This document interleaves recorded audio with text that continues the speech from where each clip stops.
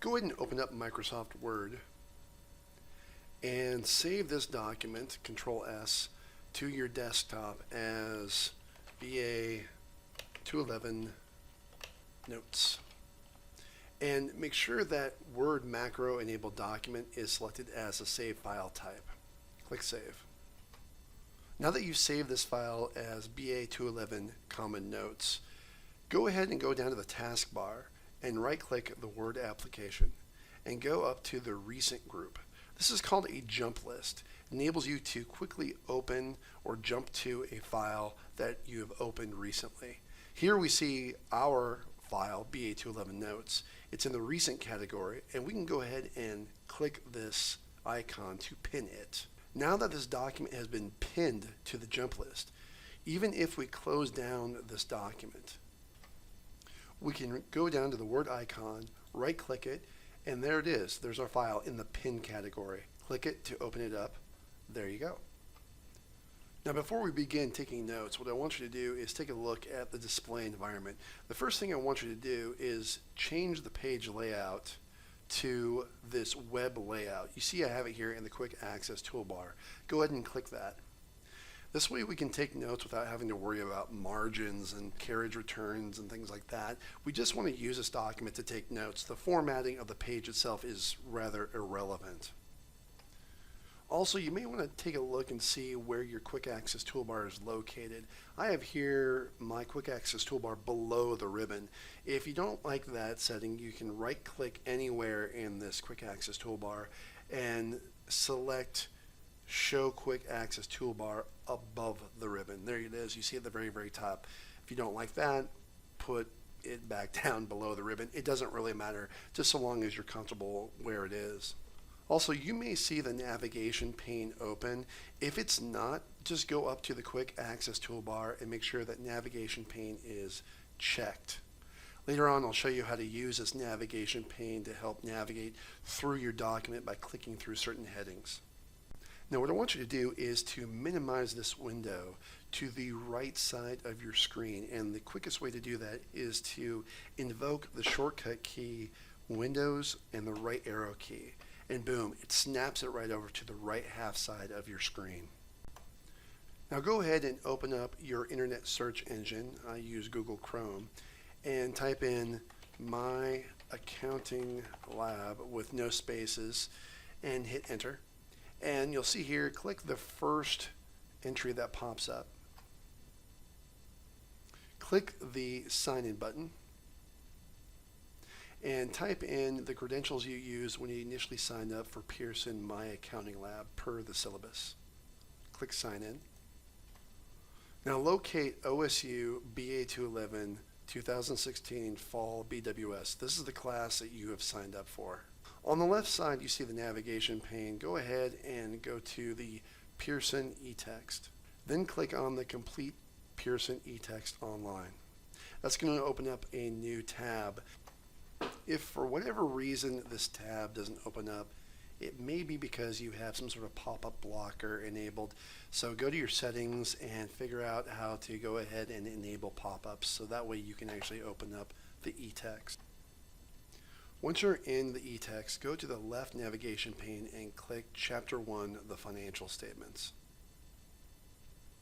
Now if you bought the actual textbook, the hardcover textbook, you will find that the information in the eText is the exact same information you're going to see in your textbook.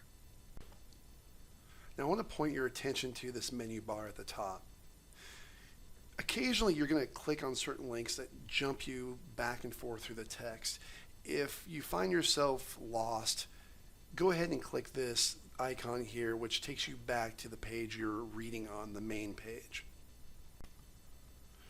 The next two buttons take you back and forth between the pages as if you're turning the page.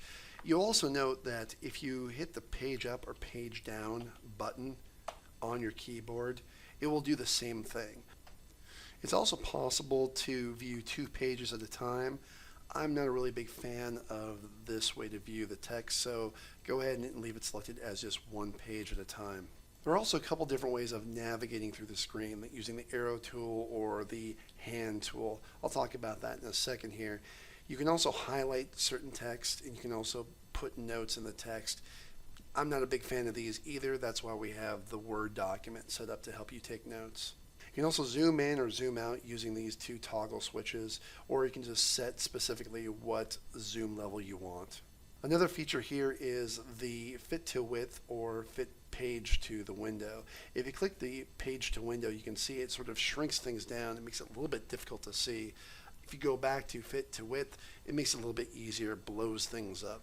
You can also bookmark a page, you can open up the glossary, and you can hide links. I say leave them selected. There's also a way to switch to the whiteboard view. So if you don't want to see all the navigation pane material and the tools at the top, this may be a desirable way to view the text. Now what I want you to do is go to this little sliver, this little button up here where it says Hide Navigator, and I want you to go ahead and click that. From here, what I want you to do is hit the Windows key and the left arrow key combination. It will snap over the textbook to the left half of the screen, so that way you can see your notes on the right hand side and the text on the left hand side. Now what I want you to do is go over to your notes and type in chapter 1. Now from here, I want you to use the shortcut key combination Control Alt and the number 1. You see that it automatically formats that phrase to a heading style, in particular heading number 1. If you go over to the navigation pane, you see also that that heading shows up. So at any point in time, you can jump back to that section of your notes. Now go back to the textbook and select the hand tool, and also set the zoom level to 200. Enter. From here, you can adjust the text so they can read it more clearly inside the frame. Now what you're going to do is click back into your document and then hit enter. And then I want you to hit the keystroke combination Control Alt and the minus sign. And what that does is it formats the pre-established bulleted list that I have already embedded in this document. What these bulleted lists will help you do is organize and synthesize the information so that you're better able to understand it and recall it later. So if you go back to the textbook, you see that the authors started off chapter 1 by talking about the Walt Disney Company, or for you and I, just Disney. And it talks a little bit about the history and how the Walt Disney Company got started. So go back to your notes and type in Disney, hit enter, and then tab, and then write down history. Enter. And the authors, going back to the text, the authors also note that there are several different features about the company's business, such as their vacation resorts, theme parks, etc. So go back to your notes and type in business, enter, and then hit tab again, type in vacation resorts, theme parks, water parks, hotels, motion picture studios, record labels. They even have a cable, TV network, or a lot of them. And I bet you didn't know that Disney owned ESPN and ABC. And the big one for their business is, of course, retail merchandise. Now go ahead and go over to the next page. And at the top you see a chart of numbers, and the authors begin discussing the Walt Disney Company's consolidated statement of income. Well, that is just one of the many financial statements that Walt Disney has. But you see here that they start talking about phrases and words such as revenues and net income. And essentially what this is talking about is Walt Disney's ability to generate money. And they talk about the income statement as a way of determining how well the company performed. So go ahead and go back into your notes and hit Shift and Tab to move the bullet backwards, and type in the following: \I/S space. This is an autocorrect feature I've embedded inside your document. It enables you to type in a word without having to type in the full word. That's the benefit about having autocorrect. Now, the authors aren't just showing you any type of income statement from Disney. In particular, they're talking about the income for the fiscal year ended of 2014. So go back to your notes and type in enter, followed by tab, and then type in \FYE space. There's another autocorrect feature there. Fiscal year ended. What does that mean? Well, you see, companies can decide what time during the year they want to start and end their business. So while we're used to, in say a calendar year beginning January 1st and ending December 31st, businesses don't necessarily have to accommodate that particular schedule. So in your notes, type in \CYE space calendar year end. There's an autocorrect for you. And then hit enter, and then tab, and then type in January 1st through December 31st. Some companies choose to use the calendar year as their fiscal year, but not all companies. Disney is one of those examples. And so is Microsoft as well, by the way. They start on July 1st and they end on June 30th. You are used to \AYE, an academic year end, which runs from mid-September through mid-June. So there are various types of calendars. In accounting, what we need to be accustomed to say is fiscal year end, because that is the true representation of a company's annual year. Now, in this particular case, the authors talk about Disney's 2014 fiscal year end. So go back to your notes, and right after FYE, hit enter, then tab, and type in September 28, 2013, space, and hit the / key and then the word right, RIGHT, space. Automatically pops in a right arrow for you. Then type in September 27th, 2014. That is Disney's fiscal year end. That is how Disney defines an actual business year. Now, during this particular fiscal year, the company generated revenue of $48.8 billion. That's with a B. And from that, they had net income, or revenue after expenses, of $7.5 billion. That's a lot of money.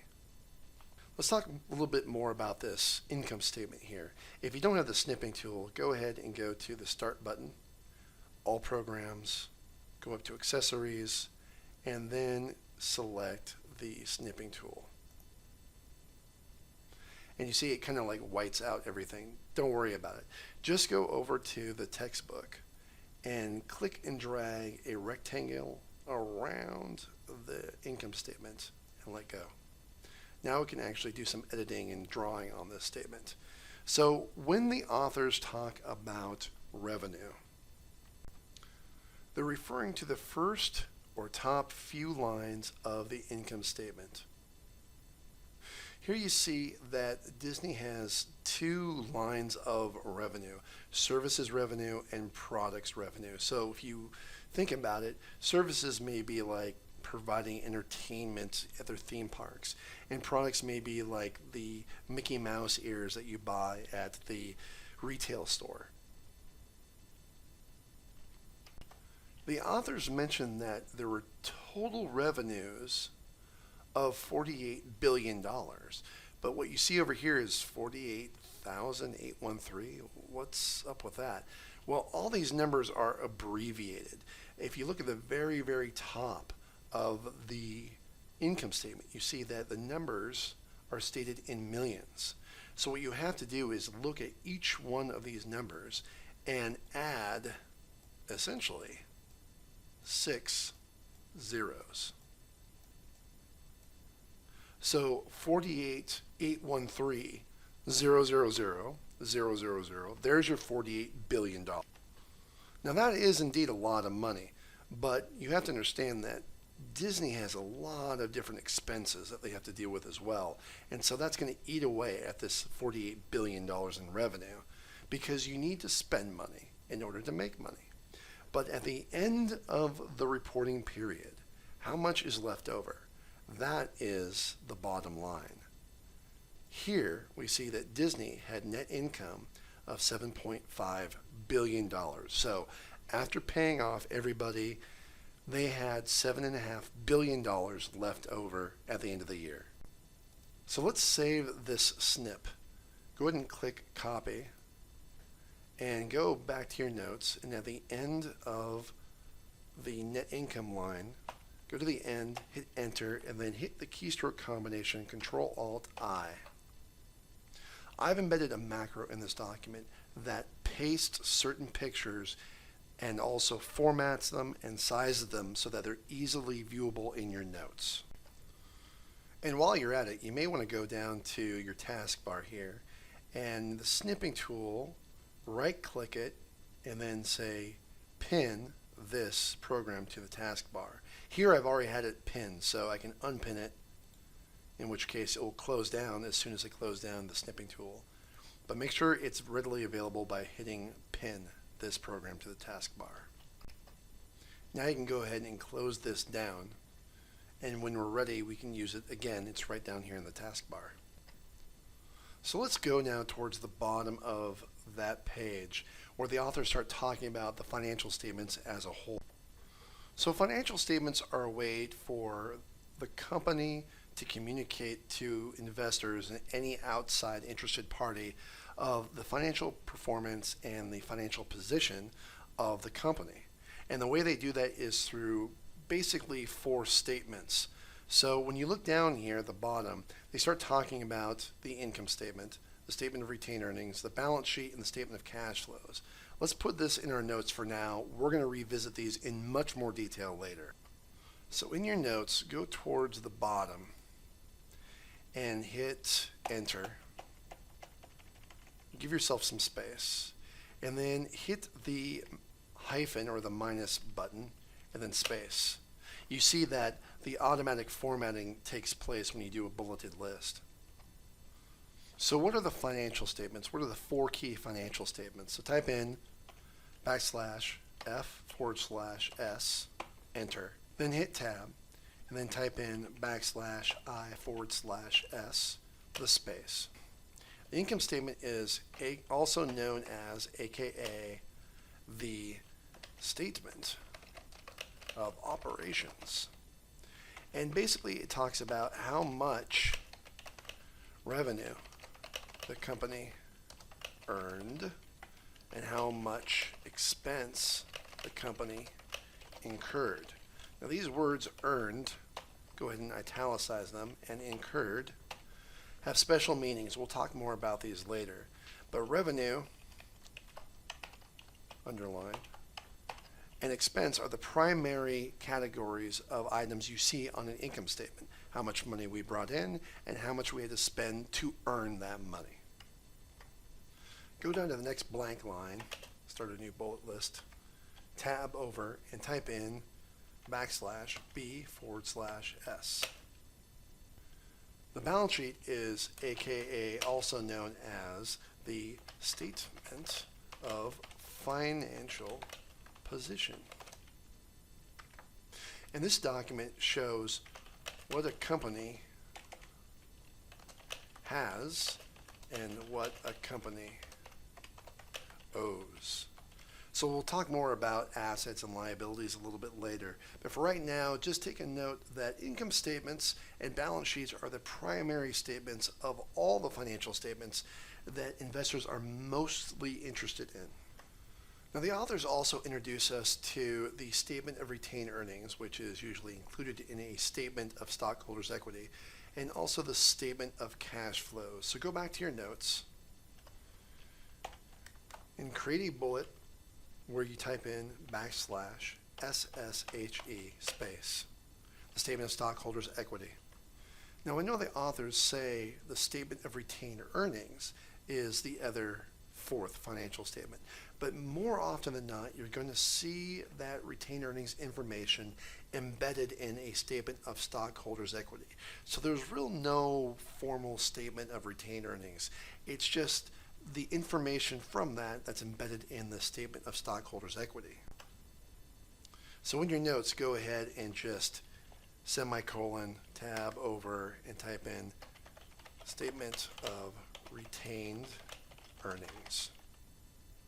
Enter. And finally, the authors talk about the statement of cash flows. So you can type in \SCF and then space. Now we're going to go ahead and talk about the statement of cash flows towards the end of the term. But for right now, just keep in mind what the primary set of financial statements includes.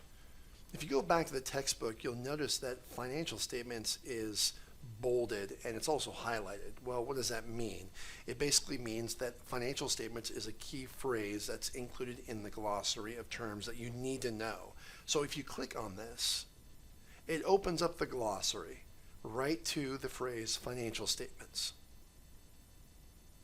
Now you can see here that they define financial statements as business documents that report financial information about a business entity to decision makers.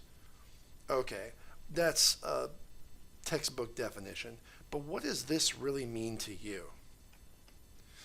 Go ahead and close out of this and take a look at how the authors represent this definition. Financial statements are the business documents that companies use to report the results of their activities to various user groups, which can include blah, blah, blah, blah, blah. Okay, so they sort of use a different definition of this phrase, but let's go back to our notes. While most of these statements and these phrases may be very new to you, I think it's important that you take some time and try to define these terms in your own way. So as I've kind of done here, I talk about the income statement being a statement that shows how much revenue the company earned and how much expense the company incurred. I think that's a fairly reasonable definition, and in fact it's very closely aligned to what the actual textbook definition is. The balance sheet, statement of financial position, in my own view, that is what a company has versus what a company owes. And that's not too out of line either. So really, and there's some other financial statements too, if I were to define what financial statements mean to me, what I would sort of say is that financial statements are business documents and that they report a company's financial position in the case of a balance sheet, so type .B/S, and the results of business operations .I/S. I think that's a fairly decent way of defining what financial statements are, but take some time and go through this and think about how you would sort of define what financial statements are to you. Go ahead and go to the next page and sort of scroll down to this try it in Excel section here. Now in your notes, go ahead and scroll down to some blank space and type in try it in Excel and type in the shortcut key combination Control-Alt and the number 3. Enter. Now, ordinarily, we don't really cover these little aside notes in your textbook, but I want to point this one out in particular because it provides you a way to look into a company and know about it very, very deeply. So we're going to go through and walk through this exercise. So go into your notes and start a new bulleted list, then type in obtain backslash F/S financial statements of any publicly traded company from the backslash SEC. Enter.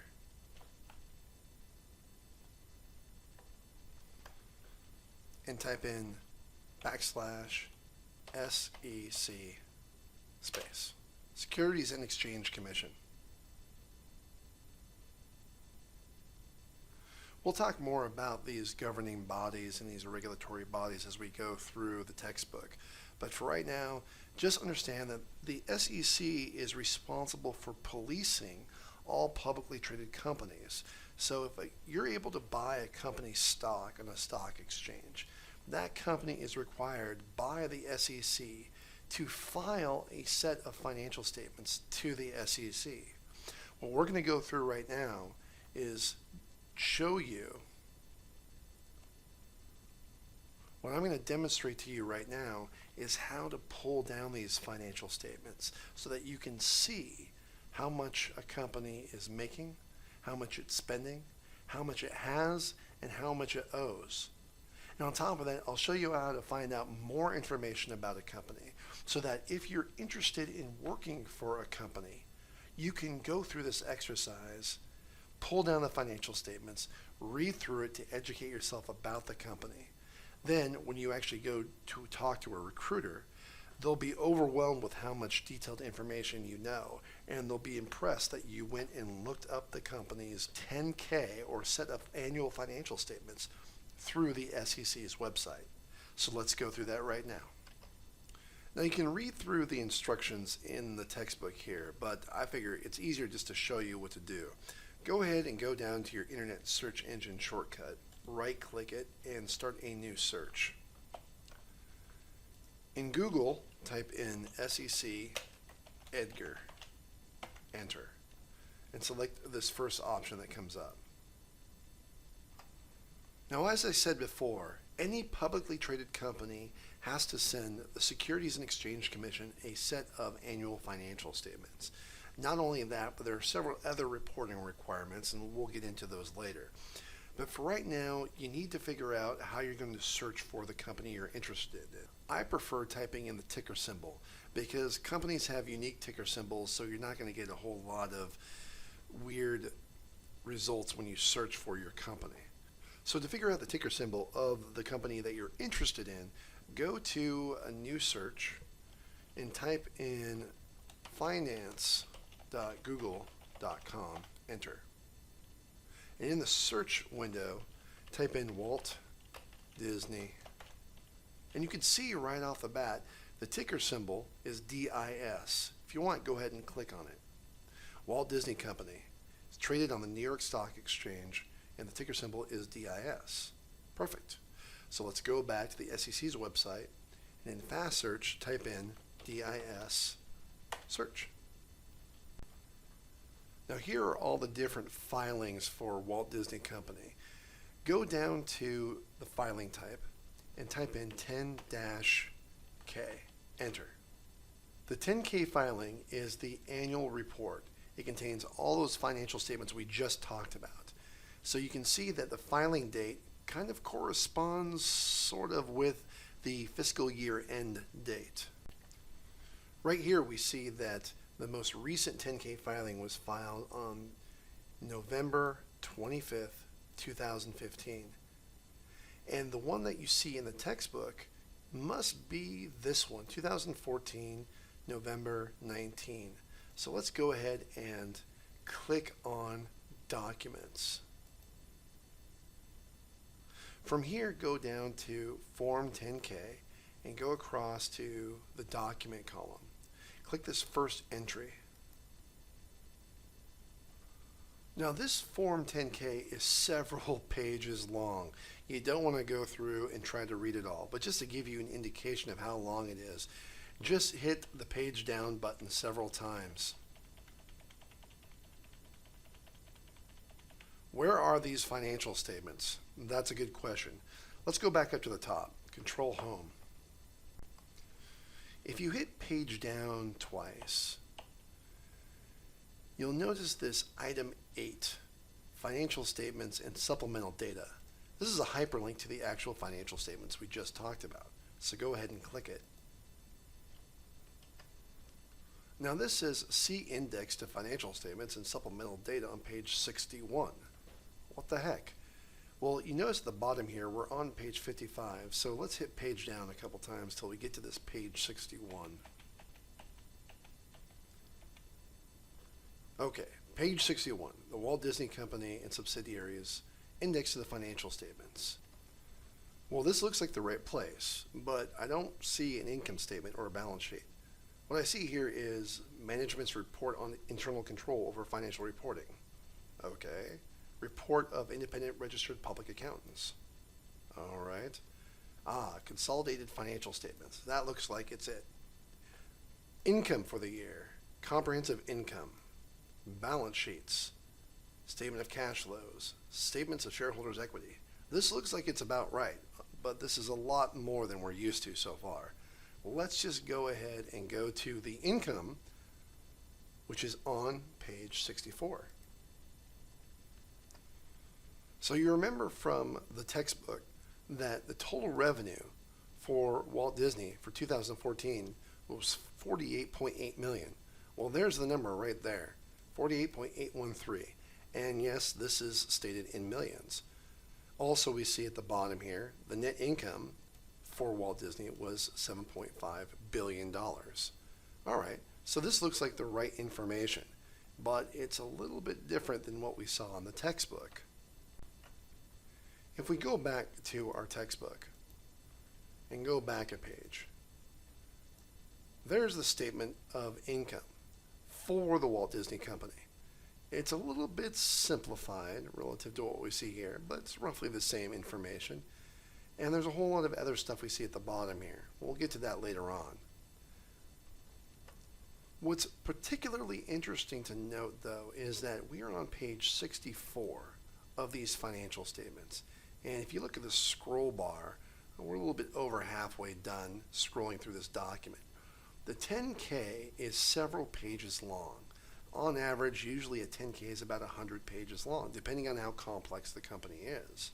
So when you look for financial statements, you have to understand that the financial statements themselves take up very little space in this overall set of financial statements. In fact, a majority of what accountants do is write in text form what all this stuff means. We'll talk more about that later. For right now, let's get out of here. Back out of here.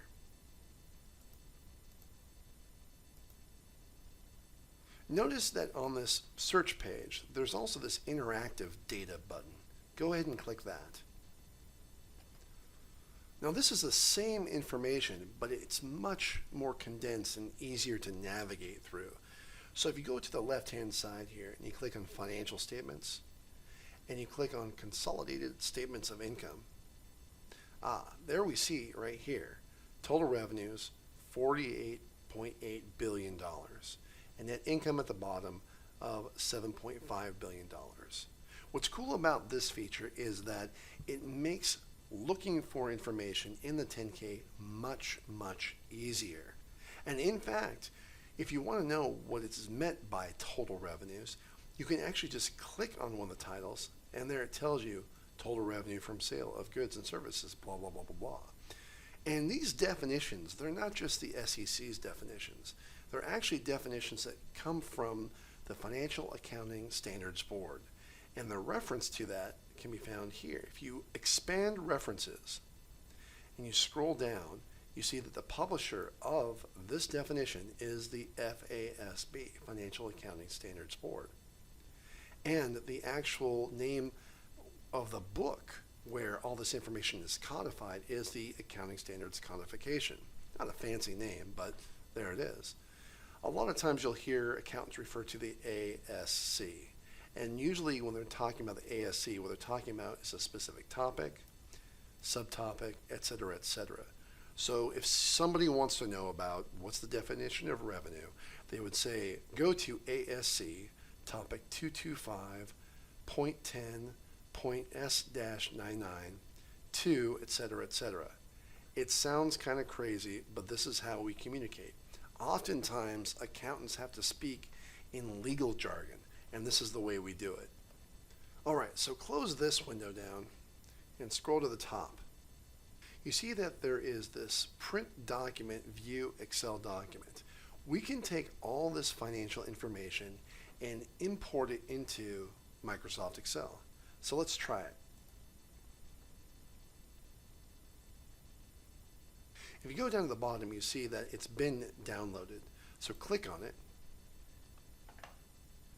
And Microsoft Excel will open up automatically on your computer. Now, we haven't really talked too much about Microsoft Excel, but the way to navigate through this information is to start by looking at the tabs at the bottom first. They start off by talking about the general information about the document. Then they get into the statements of income.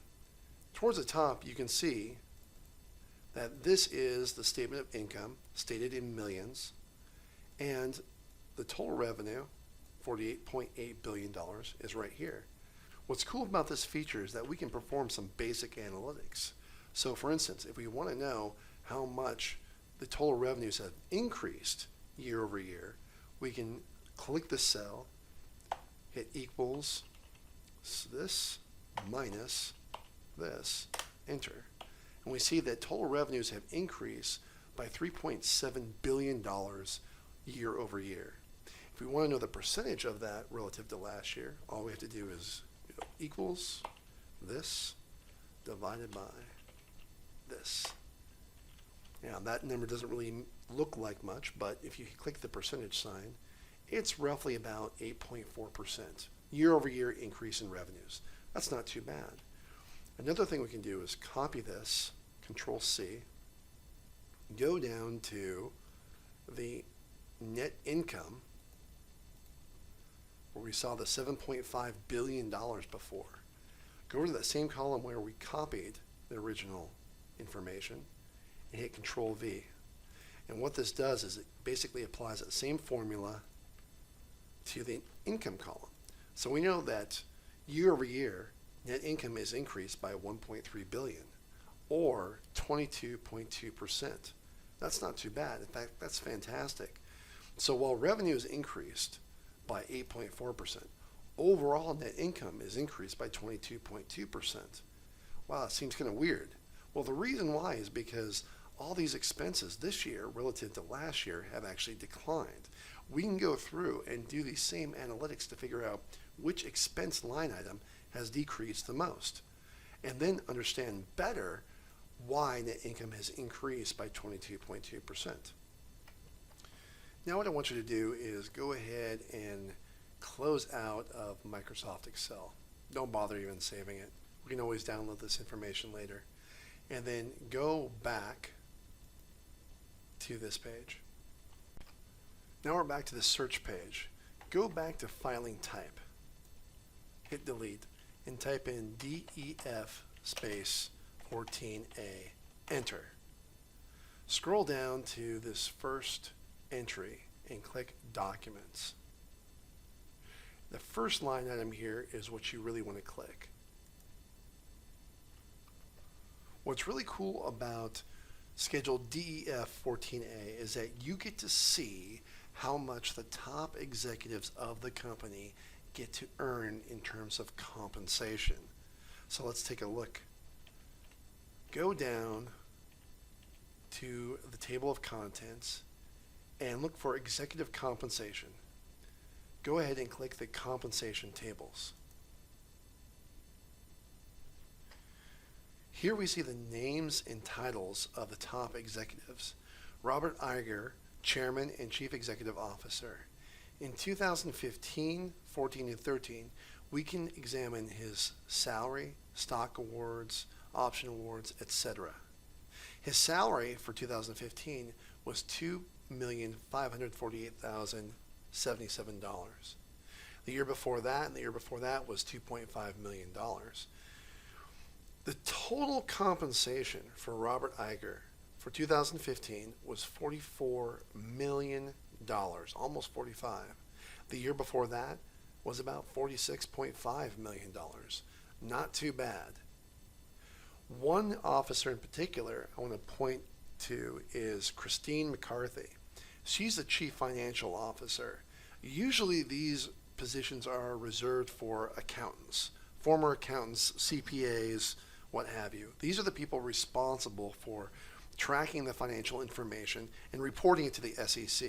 So everything you do in this class, Christine McCarthy has to do as a job. In 2015, her total salary was about $869,000, which may not seem like a lot relative to these other folks. But for you and I, that's a significant chunk of change.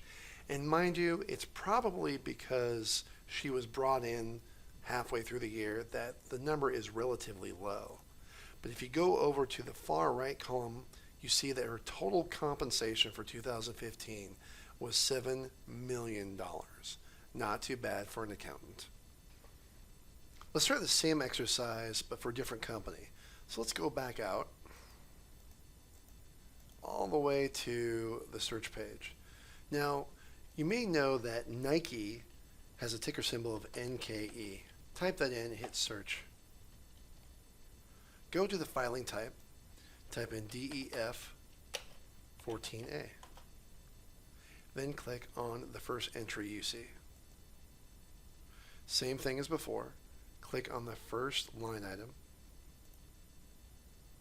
and do a search for Control F, Executive Compensation.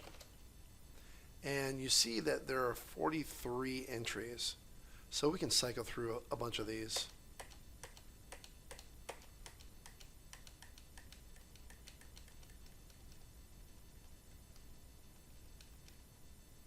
Until we get to the executive compensation table. So same as before, we see the names and titles of the top executives within Nike. Mark Parker is the chairman, president, and chief executive officer of Nike. And in 2016, we see that his salary was roughly $1.5 million, which is pretty consistent with 2015 and 14.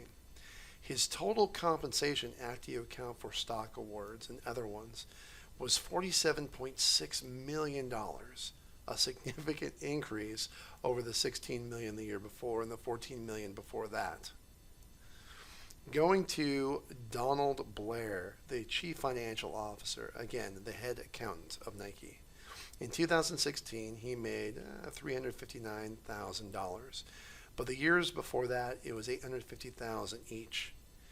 His total compensation for 2015 and 2014 was a little over $4 million, almost $5 million here. That's not too bad either. Now you may be wondering, why is his total compensation so small for 2016? Well, if you go back, you see that Andrew Campion took over as Chief Financial Officer halfway through 2016. So his salary was $822,000, similar to what Donald Blair was making. And his total compensation was roughly the same as well, $4.8 million. Let's go back out and look at another company.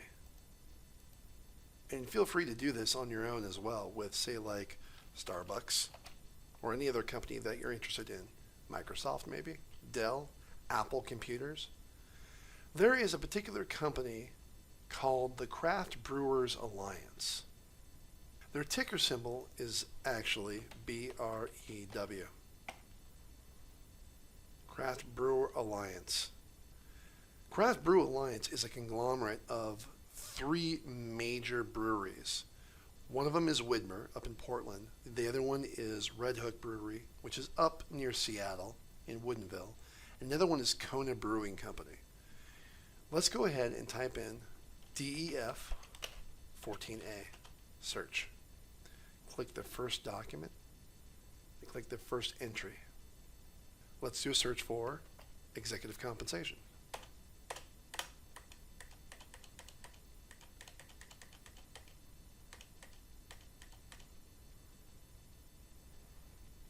Again, the names and titles of the main executive officers. Andrew J. Thomas, Chief Executive Officer. In 2015, he made, as a salary, $425,000. After bonus and stock awards, his total compensation was roughly $1 million. Not as big as Nike, not as big as Disney, but for a brewing company, that's a lot of money. The chief financial officer is Joseph K. Vanderstelt. His compensation in 2015, as far as salary is concerned, is $177,000. His total compensation, after stock awards and whatnot, was $515,000. He's the accountant of a brewery conglomerate. That's an awesome, awesome job to be in. All right, enough about all this. Let's go ahead and close this window down. Hopefully this gives you some idea about the value of accounting in general, that ultimately it's not just the debits and credits we're going to explore, but it's really the whole financial picture about the company. And yes, in fact, there's a lot of money to be made if you choose accounting as a profession. All right, so let's go ahead and move on from here. All right, if you go back to page 4, explain why accounting is the language of business. Go back to your notes and type in, explain why accounting is the language of business. And then hit Control-Alt-2 for a new heading. Hit enter a bunch of times. Scroll to the top here. Okay, so they define accounting as an information system, and then it goes on to explain that measures business activities, processes data into reports, and communicates results to decision makers. All right, fair enough. So start a new bullet and type accounting, and as the authors say, information system. Okay, and accounting measures. Let's see, let's bold this. Business activities, processes data. I'm going to leave it right there. And also says communicates results to investors. Go ahead and bold that. Let me expand on this a little bit for a second. To be able to measure business activities, you have to be able to identify an activity. Well, in particular, are we talking about transactions where there's actually an exchange between one person to another? Or are we just talking about some type of event that just happens? So we need to be able to identify a transaction that's worth recording and reporting. And secondly, if we are able to identify a transaction or activity, what's the nature of this transaction? Is there financial information involved? Sometimes there's not. Sometimes we have to take into account qualitative information that may be disclosed. And we'll get into more detail later on. But measuring business activities is a very involved process. The authors also say that accounting processes data into reports. But again, to be more precise, there's the processing of data and there's the reporting of data. In a large organization, the processing of data and the reporting of data can be separated into two different groups because both of these activities are very, very involved. You have to decide what to record versus what not to record. You have to compile and collect data. You have to, determine how you're going to record the data. And then from that point, if you have information recorded and processed, you have to decide whether or not you even want to report the information. And if you do, how do you want to report it? Do you want to report it in a large scale? Do you want to report it summarized? How do you want to sort the information? How do you want to categorize the information? So just be aware that this is also a very involved set of processes. Also, you need to understand that communication doesn't just go to the investors. In fact, go ahead and delete that. I would say communicates results to, underline this, users, not just investors. I'll talk to you more about how I sort of categorize users, But be aware that you don't have to just be an investor in a company to have a curiosity about a company's financial information. The authors go on to say that accounting produces financial statements. Yeah, we know that. But in particular, what kind of financial information are we interested in? Even though we know we have roughly 4 statements, what is at the heart of this information? Primarily, we want to make sure that we're demonstrating to investors and users of all kinds the financial performance of the company, such as how much revenue did we make during the past year, how much expense did we incur, and also financial position. How much cash do we have at the end of the year? How much in delivery trucks do we have at the end of the year? These are the fundamental aspects of financial accounting information that must be presented. It's also important to note that accounting does not mean bookkeeping. The two are different, and to give you an idea about what I mean by this, go ahead and go up to the quick access toolbar and go to shapes, draw a shape, grab a rectangular shape and make it about so big. Type in the word accounting, hit enter a couple times, and then go up to this design and just click something other than blue. And go back to that shape and click a sort of a smaller rectangle, then just type in bookkeeping. Accounting is broad. There are a lot of aspects of accounting, and this diagram doesn't even give it justice. It's very difficult to tell people what an accountant does today because it's so broad. Sometimes accountants are forensic investigators. Yeah, there is an aspect of bookkeeping, which is mechanical, the inputting of information inside of a accounting software package, but accounting itself is just very, very broad. So you need to understand that you're not just learning bookkeeping in this class, you're learning a much, much broader set of skills. Let's move on by going to the bottom of the page here. Who uses accounting information? Well, go back to your notes and hit enter a bunch of times. And go back up here and then type in who uses accounting information. And then hit Control-Alt-3. Do a nice little subheading here. So remember earlier I said it's not just this investor class that we're concerned about. Really, from a much broader perspective, we're talking about users. Who are they?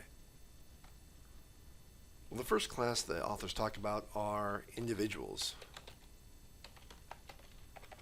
And these are people like you and me and your peers, anybody really. If you have a bank account, for instance, you probably have done some sort of accounting. What I mean is that if you've ever balanced a checkbook, for instance, or you've ever gone online to see what your bank balance is, and maybe you've done a little bit of digging to see where's all the money going, that's accounting, okay? I'm giving you the tools on how to do this stuff more formally, but everybody at an individual level can do accounting and probably already has, and probably does it on a regular basis, though they don't think of themselves as actually doing accounting. Now, oftentimes throughout this textbook, and even in class, I'll be referring to the more common type of users, which are investors and creditors. Let me be more specific about this, because I'm not really happy with how the authors choose these terms. When we're talking about investors, I really want you to think about the word stockholders. These are the people that actually own a portion of the company as represented by their stock holdings. And when we're talking about creditors, I don't really have a problem with that term so much. Basically, anybody who lends money, but it doesn't have to be a bank. It could be a bondholder, for instance, somebody that basically invests in a company's bond. So To be more specific, I like to call these people debt holders. So when it comes to the activities of an actual company like Microsoft or Starbucks or Nike, the investors and the creditors, stockholders and debt holders as I like to refer to them, these are the people that are in some way directly involved or associated with the company itself.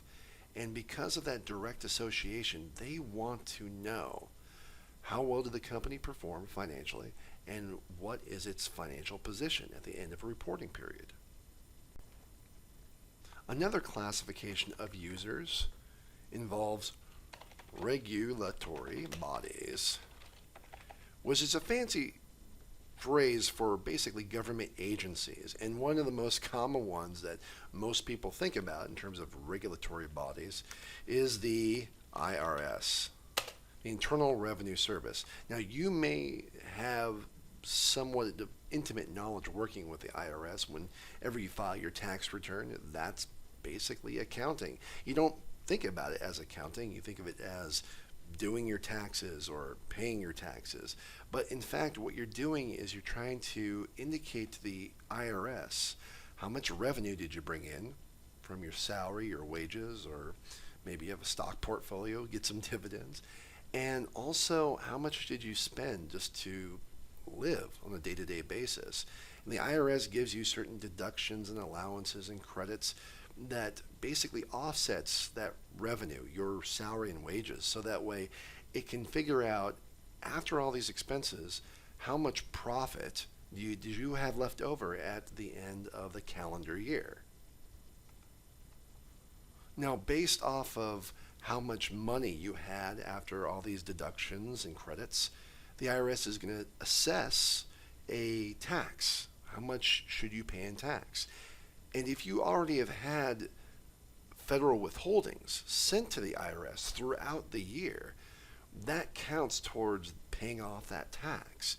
So your W-2s, when you get them in the mail, indicate, here's my gross revenue, and here's how much I've paid, prepaid in terms of my taxes. Your responsibility is to go through and figure out, do I need to pay more or am I owed a refund? But businesses are exactly the same way. They produce an income statement, revenues, expenses, net income. And from that information, they will determine whether or not they have to cut a check to the IRS.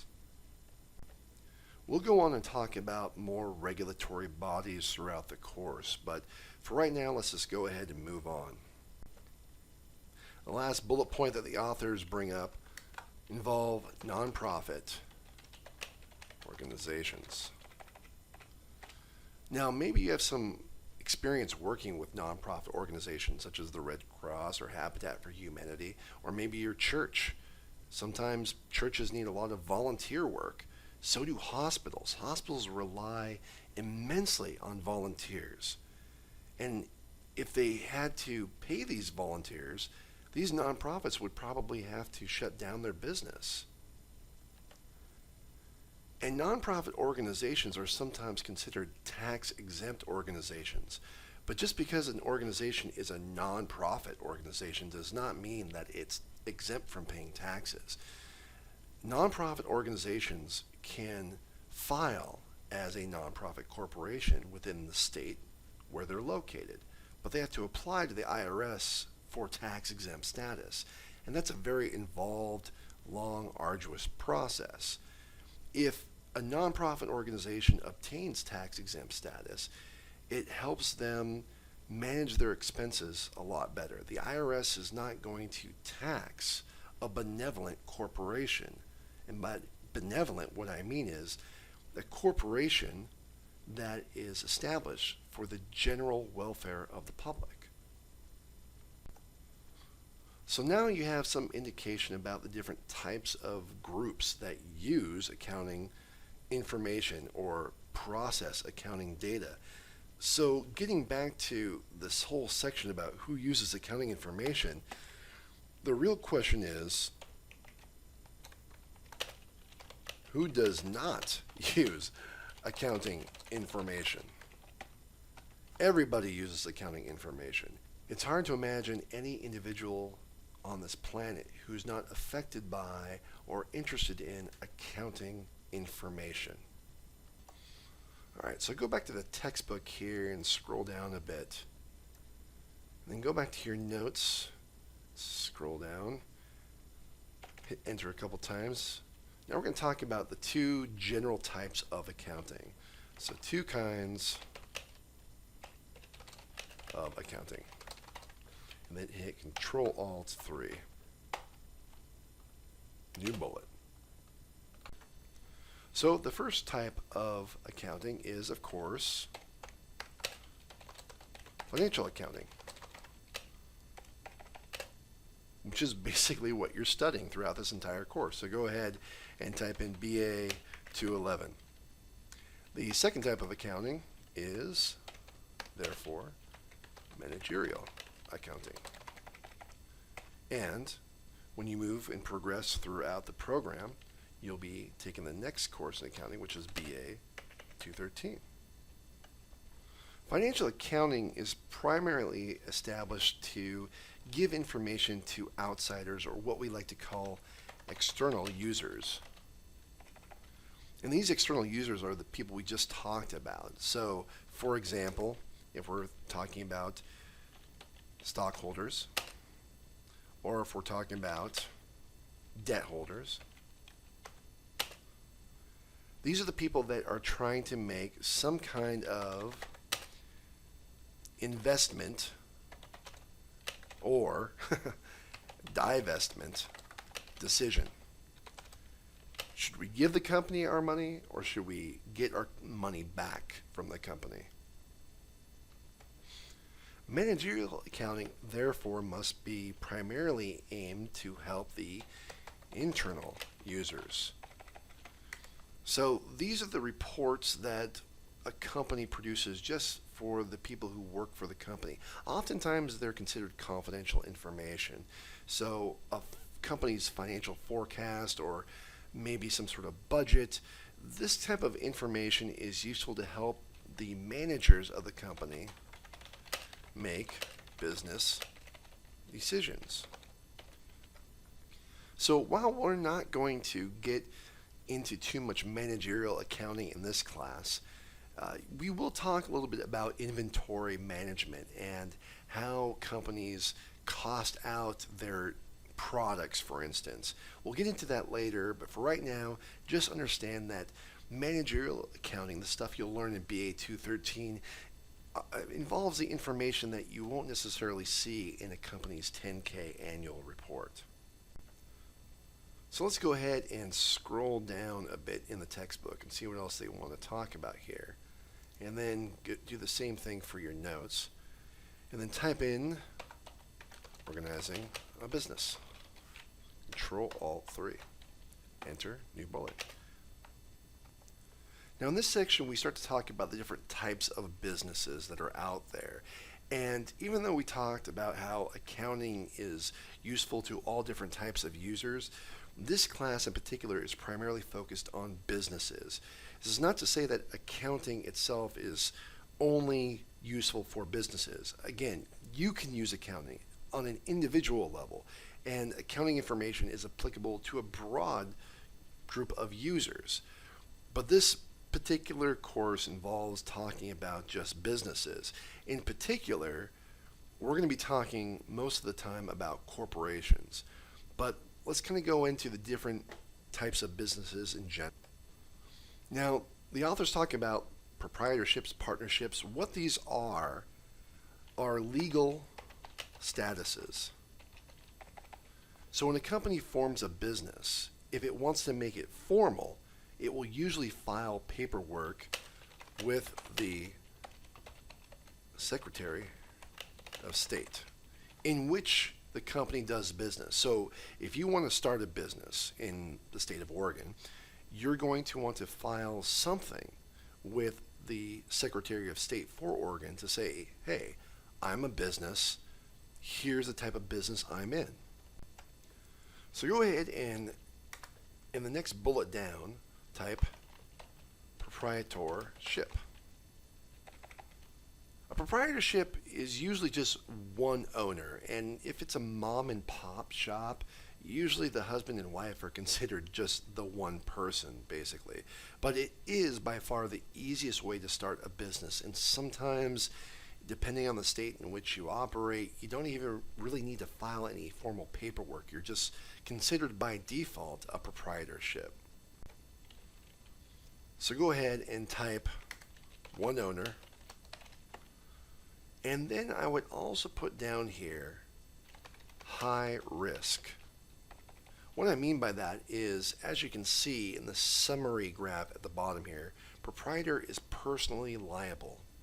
So ordinarily, when you think about a business like Starbucks, you don't really think about all the individual owners of the stock. In a proprietorship, the business is not considered separate from the individual owner.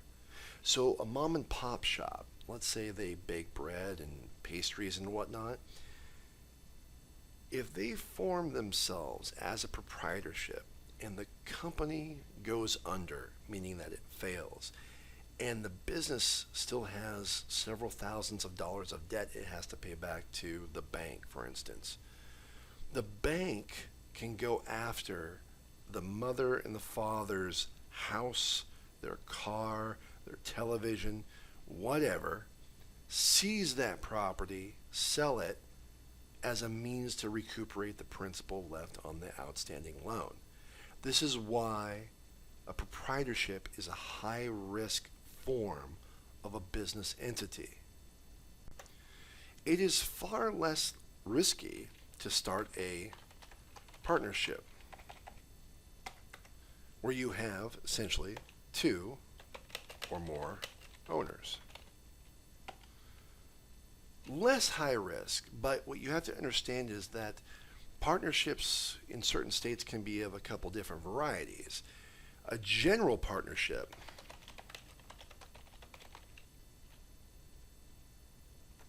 if you go to the next page where they talk in more detail about partnerships, they talk about how a partnership is still high risk because all the partners share in the liability of the company. So if you and your friend go, say, 50-50 in a partnership and your friend screws up, makes a mistake, both you and your friend are liable for whatever liability is. So if you and your friend go, say, 50-50 in a partnership business and your friend makes a mistake that costs the company millions of dollars in a lawsuit, both you and your partner, your friend, or should I say former friend now, are liable for paying off that liability. That's why it's still high risk. Even if the liability is shared 50-50, it still means that you're exposed to someone else's mistakes, not just your own.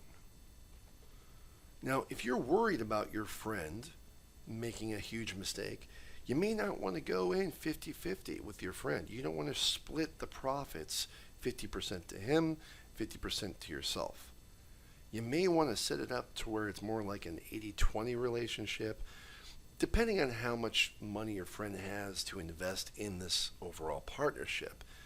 But if you are really worried about your friend making a mistake, what you can do is set up your partnership as a limited partnership, in which case there is less risk involved because you're basically letting all parties involved with the business know that whatever my friend does, they're not acting on behalf of the partnership. I am the sole partner. He is just a benefactor of the profits based on his percentage of investment. So it really divides this fine line between you and your friend. And that may be something you want to explore if you ever decide to formally set up a partnership. Set it up as an LLP, a limited liability partnership. If you scroll down to the next section, the authors talk about the limited liability company. Now, I will tell you, based on personal experience, the LLC business formation is by far the most advantageous form of business available to you. The corporation, which we'll talk about next, has its own set of advantages and disadvantages. But if you're talking about setting up a business, starting from the ground up, starting from zero, and actually making a go at it, set up your business as an LLC.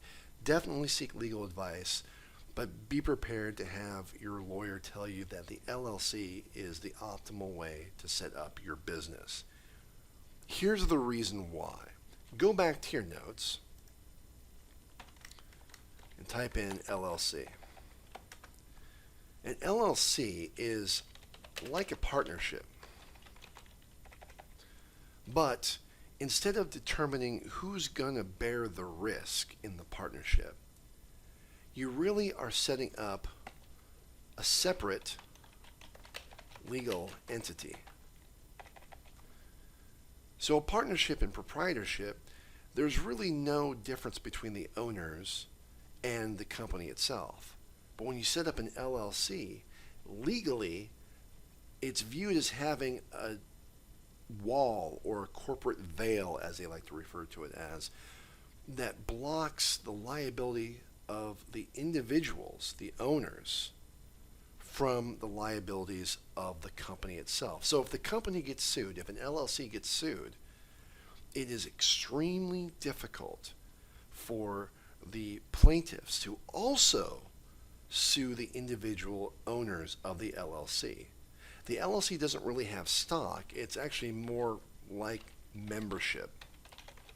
So membership is like stock for right now, but really a membership interest is another way of sort of divvying out the stock or the ownership percentage. If you go down and set up another bullet, type in corporation.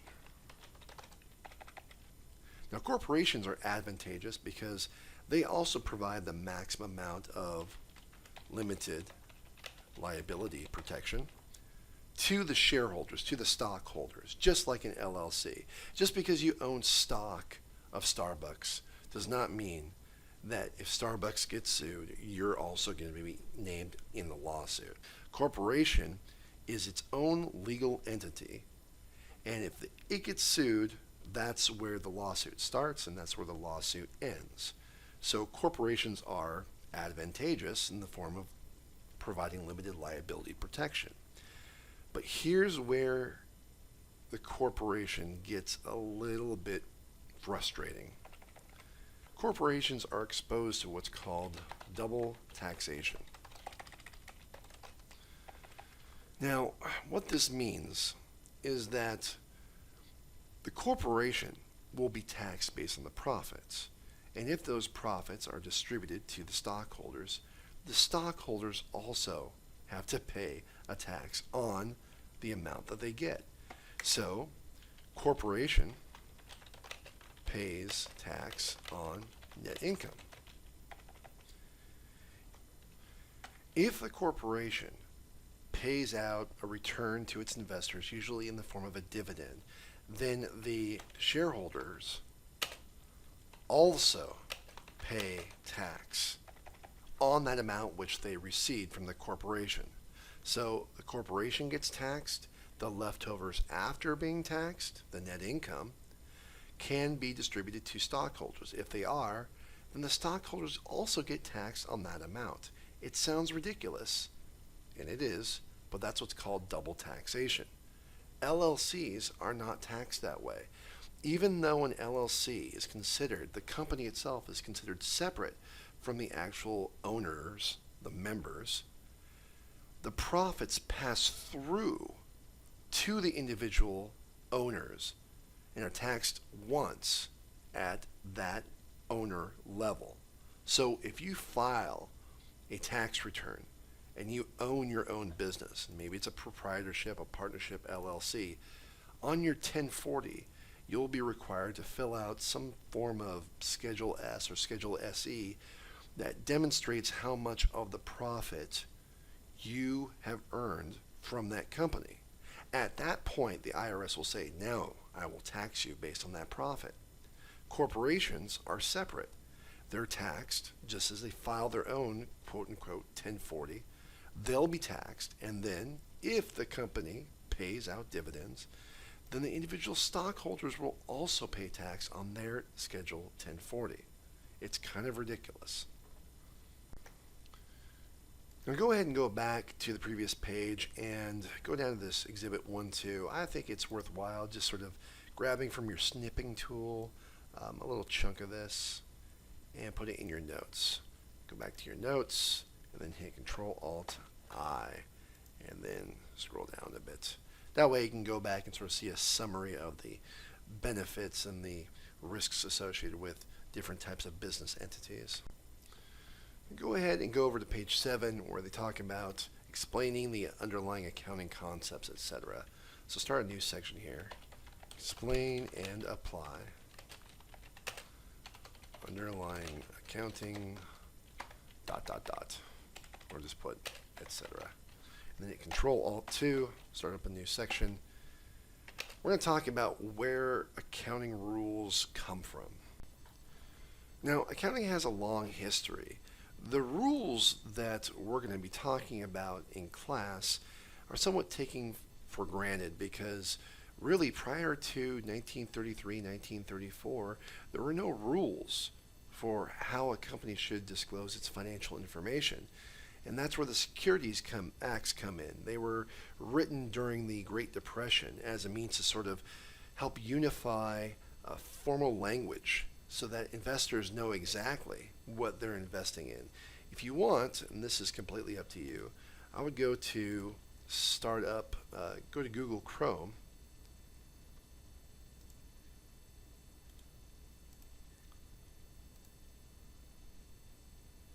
if you want, go to Google and then type in Securities Act 1933 and then select sec.gov. This is the Securities and Exchange Commission website.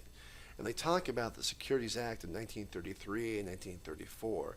The 1934 Act, which was part of FDR's New Deal, created the Securities and Exchange Commission. It basically said, you know what, we're not going to have these stocks and these stock exchanges not be unregulated. There needs to be some sort of authority and method of making sure that everyone is disclosing information honestly, that trading of stock is done honestly. So if you want, go through, and I recommend reading these. These aren't very long excerpts about the 33 and 34 Act, but it gives you some idea about what was going on in 1933 and what role does accounting information play and what role does the Securities and Exchange Commission play from that point forward. Now, what you need to understand is that the creation of the SEC was a major act. It was a major piece of legislation that affected the financial markets. And one of the responsibilities that the SEC was charged with was determining accounting rules. And the SEC basically said, you know what, we're really not the best people to determine what sort of accounting rules there should be.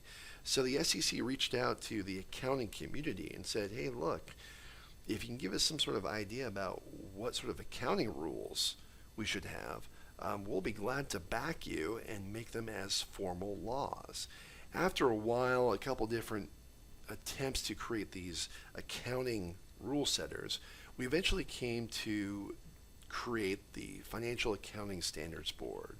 So go ahead and type in FASB. I'll refer to that organization a lot throughout the course, but the FASB is responsible for U.S.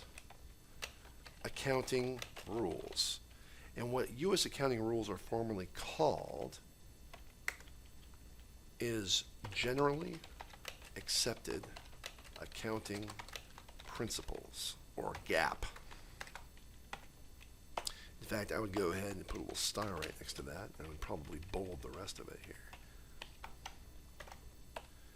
GAAP is what accountants refer to as the law of the accounting environment. So when someone says, hey, how should we record something?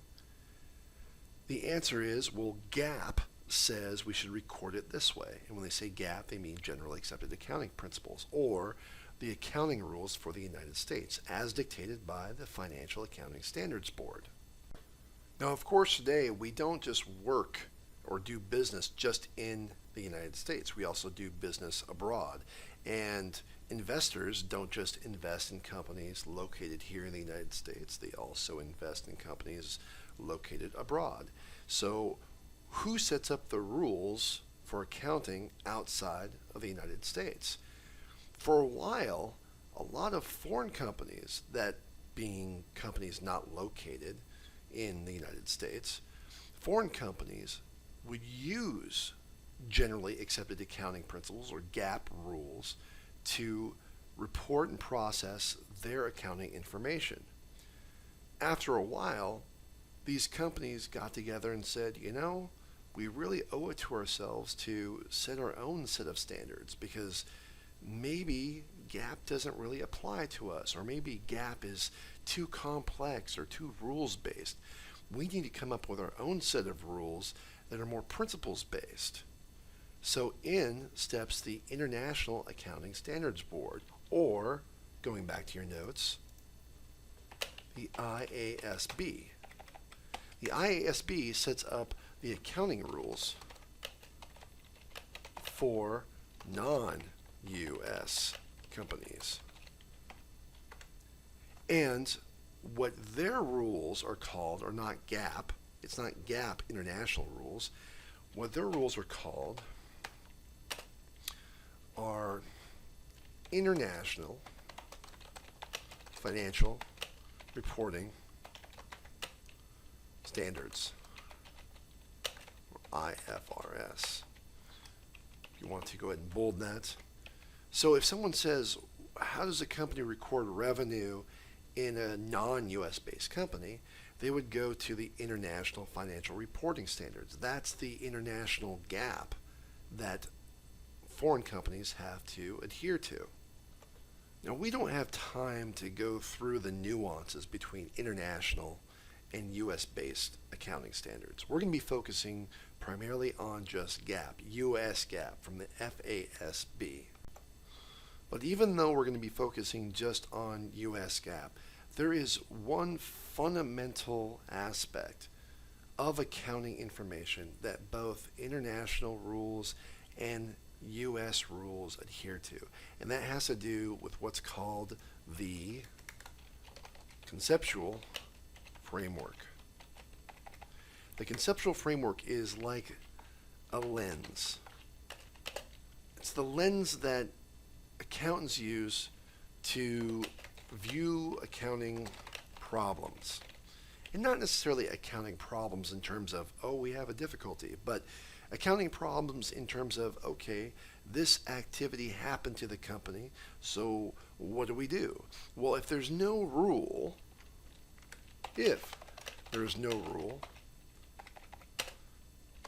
how do we set up a rule?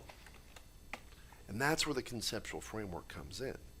You see, the lens is important because unless everyone agrees upon things like what revenue is and what should be on an income statement, for instance, unless you have that sort of cohesive agreement about what these things are, you can't get to solving a problem. You can't determine how to best report some sort of activity or transaction. So the conceptual framework, even though it's not GAAP, even though it's not IFRS, it is this lens or this sort of underlying agreed upon set of definitions that align the accountants both in the US and abroad in terms of how to view accounting from a very broad perspective. So we're going to go through this one by one. And what I want you to do is go to the bottom of page 7 and go to your snipping tool. Do a new snip.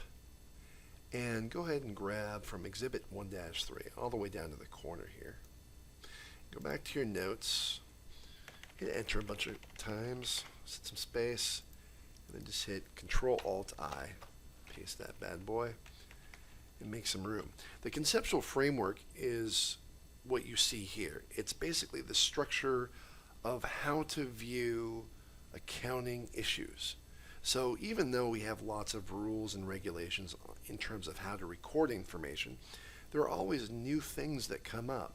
So for instance, when derivatives in the financial markets became a very popular thing to trade on the financial markets, on the capital markets, nobody really knew how to account for them. Nobody knew how to really understand them or even have a set book of definitions on what a derivative is, let alone notional and things like that. So we will always be coming up with new types of transactions, new types of securities products, and we need to have the FASB be ready to address how to account for these new transactions. And this is how they go about from beginning to end creating GAAP, and in the case of international rules, IFRS. Go ahead and close your snipping tool and go back to the book. You can see that these arrows sort of point a downward direction, basically saying, look, if you're going to view some sort of accounting issue, you're going to have to start from the top and work your way down. So the first and primary thing that all rule makers do is go through the accounting's objective to provide information about the company that is useful to not only existing stockholders, but potential stockholders, not just existing banks, but potential lenders, not just existing bondholders, but potential bondholders. It has to be useful. And what kind of information do we want to provide? Information about how the company is utilizing an investor's money. So if you're a stockholder in Starbucks, you want information that gives you some indication about how Starbucks is using your cash. So if you scroll up a little ways, you can see that in this paragraph right here, the overall objective of accounting is to provide financial information about the company that is useful to existing and potential investors. So I would go back into your notes and say objective, accounting objective, and then go useful information, existing and potential investors. And then, what kind of information?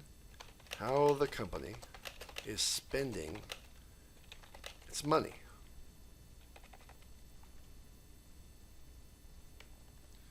Well, that's all well and good, but you may have some questions already. So if we're talking about useful information, what is useful information? And that's a good question. Useful information, if you go to the end of that bullet point and go do an indent, you type in information that is relevant and information that is a faithful representation. And then type in here, do a parenthesis of what actually happened in the company. That's what faithful representation means. We want to give information that's useful, which means it has to be relevant. Nobody cares about the CEO's dog. And it has to be a faithful representation of what actually happened, meaning that there can't be any nonsense. It has to be trustworthy. It has to be honest. It has to be something we can rely upon. In fact, faithful representation used to be called reliability. The FASB used to call it relevance and reliability. Now they changed it to faithful representation, which kind of carries a little bit more specific meaning. But basically, you want to know information that you care about, matters, it's relevant, and you don't have to worry about it being biased or exaggerated or a flat out lie. And guess what? If a company does lie, the executives are going to be spending some time in jail, as, for example, the executives of Enron and WorldCom and some other players in the 2001-2002 collapse. Now, one of the particular words they use down here in the text is this word material. So if information is relevant, it must make some sort of material impact on the investor's decision. Now, what material means, it's kind of like significant. Would it change an investor's decision? Material impact basically indicates that if I disclose something or I choose not to disclose something, it would make a difference in whether an investor decides to invest in a company or not. Or it would make a difference in whether an investor wants to continue investing in the company or not. So some information is relevant, but if it doesn't really make that much of a difference to the average investor, then it's not going to be material, in which case it would be considered immaterial, which is another way of saying not significant. The authors consider faithful representation as basically being unbiased or free from bias. And to be unbiased, it basically means it's objective. Most people can look at something and say, yeah, that's what happened in the company. There is some sort of economic activity that went on, some type of transaction, and of course the accounting information captures the economic substance of the transaction. That is, if the company actually earned $100 million from selling $100 million of equipment, then the economic substance, the $100 million exchange, would be represented in the financial statements.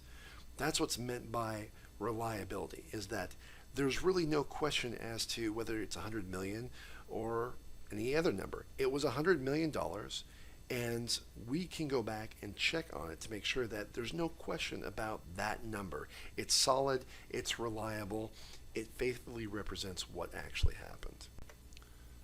So if you go back down to the chart, you see that we're kind of right here, relevance and faithful representation. So the objective is to provide information that's useful, and by useful we mean relevant, and if you want to call it reliability, that's fine. Relevant and reliable, or relevant and faithful representation. Now, what do we do to the financial information that makes it relevant and something that we can faithfully rely upon? Well, that's what we call down here these enhancing qualities and characteristics. So go back to your notes and then type in comparability, verifiability, timeliness, understandability. Now if you go to page 8, it talks at the very beginning, the authors begin to talk about what they mean by these different terms. So the first one is comparability, and it sounds pretty intuitive, right? Information must be comparable. Well, comparable against what? If we're talking about a company's performance between, say, January 1st of 2015 to December 31st of 2015, we want to be able to compare that company's performance against its performance last year. So it's important that information be able to, year after year after year, be consistent, as the authors say, so that way investors can look and see how the company is performing in terms of a trend analysis. But not just that. Companies don't operate in isolation. Companies have competitors. And so we want to compare and contrast a company like, say, Microsoft, their income statement with, say, Dell or Apple or some other technology computer giant, and see what their income was from Microsoft's perspective to another company's net income. And as long as the information is comparable, meaning that they follow the same set of rules, then we can look and decide, hey, maybe we want to invest in Coke, maybe we want to invest in Pepsi, but we can compare the two and make that investment decision. So if you go back to your notes, I would go ahead and just type in comparability, current year versus prior year, and then also compare company A versus company B. The verifiability basically talks about how whatever information we see in a company's financial statements, its assets, its liabilities, its revenue, its net income, we want to believe that that information has been checked by somebody. And in particular, we're talking about external auditors. Publicly traded companies have to spend hundreds of thousands, if not millions of dollars to hire outside accountants under the guise of external auditors who go in periodically and ask the company's accountants, the CFO, to provide information that verifies the numbers that show up in the balance sheet, in the income statement, in the statement of cash flows, etc. So information that is used to be reported to investors that's useful must have been checked at some point in time and verified to be relatively accurate. Not 100% accurate, but materially accurate. That's what verifiability means. So go back to your notes and then simply put in can be verified, has been verified, external auditors. Timeliness, as it implies, means that information is not stale. That information gets out to investors as soon as possible. Now, there's some concern about, well, how quickly do you release certain information? I mean, given that you have a set of financial statements, how long do you have to wait before you can actually submit it to the SEC and have it go public in the press? Well, this has been debated about time and time again. Generally speaking, you can see a company's financial performance and its financial position post-audit within about 45 days, depending on how complex the company is and how good and efficient the auditors are. So timeliness basically says, look, we know that information has to go through an auditing process, but you cannot wait too long to provide that information to investors. Eventually it will get leaked out, but we want to make sure that whatever information is presented is solid. It's been reviewed, it's been filed, it's been audited. So the sooner the information can get out, the better. So go back to your notes and type in as soon as possible without sacrificing quality. And by quality we mean that it's been verified, that it is still comparable, and that it's understandable. Which brings me to the next point, understandability. What makes financial information understandable? I want you to pay attention to this particular phrase here.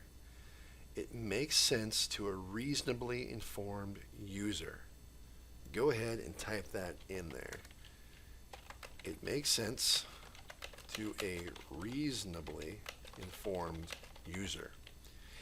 This does not mean that financial information is not complicated. Financial information can be very complex. And this is something that is still debated about today, even post the financial crisis, when people didn't understand what a CDO or mortgage-backed security was, or about tranches or derivative securities. There's always this issue of whether or not the financial information is simplified enough to make sense to people. But it doesn't have to be so watered down that anybody can understand it. It just has to make sense to a reasonably informed user. And maybe that user has some accounting knowledge, maybe they don't. But that's something that really you kind of have to trust that these accountants who make the rules know what is the threshold for being reasonably informed or understandable. It's not something that you're going to have to judge in this class, and I wouldn't recommend trying to wrap your head around it too much. Just be aware that financial information, there is some due care behind making sure that you can understand it. Even if you're a student, you can pull down this information and you can read it and you can understand it.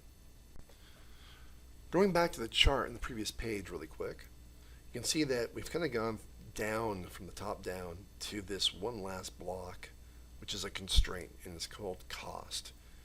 Now on page 8, they talk about the primary cost being that of the cost of disclosure. Now what does it cost to send an email to somebody? Not very much, but we're not talking about that type of cost of disclosure. Go back to your notes. Make some space here. Type in cost of disclosure. This is somewhat complicated because we really have to be sensitive about not just what it takes to print off financial statements. Nowadays, most people just view financial statements on their computer screen. It's not really about printing press costs. So what are we really talking about here? Go ahead and make a bullet and say cost must be less than the benefits. And as an example, think about time. The time to collect information, the time to process information. As you saw with Disney, they round things to the millionth dollar. They don't even show you something of $100,000 difference because for them it's not material. They're a multi-billion-dollar company. If somebody missed a transaction that cost $100, $100 means a lot to you and I. But for Disney, if they're wondering, hey, look, we're off by $100, what do we do? Well, if it takes Disney, say like 3 months to hunt down that missing transaction, they're not going to do it. They're just going to go ahead and say, it's not worth checking, it's immaterial, let's produce the financial statements based on the information that we have. That's an example of the cost of disclosure, where the cost is less than the benefits. And really, what it comes down to more than anything else is time. Time to identify, time to collect, time to process, time to report, and time to review. Let's be honest here. It's not just the cost from the company's perspective. It's also the cost from the user's perspective. There's such a thing as what I like to call information load.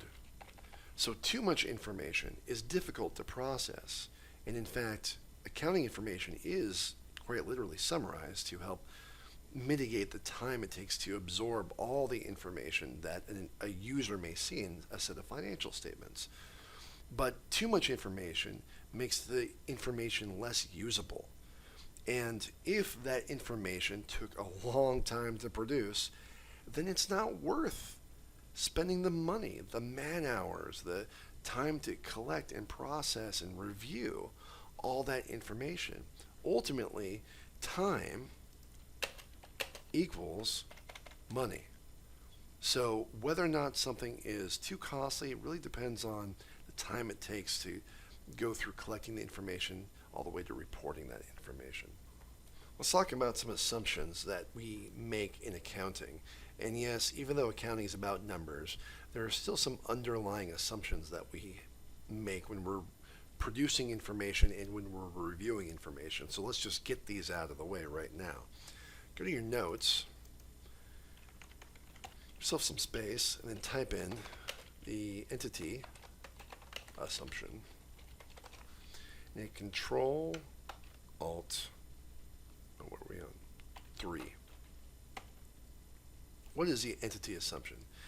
Basically, it's like this. It's separation of ownership and control. And if you want to, go ahead and write that down.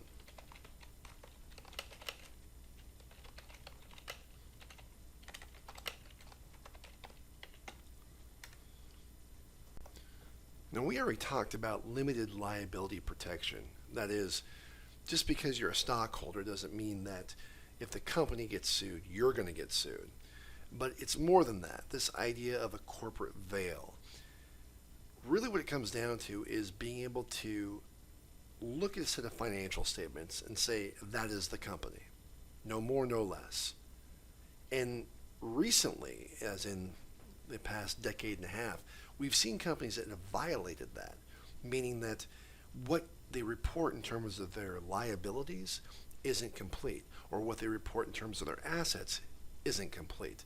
That maybe during the year there was a merger or some kind of acquisition, and the company failed to distinguish themselves from the merged entity. So this becomes a major issue. We have to assume that when we're looking at a set of financial statements, we're looking at the company as a whole. Everything that has affected the company is reported in the set of financial statements. It seems like a basic, obvious assumption, but you'd be surprised at how easy it is to violate that assumption. So go ahead in your notes and just type in everything about the company is shown in the financial statements. No more, no less.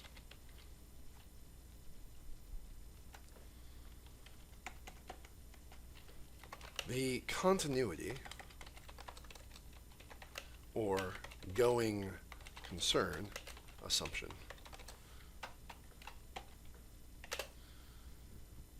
The authors talk about the going concern assumption being one that involves looking at a company and realizing that it's going to be in business next year. That's it. A company is a going concern if it plans to do business for the foreseeable future. So write that in your notes.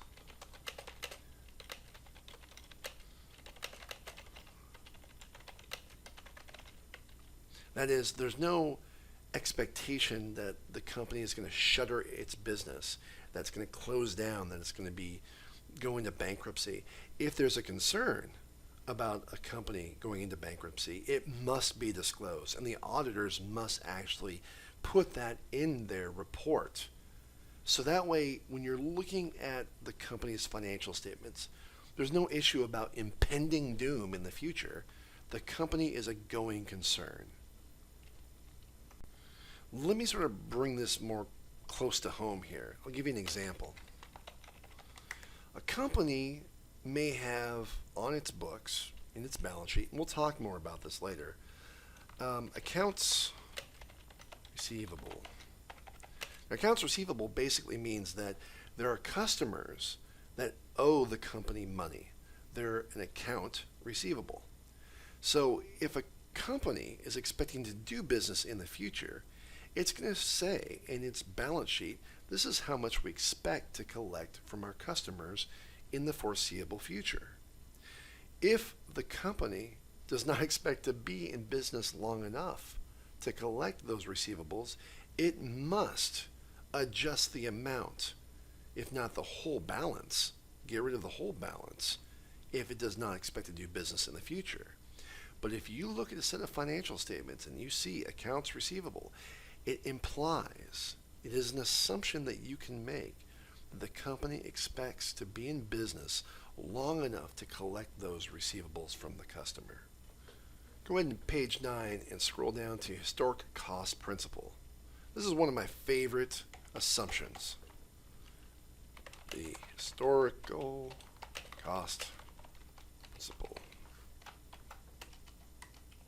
What does this mean?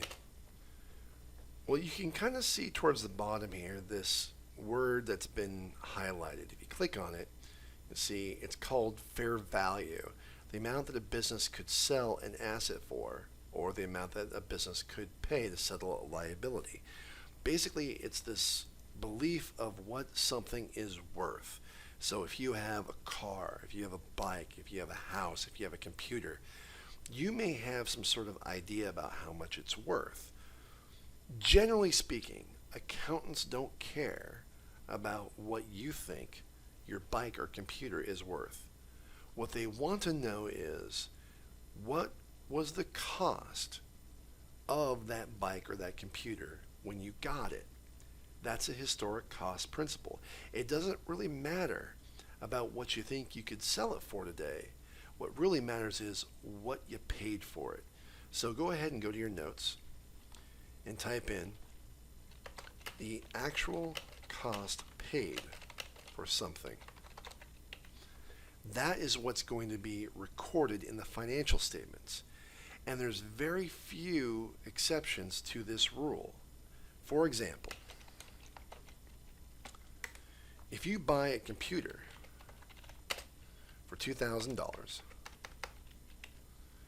that's what you're going to see in the balance sheet as the historic cost of that computer. The only time that we can deviate from this rule really involves financial instruments or marketable securities. You see, companies can actually buy stocks and bonds of other companies.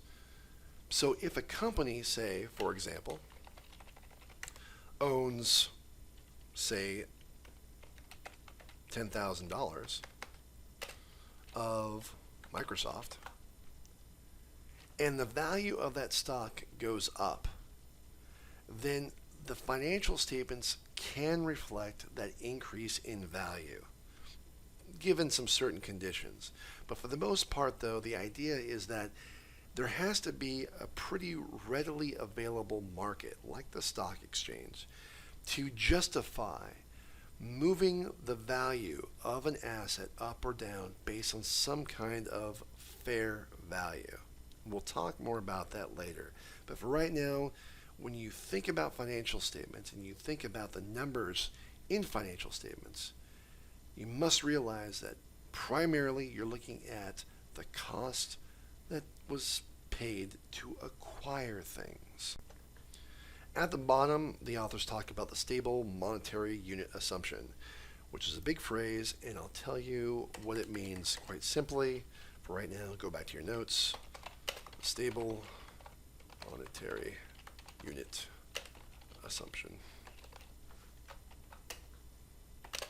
Here's what it comes down to. Amounts are in US dollars, unless otherwise stated. Amounts do not take into account inflation. Now we know inflation is a real thing. How much your computer costs today versus how much a computer cost 10, 20 years ago doesn't really matter. We're not worried about inflation in terms of the deterioration of the value of the dollar. We know that there's a time value of money assumption. We'll talk more about that later.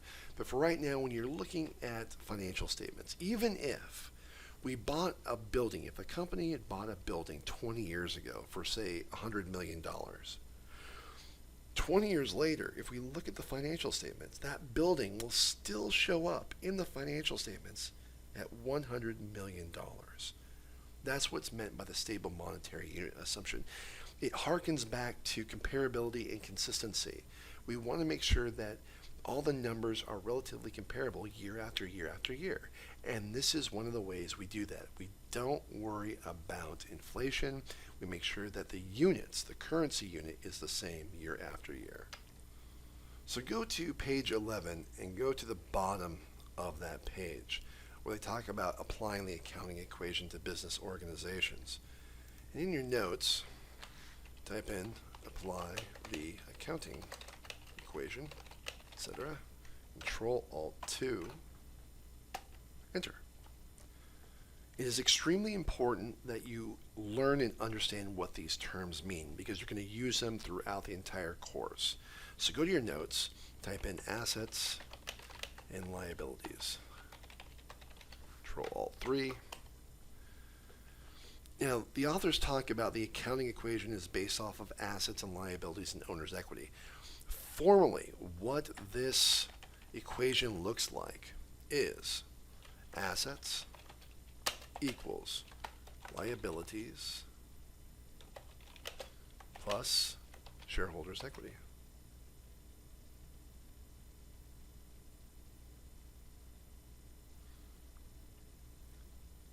Now, I like to abbreviate shareholders' equity as SHE. It just saves me some space.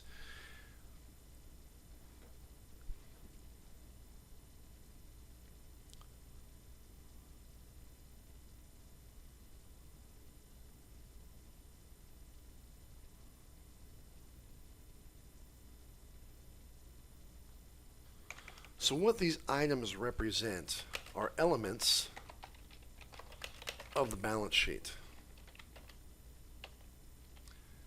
The balance sheet contains all the information about what a company has, what it owes, and what is left over, the residual interest of the company.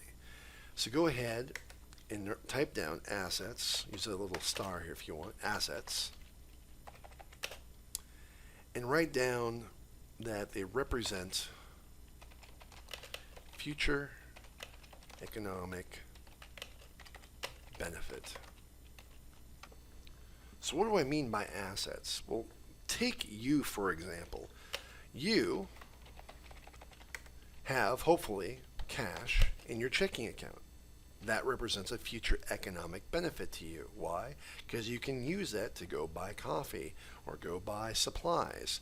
Speaking of supplies, supplies are another type of asset. You probably have a supply chest of Doritos and God knows what else you eat late at night. There are also things like equipment, such as your computer, your bike, your car. These things provide you some sort of benefit in the future because you use them to help you just get along, get through school, live throughout the day. If it provides you some sort of value, either now or in the future, it's an asset. Now, if we have future economic benefits, there's also future economic sacrifices. These are called liabilities. They represent a future economic sacrifice.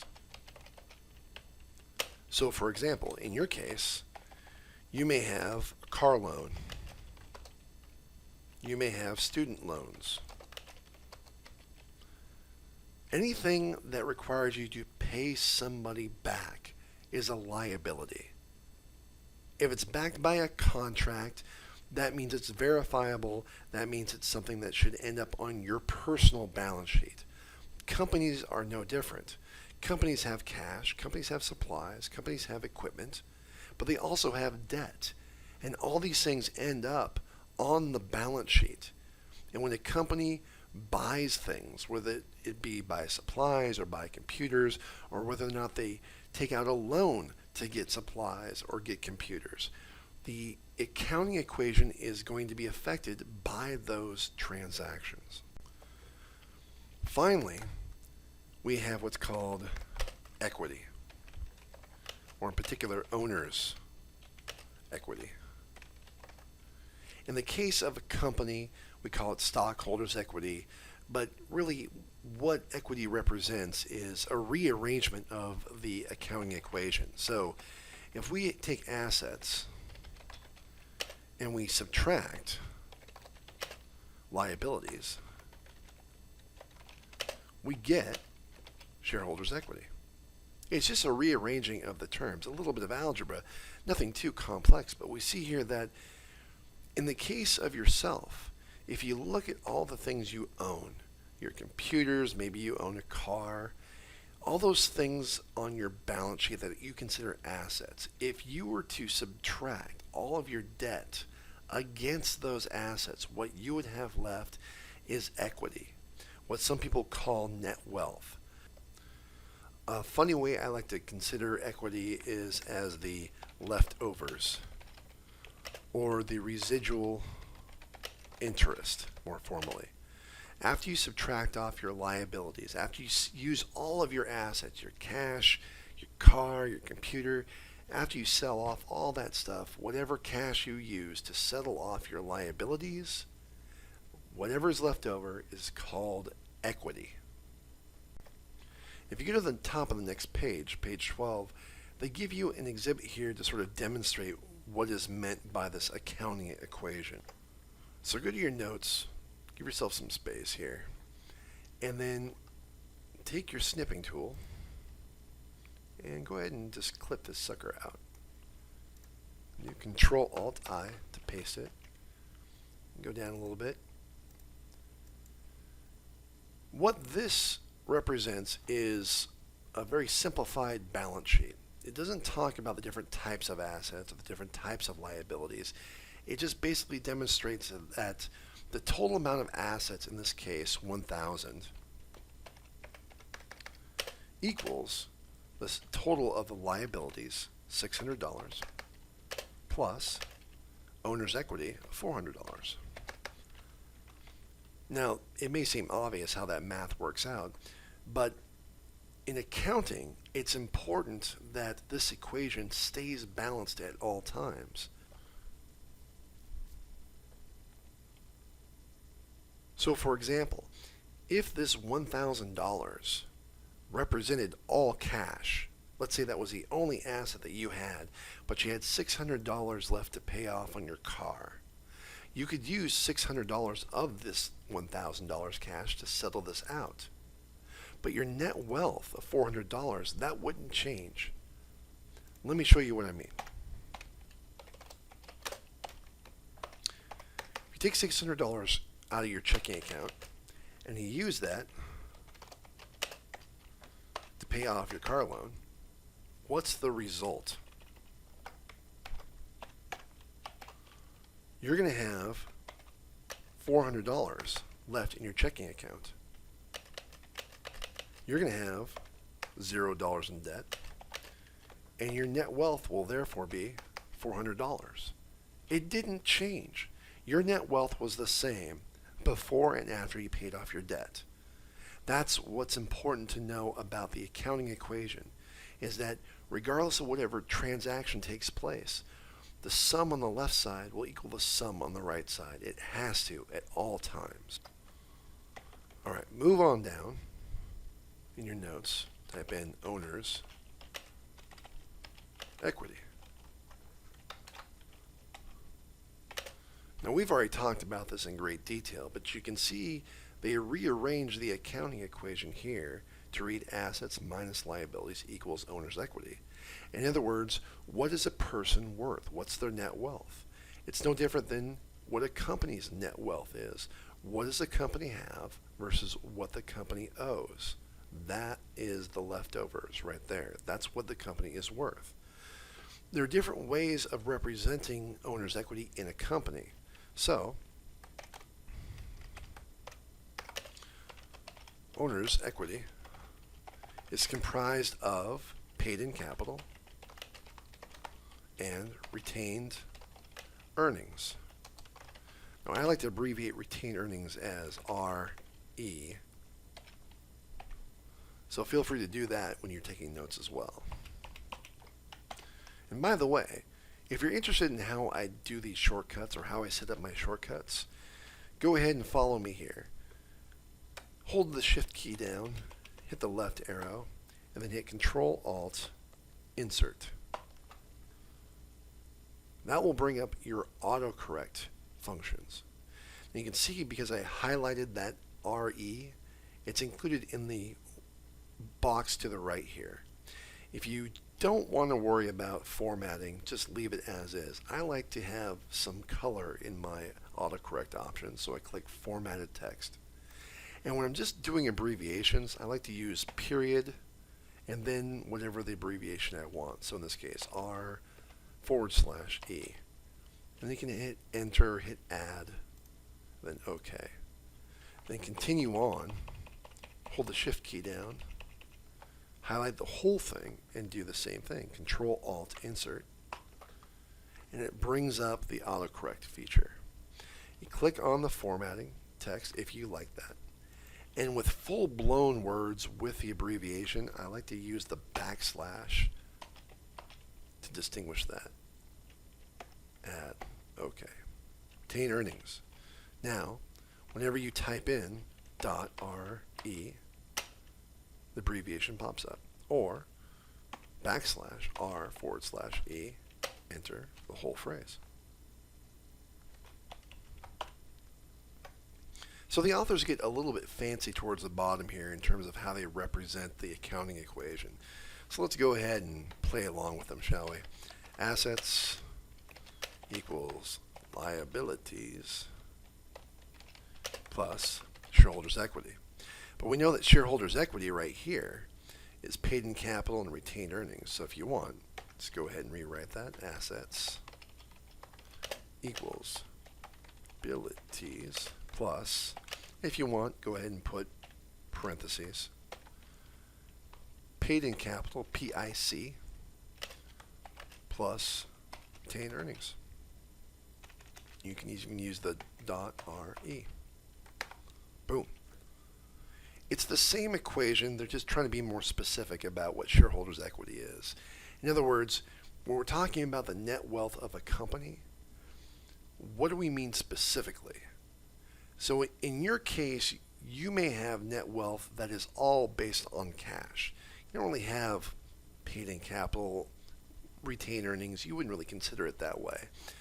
We're talking about a company. We'll talk more about how a company gets paid in capital and where does retained earnings come from. But just be aware that assets may be a combination of cash and equipment and supplies and inventory and all kinds of stuff. Liabilities may be accounts payable, debts payable, taxes payable, salaries and wages payable. Shareholders' equity primarily consists of paid in capital and retained earnings. Keep it simple for right now. All right, if you go to page 13 towards the top, they start to define what they mean more by paid in capital, retained earnings, and they start to introduce revenues, expenses, and dividends. So let's talk about these in more detail because it may get kind of difficult to follow after a while. To better understand paid in capital,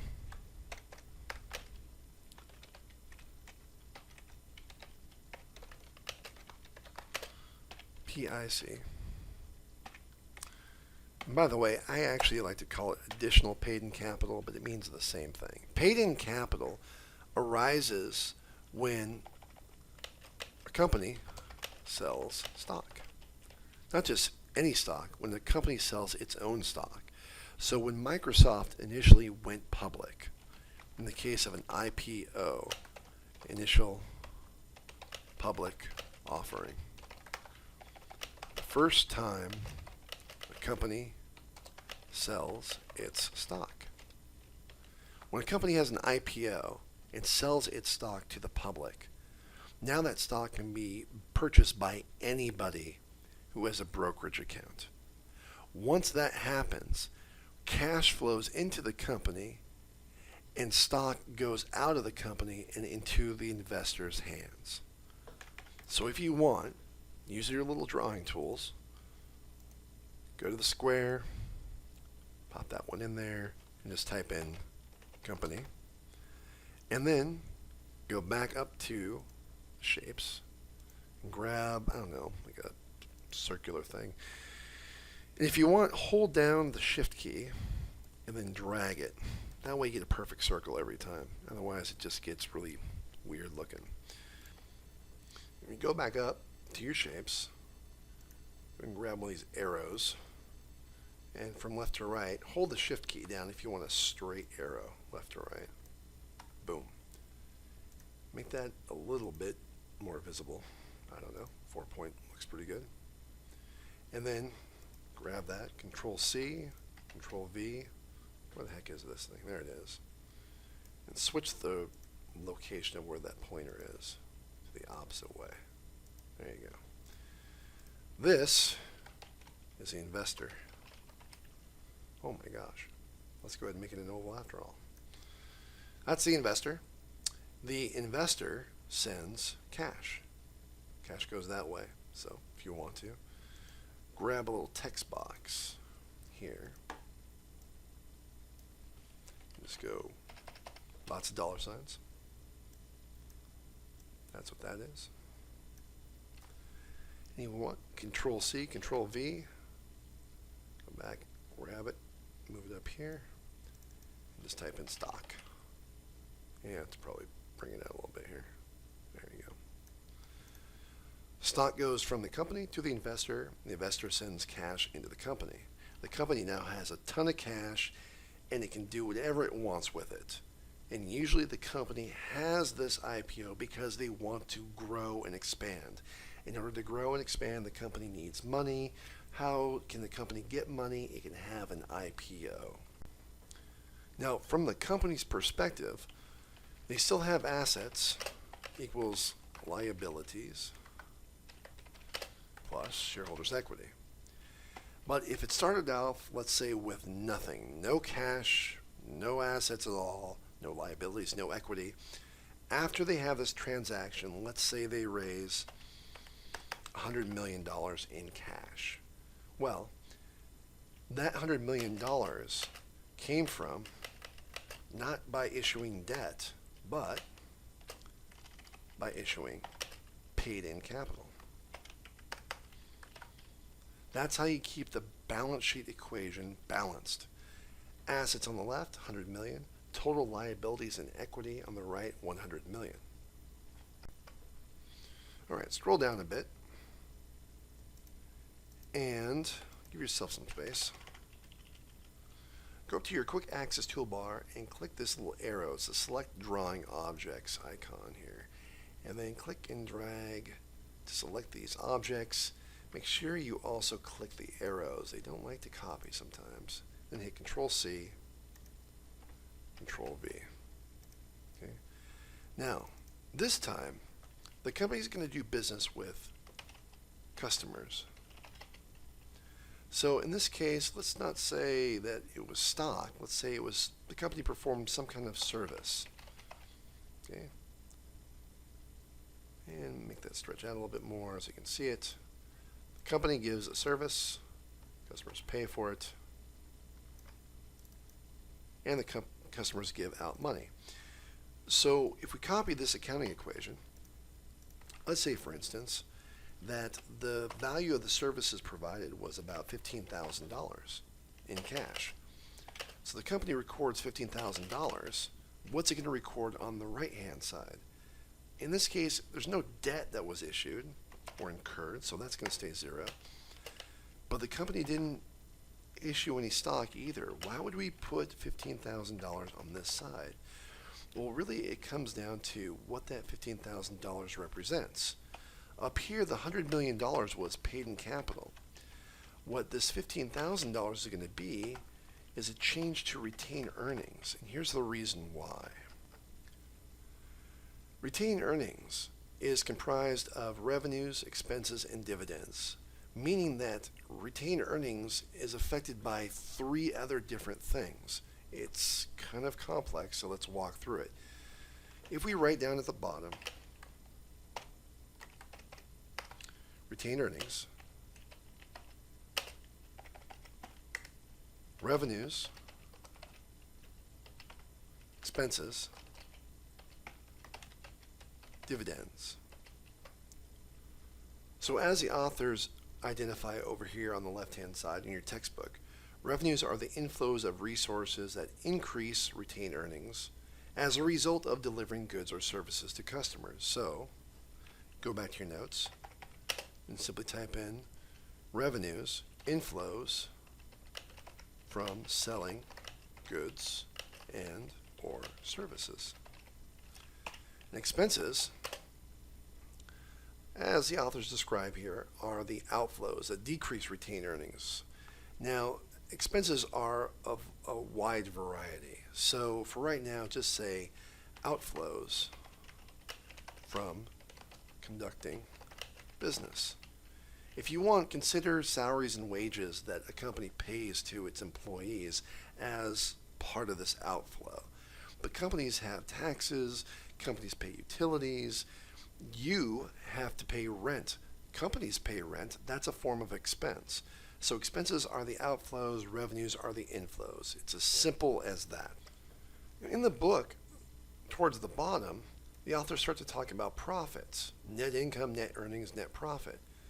Well, if you go back to your notes, just go ahead and make a few spaces here. Revenues,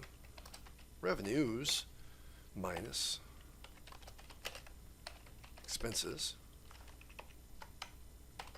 equals net income or net loss, depending on how big or small the revenue and expenses are. The net income, net loss, that represents your profit or loss. So in the case above, if we only had basically this one transaction from our operations, what would we see on our income statement? We would see revenues of $15K, no expenses, not very realistic, but go with me on this, and we would have net income of $15,000. That's a good thing. Net income is better than net loss. So both revenues and expenses affect retained earnings. So net income represents the net effect to retained earnings. In fact, if you want, go up to your shapes, grab that little box again, and cover it over your revenues expenses equation. And go ahead and go up and get rid of the filling, make the filling 0. No filling, please. No filling. And then go back up to your shapes and click the parenthesis. That's one of my favorites right here. Hold the, click and drag. Move it over a bit. It's kind of thin. Let's go ahead and thicken it out. And sort of drag it like that. So revenues, expenses. This represents what actually happened in the business. There are multiple forms of revenues or several different types of expenses, but at the end of the day, this represents the performance of the company. This is your income statement. Up here you have your balance sheet. Here you have your income statement. What I'm trying to demonstrate here is that the activities on your income statement, the performance of the company, what happens in the company turns out to affect the company's retained earnings. Net income, another way of saying net income is to say earnings. So when someone says earnings, what were the earnings of the company? What they mean is, what were the revenues minus the expenses? Net income or net earnings is what goes into the retained earnings account, which is part of shareholders' equity. The reason why it's called retained earnings is that the company has discretion over whether or not it wants to share any of this with the stockholders. If it chooses not to share any of this with stockholders, then these earnings are considered retained. Any earnings of the company that are not distributed to the stockholders are considered retained earnings. So go back up to this equation and copy it. And go back down to dividends and kind of give yourself some spaces here. Scroll up, hit Control V. So now you know why that $15,000 of service revenue affected retained earnings. It's essentially the net income of the company for just that one transaction. If we have expenses, yeah, expenses are going to whittle down some of that 15K, but ultimately the net income will be reflected in retained earnings as the result of operations for that period. Now let's assume it's the end of the period. The company now wants to decide, do I want to give any of these earnings to my investors as a thank you, as a reward for investing in my company? If it decides to do so, it's going to pay out more likely than not some of the cash that it has on hand. So let's say, for instance, the company wanted to pay out $1,000 worth of dividends. It's going to pay it out of cash.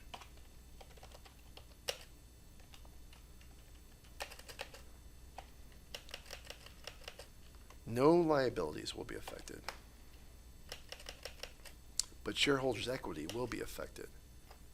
We're going to subtract off $1,000 from retained earnings.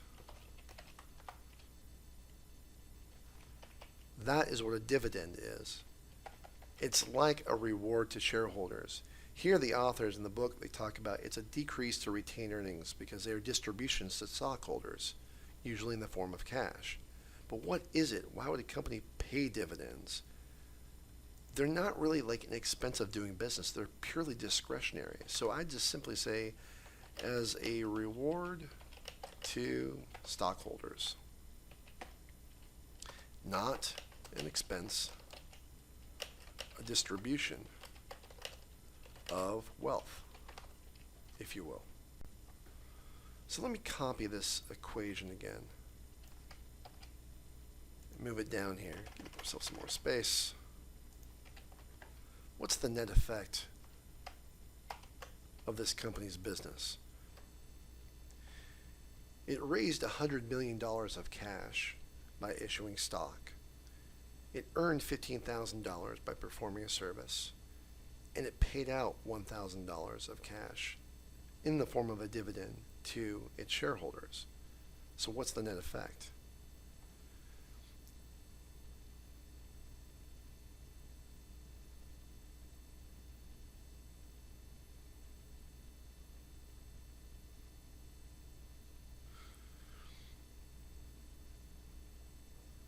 If you don't have your calculator ready, go to Start button, go to All Programs, and then go to Accessories. Then towards the top, you see Calculator. Go ahead and click that. It opens it up, and towards the bottom of the taskbar, go ahead and right-click and hit Pin this program to the taskbar. That way it's more readily available to you. Now, I'm not sure how you have yours set up. Maybe yours is much more of the standard format. It's a little bit easier for me to read anyways. So, if you want, go ahead and just type in 100, 123, $100 million plus $15,000 minus $1,000. Company's still doing pretty good right now. So it's about $100 million. $0.014 million. That's my abbreviation for it.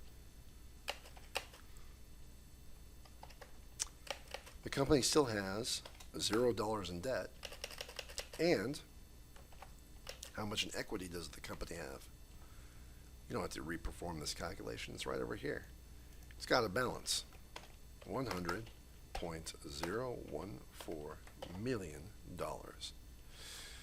Now, it's important to understand that this $100 million in shareholders' equity is comprised of mostly paid-in capital and a small amount of retained earnings.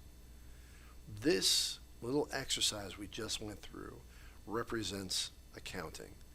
It's a way of tracking the transactions of a business so that we can figure out at a point in time, what does the company have?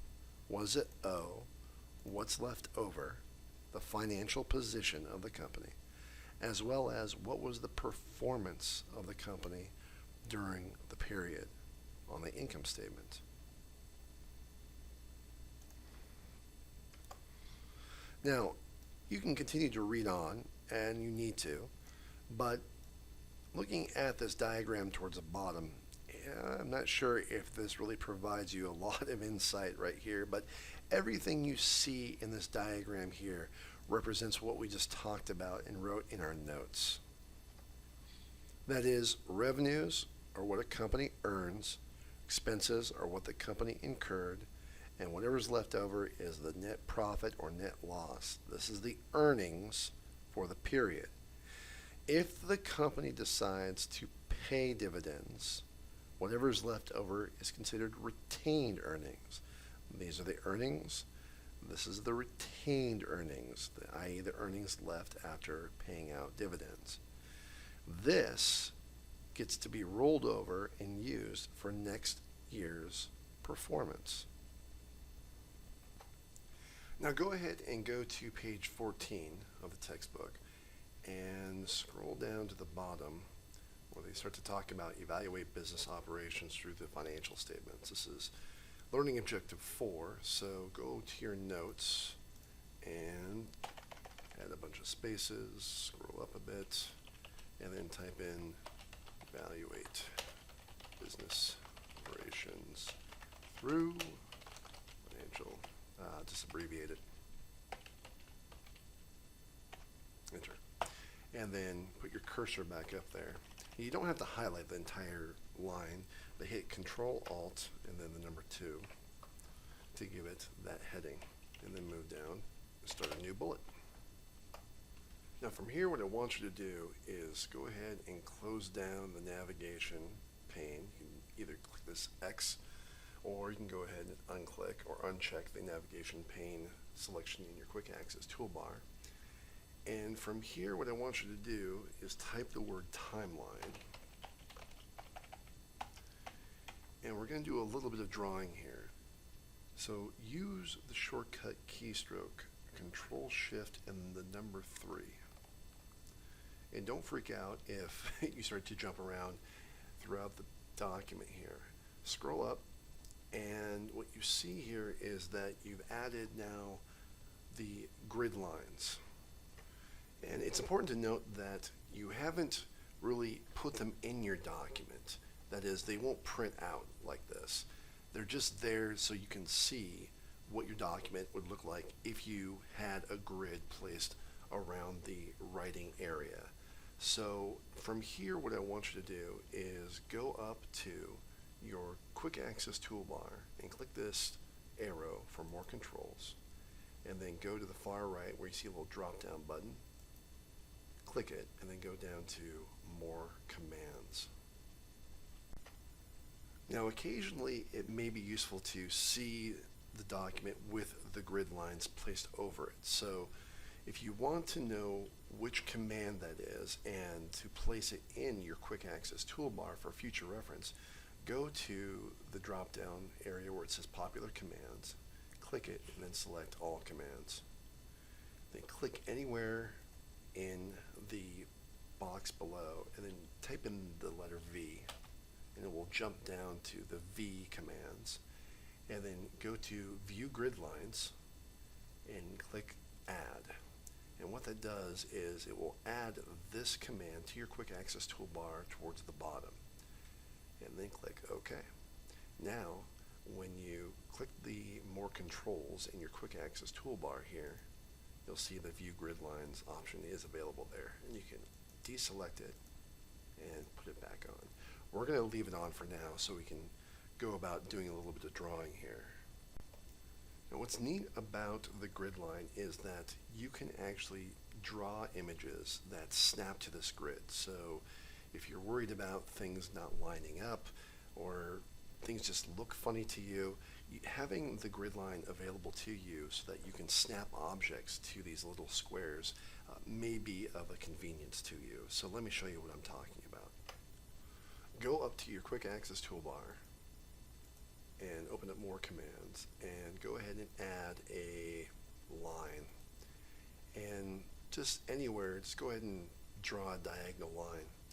And what I want you to do in this case, let's make this more visible. Go back to the quick access toolbar and click this drop down box, and let's leave it at say 3 points. And if you want to make this your default line, right click this line while it's already selected and then select Set as Default Line. Now whenever you create a line, this will be the size and color of that line. Now that this line is more visible, let's go ahead and maximize your notes to full screen by hitting the Windows key and the up arrow. And if you want, you can go ahead and zoom in a little bit and select that line again. Now watch what happens when you drag one of the edges of the line. You see it snaps to the corners of these different boxes. That's the snap to grid feature. So while you still can hit shift and make a line go horizontal, it may be more convenient to you just to see it go horizontally as you click and drag it across.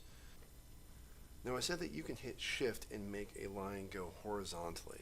So if you go up to your quick access toolbar, you click a line, select some area in your document, and now hold down the shift key and click and drag the line horizontally. You see it's not jumping around, it knows you want to go horizontally. It also enables you to go directly diagonal. So if you want a 45-degree line, holding the shift key down will help you do that, as well as keep a line straight up and down, completely vertical. So let's go ahead and use this line and click and drag it around. You also see that, just as we saw before, the line moves and snaps to the grid. If you want, go ahead and go up to right about here, the beginning of the line, go to the bottom, click and drag that line up to roughly about there.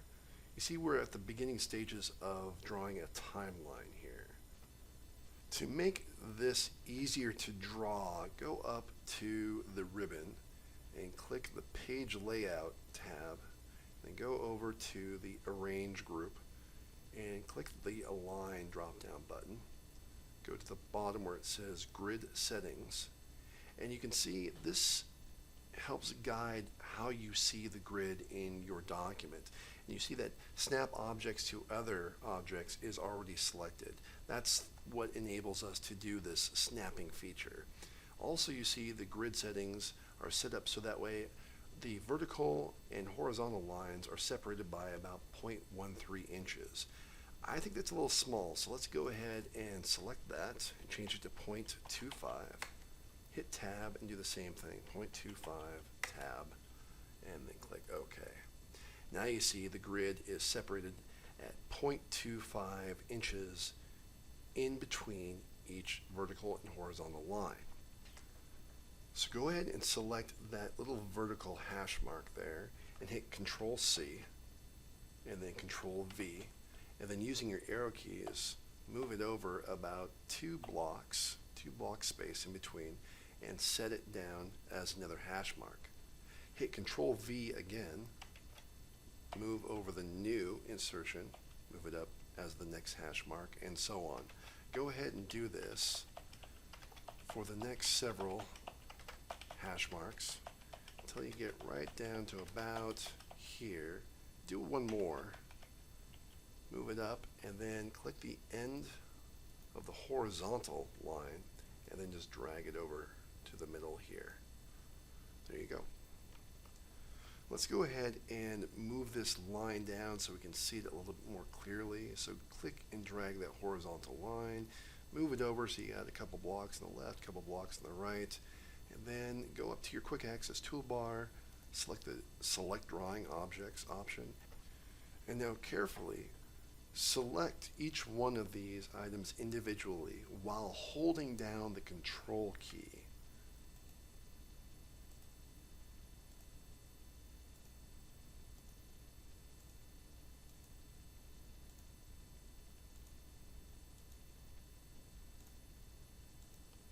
And then grab any one of them and drag them down toward your horizontal line. Now go to the bottom of each vertical hashtag, click and drag it down one block.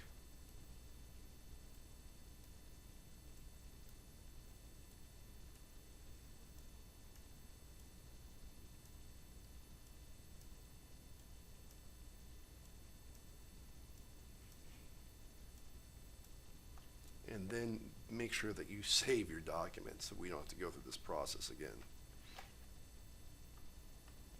Now, while those hashtags are still selected, hold the Control key down and select the horizontal line. Now the whole timeline has been selected. Hit Control C and then go ahead anywhere and hit Control V. And then grab it wherever you see it, and then just kind of move it nearby to where the original timeline was. Now go back up to your quick access toolbar under the shapes and then select the text box.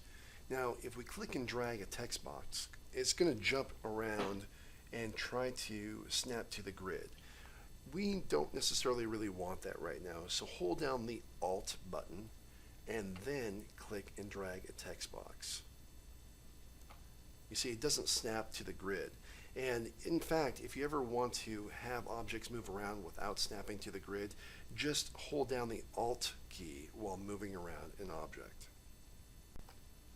Now, inside this text box, I want you to type in 1/1/2016 and highlight all of that and make it much smaller. Let's see here. If you go up to the font grouping and you click the A with the down arrow next to it till about it gets to 0.8 font, and then go to the corner of your text box, hit Alt, then hit the Alt key, and then shrink this down, and that's about right. And then again with the Alt key, you'll grab this text box and move it up to about there. So the first hashtag represents January 1st of 2016, and we're going to go to the right horizontally to December 31st, 2016. So click the text box and hit Control C, Control, then unselect anywhere, and hit Control V. And if you want, you can hit the Alt key to move it more smoothly all the way over to the end. And then inside the text box, we're going to have to adjust the size of this text box. Have it read 12/31/2016, and then resize it. Move it around. Perfect. Now, to have these text box move down to your second timeline, go ahead and click one of them, hold the Control key down, and click the other one. Hit Control C, and then hit Control V. And then while they're both selected, you don't have to hit any key. You just click and drag one of them, and it moves both of them around until you get to about where they were before, and then let go. Now, go ahead and click any one of these objects, for instance, this text box, and you see that this little icon pops up, which asks you if you want to adjust the layout options. If you click on it, you'll see that there's already a selection for how this object is displayed. And it says in front of the text, and then at the bottom you see that the radio button Move with Text is also selected. And what that means is if we go back up to the timeline bullet and we hit Enter, we can see that the objects move as we insert more carriage returns. So go ahead and shift this window back to the right half of your screen by hitting the Windows key and the right arrow. And then go ahead and adjust the zoom feature. And by the way, I'm holding down the Control key when I zoom, and then using the scroll wheel on my mouse to zoom in and out. In the text, the authors talk about how the financial statements present information that relates to a specific date or time period.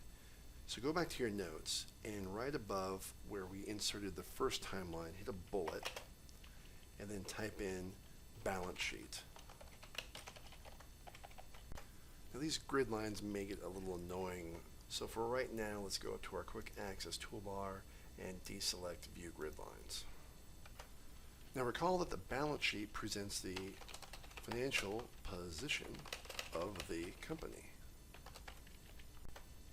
which is to say that the balance sheet presents financial information, ... next bullet, as of a point in time. Now the authors talk about in the chart here an example of the type of question we might want to ask ourselves is, what is the company's financial position at fiscal year end? And they go on to say that the balance sheet, which also called the statement of financial position, is where we would go look to find out that information. So going back to your notes, we might want to find out, for example, how much cash do we have at the beginning of the year, or January 1st, 2016. Or we might want to find out how much debt did we have at fiscal year end 2016, which is the same date as 12/31/2016.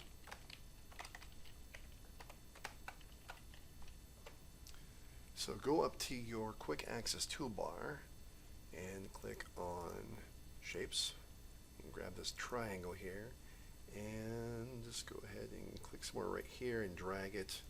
And if you want, you can sort of arrange it like that and make it a different color. I don't know. Change it to yellow, something cool. And then just do the same thing. Control C, Control V, and then drag it over to 1231. So the idea behind the balance sheet is that it tells you at any point in time where the company stands, how much it has, how much it owes, what's the equity as of a specific date. And it's important to note that the date does not have to be the beginning of the month or the end of the month. It can be anywhere in the middle. It can be November 10th or whatever your birth date is. A balance sheet will take a snapshot of the company as if it's taking a picture of the company. So go ahead and go down somewhere in between below this triangle and above the text box. Put your cursor there and hit enter a couple times, and then sort of scroll up. Then start a new bullet, and then type in income statement. Now, as we stated above, the balance sheet is a financial position of the company. Well, the income statement presents the financial performance of the company. In which case, the financial information covers a period of time.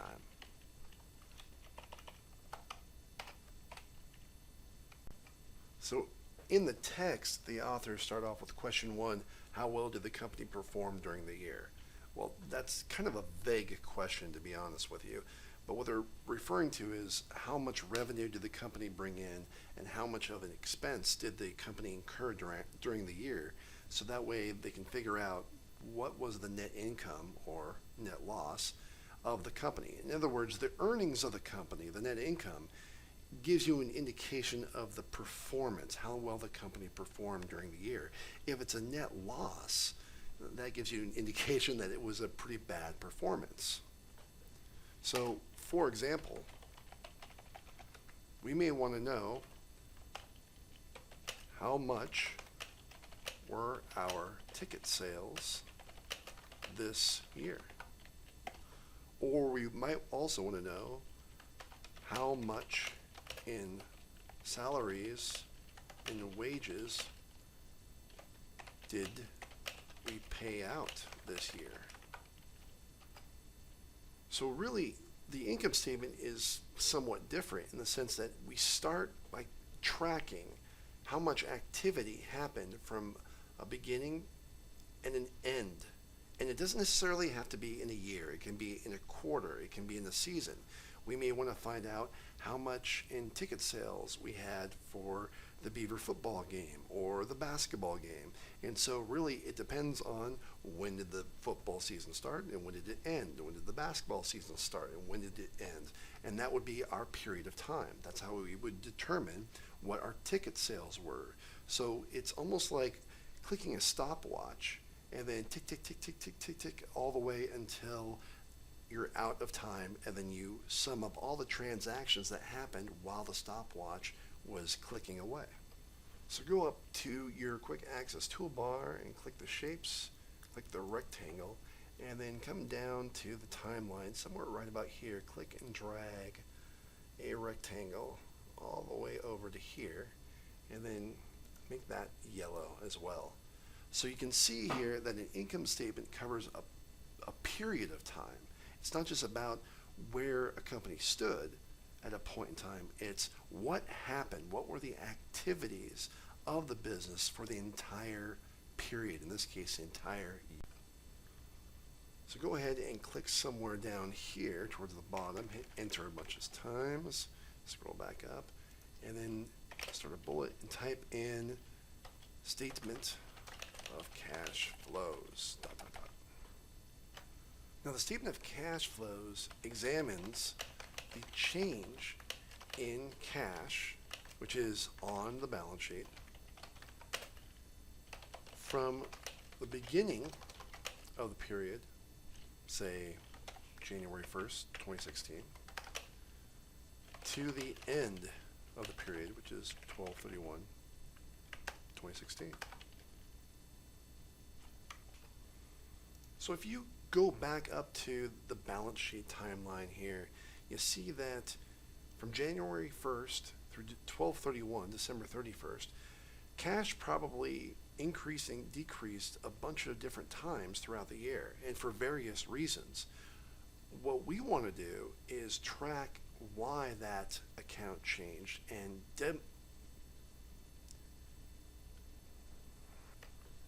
so let's go back up to the balance sheet timeline and go ahead and put your cursor right here, and then click and drag up to select that timeline. Then hit Control C, scroll down, and paste it right about here, and hit enter a bunch of times.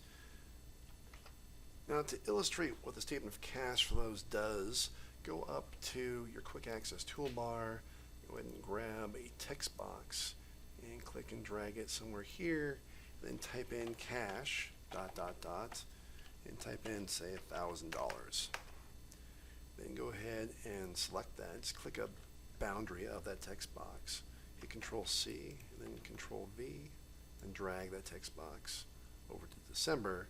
And let's say now at the end of the year, it's $2,500. So the difference is $1,500. Cash increased by $1,500 throughout the year, which generally sounds like a good thing. But how would you know why or how cash increased throughout the year? That's why we have a statement of cash flows. In essence, it takes the balance sheet information and focuses in on one particular account, cash. So if we go to the balance sheet and we look at the cash balance, as of 1/1/2016, we see the cash balance was $1,000. And as of 12/31/2016, cash balance was $2,500. Okay, so the change during the year was an increase of $1,500. But why? Why did it increase $1,500? More importantly, what were the increases during the year and what were the decreases? If you look down in the chart on the textbook, you see that the authors talk about how they break out the different changes, the increase or net decrease in cash, into operating cash flows up and down, investing cash flows up and down, net financing cash flows up and down. There are a variety of reasons why cash changes throughout the year. So even though you see cash last year was $1,000 and then the end of this year it's $2,500, an increase may seem great, but we need to know why it increased. All right, so let's kill some of the space in between here and hit Shift and then the down arrow. You see that you can select these items much easier. Hit Control C, go to the bottom here, give it a couple spaces, and hit Control V.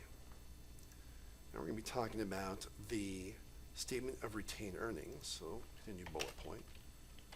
Statement of retained earnings. Now the statement of retained earnings is a lot like the statement of cash flows.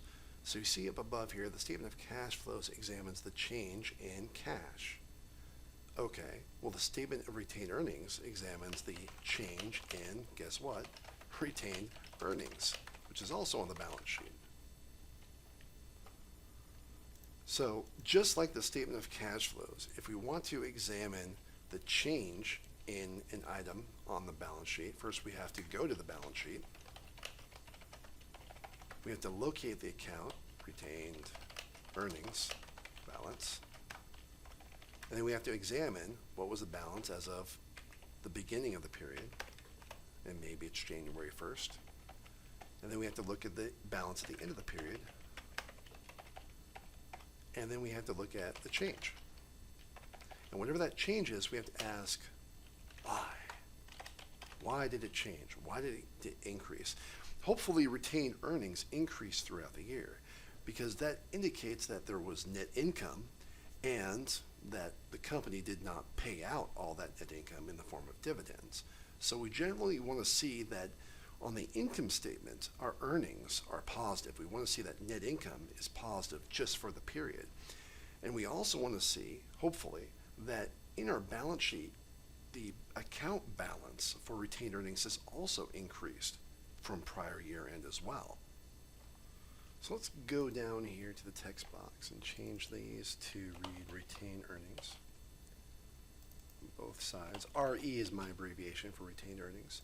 And let's say we started off the year with $10,000 of retained earnings. And at the end of the period, we ended up with $11,500. Let's go back up to the notes here. In the bullet, we started off with 10,000 retained earnings. We ended up with 11,500 retained earnings, which leaves a change of, or an increase in retained earnings of $1,500. Okay. Why did that increase $1,500? To demonstrate this, I think we need to sort of summarize the information so far. So let's produce some financial statements below. Go ahead and scroll down here a bit. Go up to your quick access toolbar and click on the text box. And then make it about that big. And type in balance sheet. And the point in time we're going to be concerned with here is 12/31/2016. Enter. Now if you want, I have a shortcut keystroke for you. Hit Shift, Alt, and then the up arrow. It automatically centers. Go ahead and enter a couple times and hit Shift, Alt, and the left key, and it will left justify for you. Notice how when you're not inside a text box, that the ruler above represents the normal page dimensions, the normal page margins. In fact, go ahead and click on print layout mode so you can see what I'm talking about, and then go up. Here if you click outside and then scroll out a bit, in fact, you can see that the page, left side, right side, and then the margins grayed out here. We have about a 6.5 inch wide space to type in the document. But if you click inside a text box, you see that that ruler changes. So let's go ahead and maximize this document for a second and zoom in. And in this text box, let's go ahead and widen it to right about where that 6.5 inch mark was for our document. And then inside, what I want you to do is type in assets for the first category, and notice it's left justified already.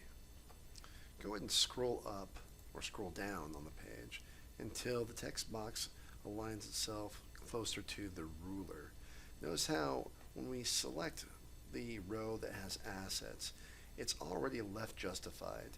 If you want to, in this same row, have text that is centered and or right justified, you can set up different types of tabs.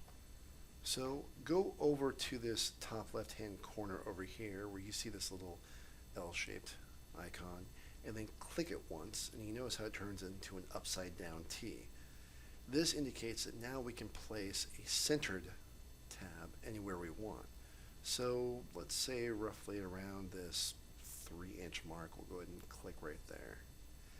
If we go and click that tab setter again, it turns into this sort of J item here. And so let's go ahead and put it over here by the 6. How about that?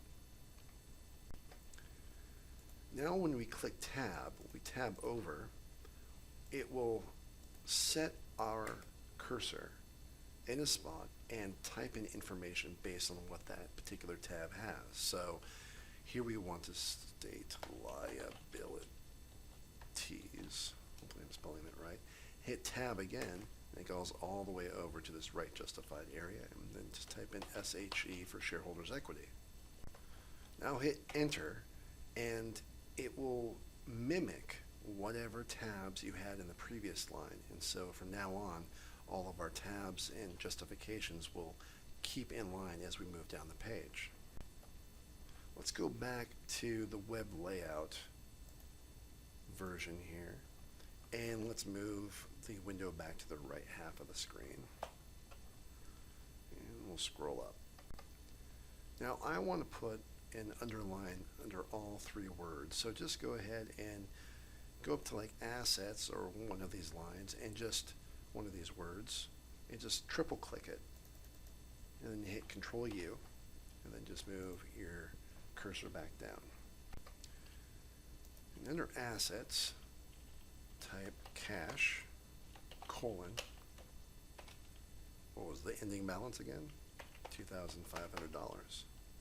Hit tab, put a little ellipse in there. We're not going to bother putting in any information about liabilities.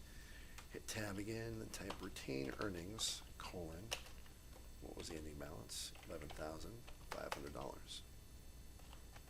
Now, for spits and giggles, let's go ahead and set up another balance sheet just like this one, but let's put in the beginning balances of cash or retained earnings. So grab this box and kind of drag it down a little bit here, and then while it's selected, hit Control C, and up here hit Control V.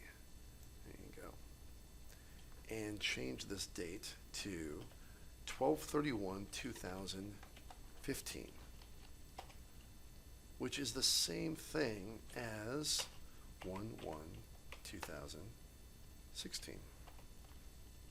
We keep the balances in the balance sheet year over year. So whatever the balances were of cash and retained earnings last year, it's going to be the beginning balance of the following year. That's a key important factor to remember about the balance sheet. These accounts roll over year after year after year. It's like this running total all the time.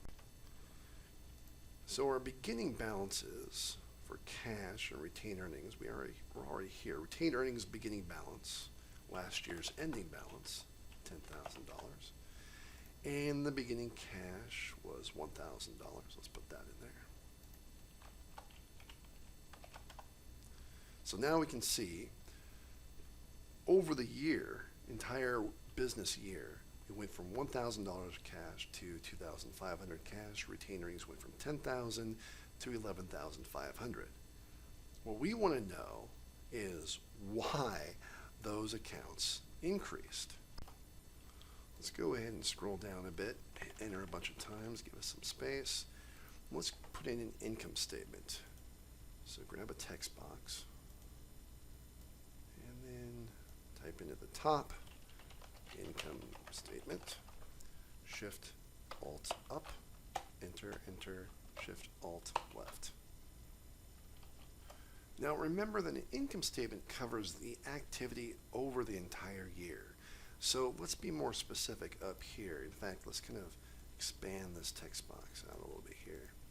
And let's put in, for the period 1/1/2016 through 12/31/2016.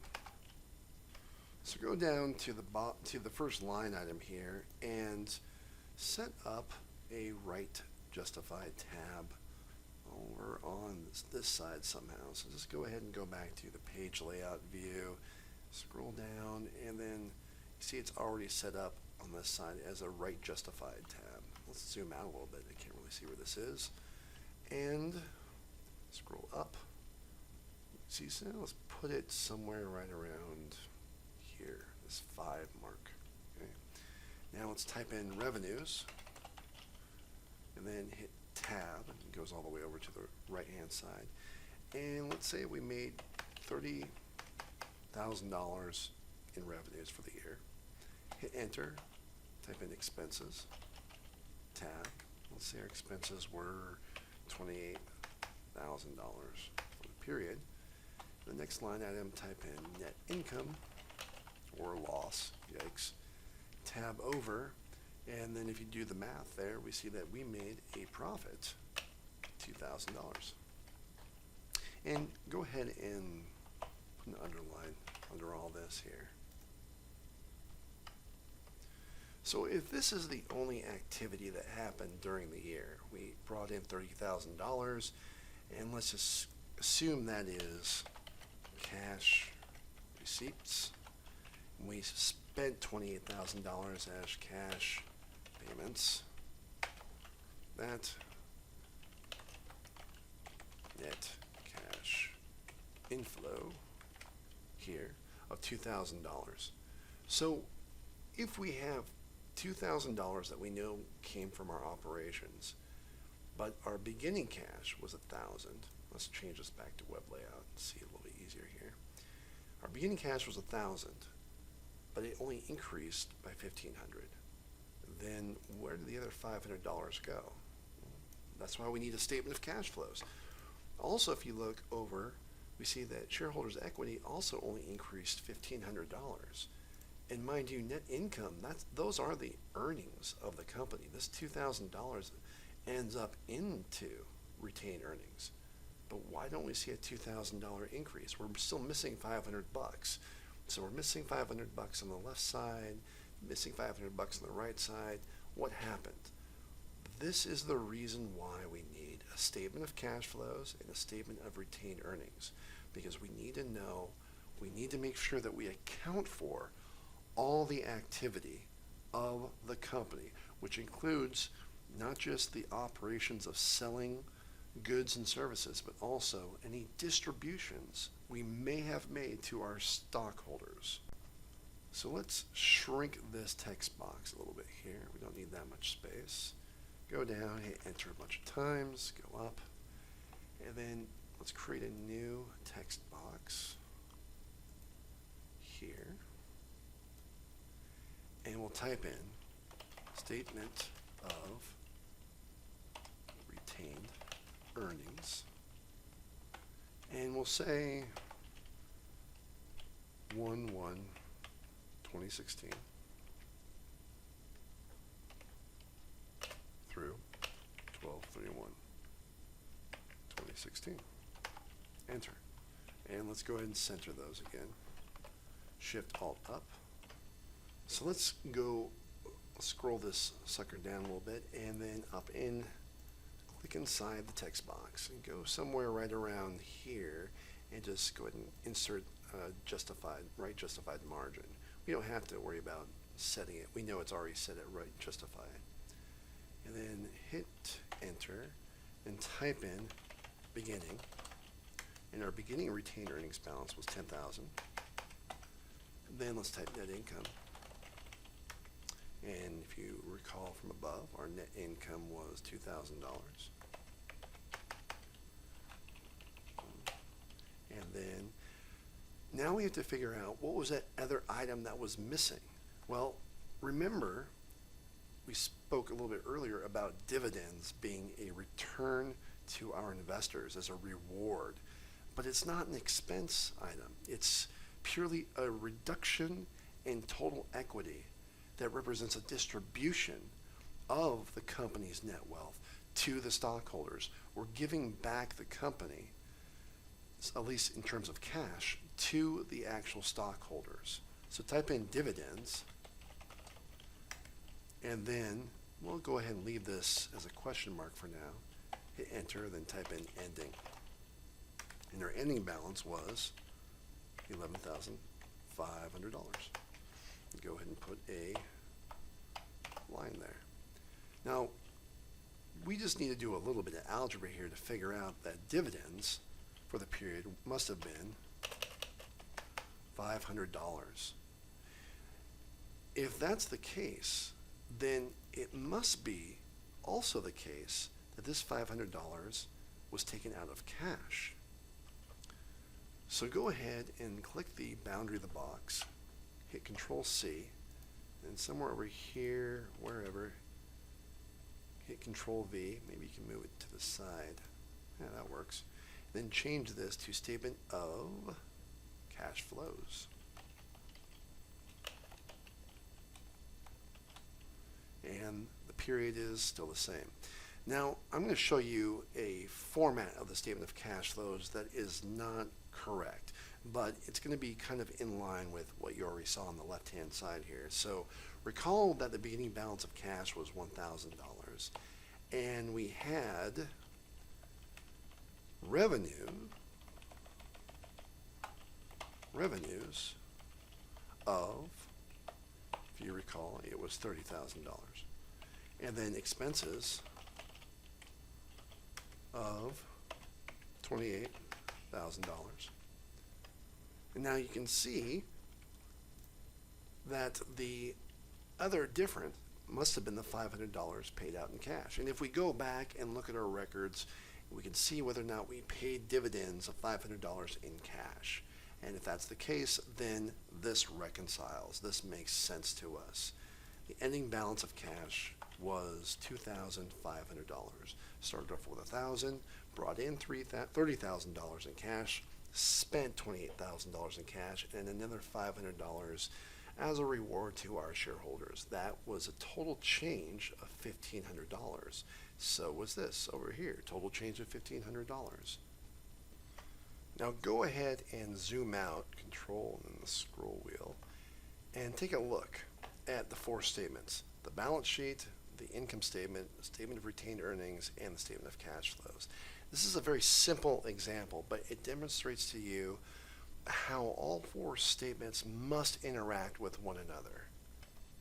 So if you go over to page 25 of your textbook, the authors revisit Disney's financial statements. And the first one you see at the top is Disney's income statement. And there's that $48.8 billion in revenue again, and the $7.5 billion in net income. Well, you see that the $7.5 billion in net income is reflected down in the statement of retained earnings. So let's go back to your notes, hit enter a bunch of times, make some space, and then type in the heading example, Disney. Control Alt and 3. And let's include some of this information. Go ahead and open up your snipping tool at the bottom here and select that income statement right about there. And then it should already be copied. You don't have to click copy again. If you want to, that's fine. Go back to your notes and hit Control Alt I. Then scroll down a bit. And then right below that picture you just pasted, your bullet point, and say net income of 7,501 million, which is the same as saying 7.5 billion, goes into retained earnings. Now, if you want to resize these pictures, go ahead and just grab the corner and drag it, make it a little bit bigger. And you can zoom in, make it a little bit easier to read also. Then go back to your snipping tool and hit New, and go ahead and grab the consolidated statement of retained earnings. Go ahead, go back to your notes, Control Alt I, and if you want, go ahead and resize that amount right there. Now we'll go back and talk a little bit more about the statement of retained earnings, but you can kind of see that if the statement of income, or as you can call it also, the statement of earnings, reflects the earnings of the current year 2014, then the statement of retained earnings is the statement that reflects all the prior year's earnings, beginning retained earnings at the top here, of $47 billion. That's how much the company, Disney, has earned in net income in all the prior years. So this year, what we need to do is start with that number, 47,758, and add to it $7.5 billion to make that big bag of retained earnings grow bigger. Now, I know the authors use these little tiny arrows to sort of explain how one ties into the other, but I like drawing things in Word. So if you want to follow along with me, go up to your quick access toolbar, go to the shapes, and then go ahead and select this rectangle and click and drag it over the 7.5 billion net income at the bottom. Now I know it blocks it out, but here's the reason why. It's got a fill effect. So go back to your quick access toolbar, go over to the shape fill, and then select no fill. And while we're at it, let's go ahead and select the line color to be red, and let's make it a little bit thicker so we can actually see it too. Yeah, 3 point works pretty good. So the 7.5 billion is going to end up in the statement of retained earnings as an additional item that grows overall retained earnings, that big bag of all the prior year's net income. Now go ahead and hit Control C and then Control V. Move that copied rectangle down here. You may want to narrow it up here. I don't know. It's getting kind of ridiculous. Let's zoom in a little bit so we can see this better.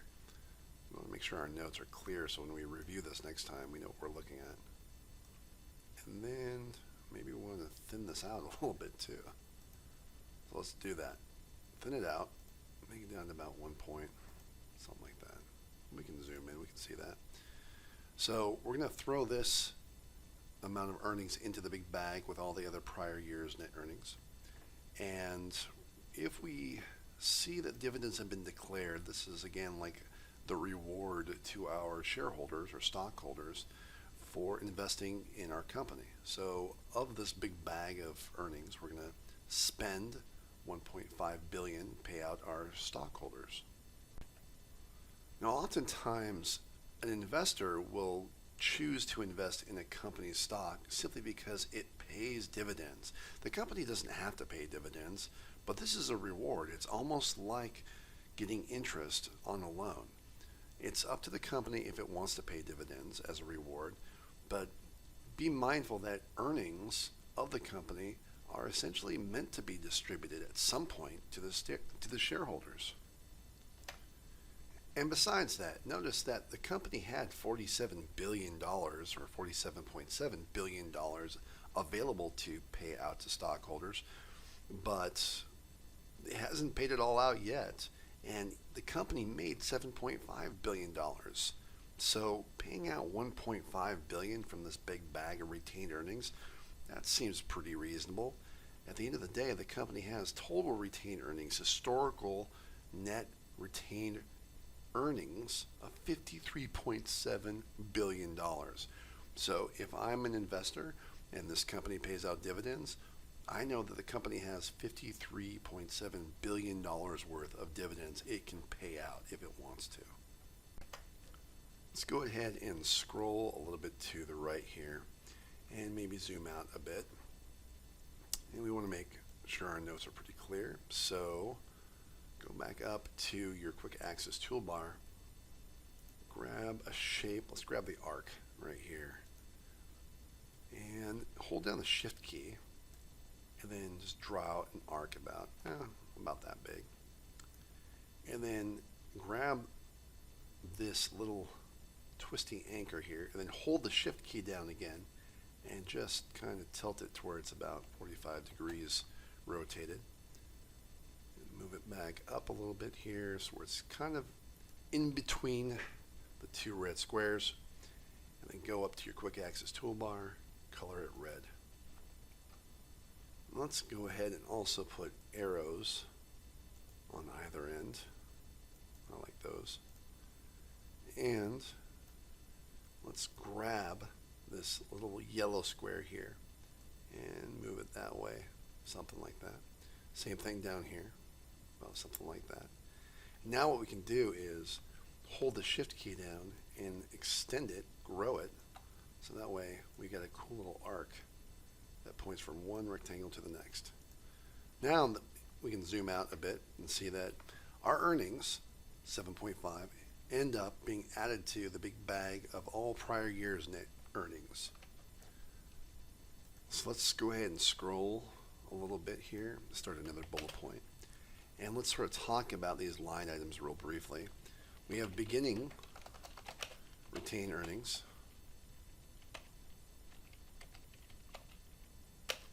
which is essentially the net income from all prior years.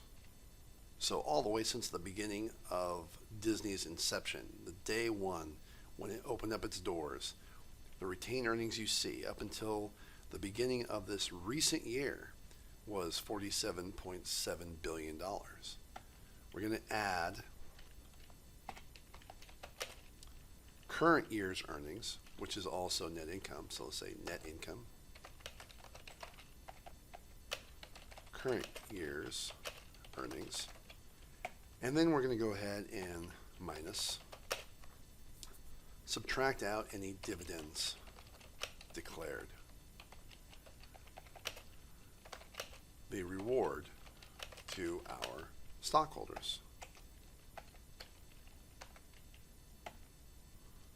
And what does that equal? Guess what? Ending retained earnings. The net income from all prior years plus the current year's net income less dividends declared. So now we have $53.734 billion to pay out if we want to next year.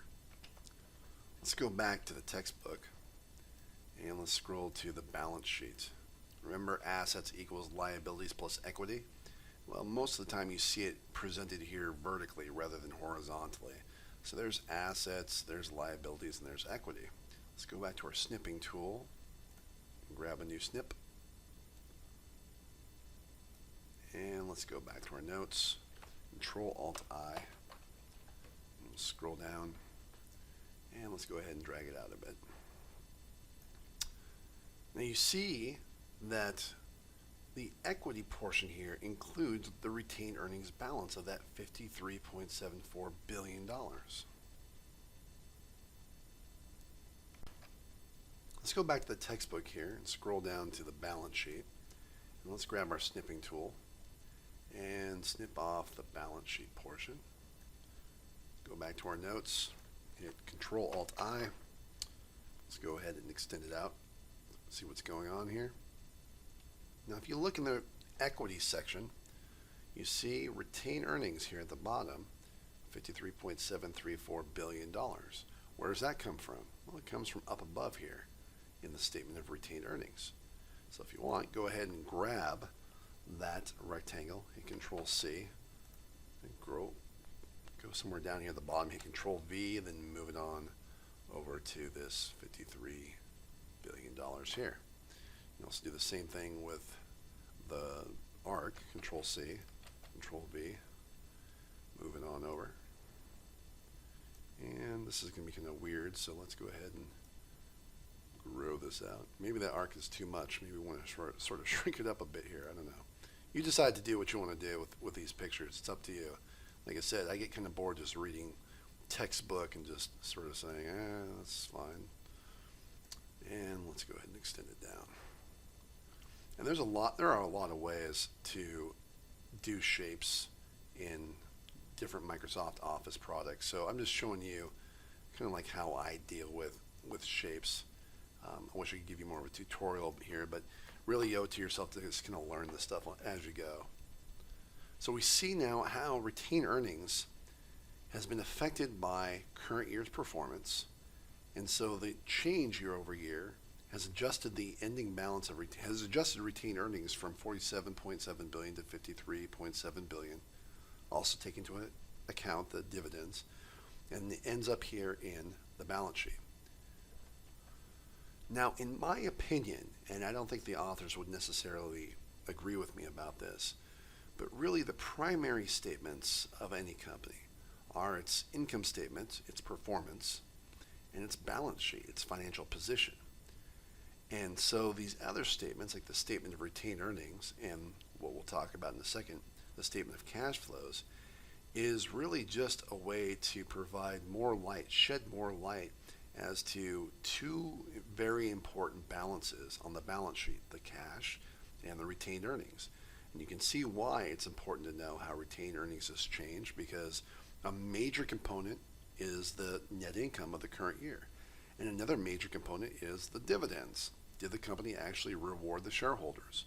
So of course we want to see more detail as to why the balance sheet changed year over year in terms of retained earnings, because if I'm an investor, I want to know, did I get paid a dividend this year? Or if I'm a potential investor, will I get paid dividends? I also want to know is the company generating enough money so that it can pay me dividends sometime in the future? That's why we see a statement of retained earnings. We need to know more detail behind why this number changed year over year. And the same can be said about cash. If you don't have cash, you can't pay your employees, you can't turn on the lights. So we want to know more information about why cash changed. So guess what? That's why we have a statement of cash flows. So let's go back to the text, and we see the statement of cash flows at the bottom down there. So let's grab our snipping tool, get a new clip, and grab it. Boom. Go back to your textbook. Enter a bunch of times. Control Alt I, and blow it out here a little bit. Okay. So you see here that the statement of cash flows provides information about how cash changed based on how it was spent in operating activities or brought in from operating activities, how it was spent or came in from investing activities and financing activities. I'll talk more about those in a minute here, but really, if you want to know what a major line item is just in the statement of cash flows, it's really this operating activities section, because it's supposed to tie closely to the net income of the company. What do we do as a business? We operate for the sake of generating revenue. Well, isn't that what the income statement shows? Isn't that the 7.5 billion? Why does this one say that the cash flow income is 9.7? That's a pretty big difference, $2 billion. We'll talk more about why those are different, but for right now, just be aware that there's a difference between cash basis accounting and accrual basis accounting, and that's one of the other reasons why we have the statement of cash flows. It's not just that we want to know where the cash is going to and where it's coming from to explain the year-over-year change in cash. We also want to appreciate that there are some transactions that have happened to us that didn't involve cash at all. We want to know, fundamentally, is the company, in spite of accrual basis accounting, still bringing in actual cash? For right now, let's go ahead and grab this rectangle, Control C, Control V, move it on over to the bottom line, cash and cash equivalents at the end of the year, 3421. And let's scroll up, hit Control V again, and let's go ahead and color that. In fact, let's go ahead while that's selected, go down towards the bottom here, your last rectangle, hit Control and select that one. Let's change this to a different color. Let's change it to, I don't know, blue or something. That looks pretty good. And if you want, blow it up so you can see it a little bit better. Give it some thickness. And let's go ahead and grab this arc again. Control C, Control V. Wow, that thing is big. Scroll up a little bit, and we can align these things up. You can see it there. And if you want, change that color to blue as well. And you can see how these financial statements all interact. You just represented what you saw in the textbook, but in a more meaningful way. So hopefully this makes a lot more sense, that you can see how these financial statements interact by actually walking through them one step at a time. I'm not sure if just showing these arrows helps very much, but now that you've done it, hopefully here in your own notes, you can have an appreciation for how these statements interact.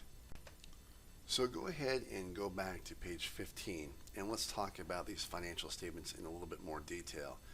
You see the authors here, they talk about how the income statement ties into the statement of retained earnings and the balance sheet and the statement of cash flows. I think that your notes will probably be more meaningful to you when you go back and review this information. But let's talk about the income statement, for instance, go back to your notes, give yourself some space, enter a bunch of times, and go ahead and type in the income statement, ... and hit Control Alt and then 2. Enter. Give a new bullet point. So it says here that the income statement or statement of operations, blah, blah, blah. There are multiple names for a lot of these financial statements, but for the most part, you get used to just seeing or hearing people talk about the same thing in just different names. So be aware that fundamentally, it's the income statement. And it has some other aliases, so let's go ahead and write these in here, aka ... the statement of operations. And you may also hear this as well, the profit and loss statement, otherwise known as the P&L. That's another name for it. Some people may call it the earnings statement. They're not wrong. That's a fair way of describing it as well. So as we talked about before, the income statement reflects performance. So how well a company did over a period of time. And for example, the most common type of period covered is the fiscal year end, or the fiscal year, I should just say, fiscal year, which has a beginning and has an end. And a lot of companies start with January 1st and go through December 31st, but they don't have to. So they can go from, say, 1/1/2016 all the way through to 12/31/2016. That's a fiscal year. But companies like Microsoft, for instance, they go from July 1st, say 2016, all the way to June 30th, 2016. That's also a fiscal year. So the idea behind the income statement is to find out in total how many sales transactions happen, how many expense transactions happen. So what you're doing is you're not just tracking performance, specifically you're tracking the revenues,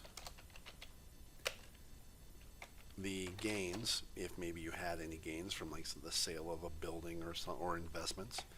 You're looking at expenses, how much should we spend on employees, and losses. Maybe we had some losses from the sale of investments or some buildings or what have you. Now it's worth noting that gains and losses are incidental. So go ahead and just say incidental. They're not intentional. They just happen on occasion. What a company intends to do is generate revenue. So put intentional. And it has or incurs expenses related to those revenues. So the company has to pay employees. That's part of what we need to do to generate revenue. So that's also intentional. Intentional meaning on purpose. Incidental meaning it just happened. It's an accident. It wasn't intended. It wasn't deliberate. It just happened. A lot of analysts scrutinize over revenues and expenses, and they make sure that they distinguish revenues and expenses from gains and losses, because at the end of the day, a company may incur a loss because it had a fire or there was a hurricane. It just happened. It's legally termed an act of God. But analysts aren't really concerned so much about losses. Even though losses affect the net income of the company, analysts may add back that subtraction of a loss because they say, you know what, the company's not in the business of paying out expenses related to a hurricane, and they primarily focus on the revenues and expenses, or the types of activities that happened during the fiscal year that were intentional, that were part of the business. So go ahead and highlight or block out revenues and hit Control, highlight gains, and hit Control 6 just to highlight those and remind yourself that primarily a company's performance is based off of its intentional or deliberate activities. Going back to the text, if you scroll down a bit, you'll notice that the Disney company doesn't just report its most current earnings. It also includes the prior year's earnings as well. And there's a very obvious reason for that.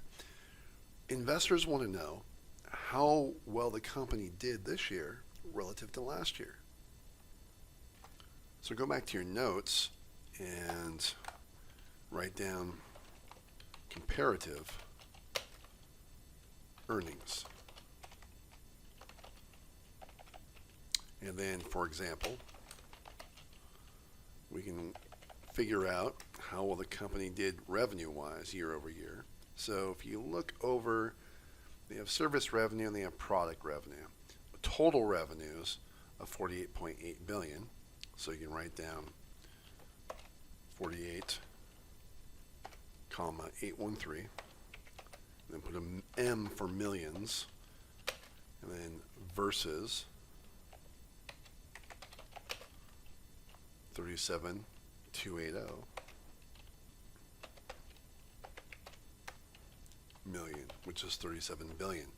That's important for investors to know. They want to see growth because growth means that they're performing well relative to their competitors, and it also means potentially that there's going to be higher net income this year than last year. And if that's the case, higher net income means greater potential to pay dividends. So put ... an increase year over year.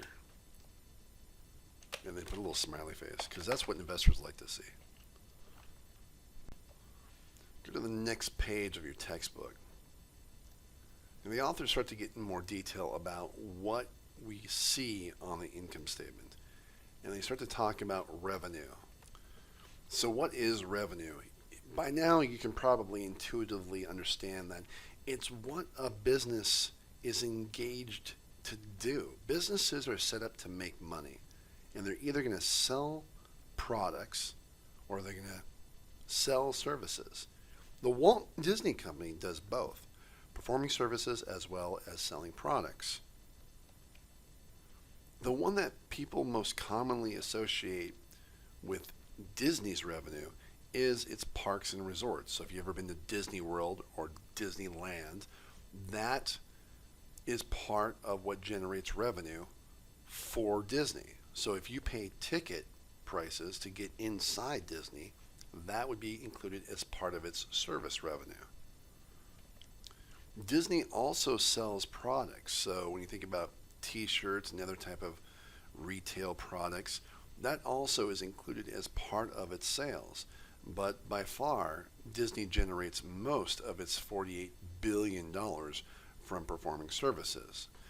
Kind of important to know, because when you think about Disney, it's really a discretionary type of splurge or pleasure that customers indulge in.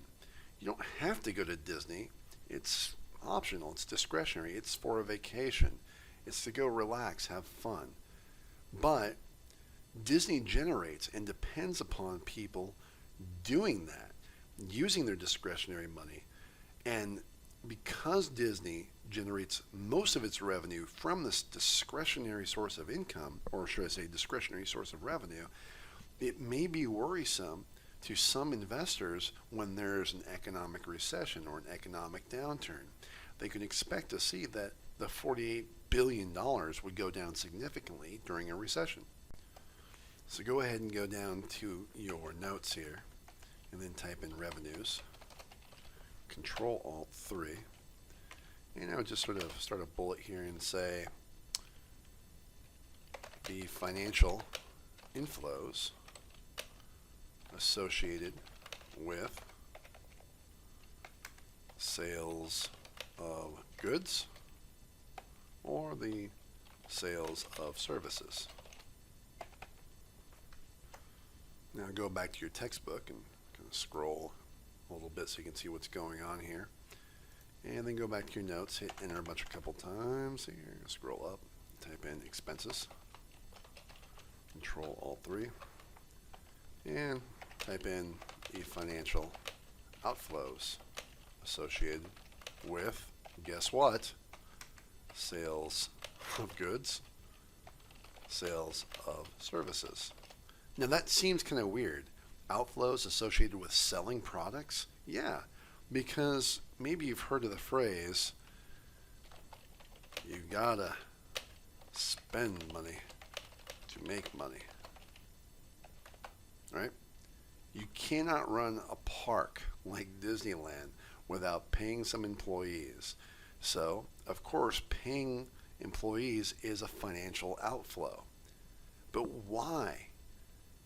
Why is the company incurring these expenses? Why is it paying money to people? It's so that they can generate sales of goods, sales of services. That's what an expense is for. It's directly related to running the company so that the company can continue to bring in greater revenues. In fact, there is a deliberate tie between revenues and expenses. We want to see that if revenues are increasing, we expect to see expenses increasing. We also want to see if there's lower revenues, the expenses are also decreasing. But some companies, especially if they're in trouble, they'll see their revenues go down, but their expenses won't fall in lockstep. That's because a lot of companies have costs that they just cannot quickly change or reduce in terms of momentum.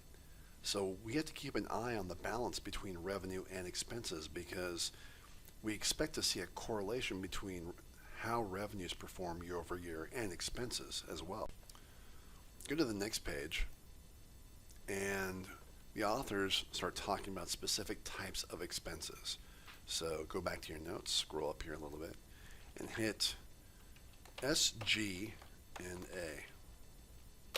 That stands for Selling, General, Administrative, and Other Expenses. It's mostly commonly referred to as SG&A in the business. So hit Control Alt and the number 4.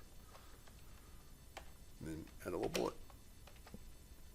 Then type in costs associated with everyday operations. So for example, the biggest one is salaries and wages.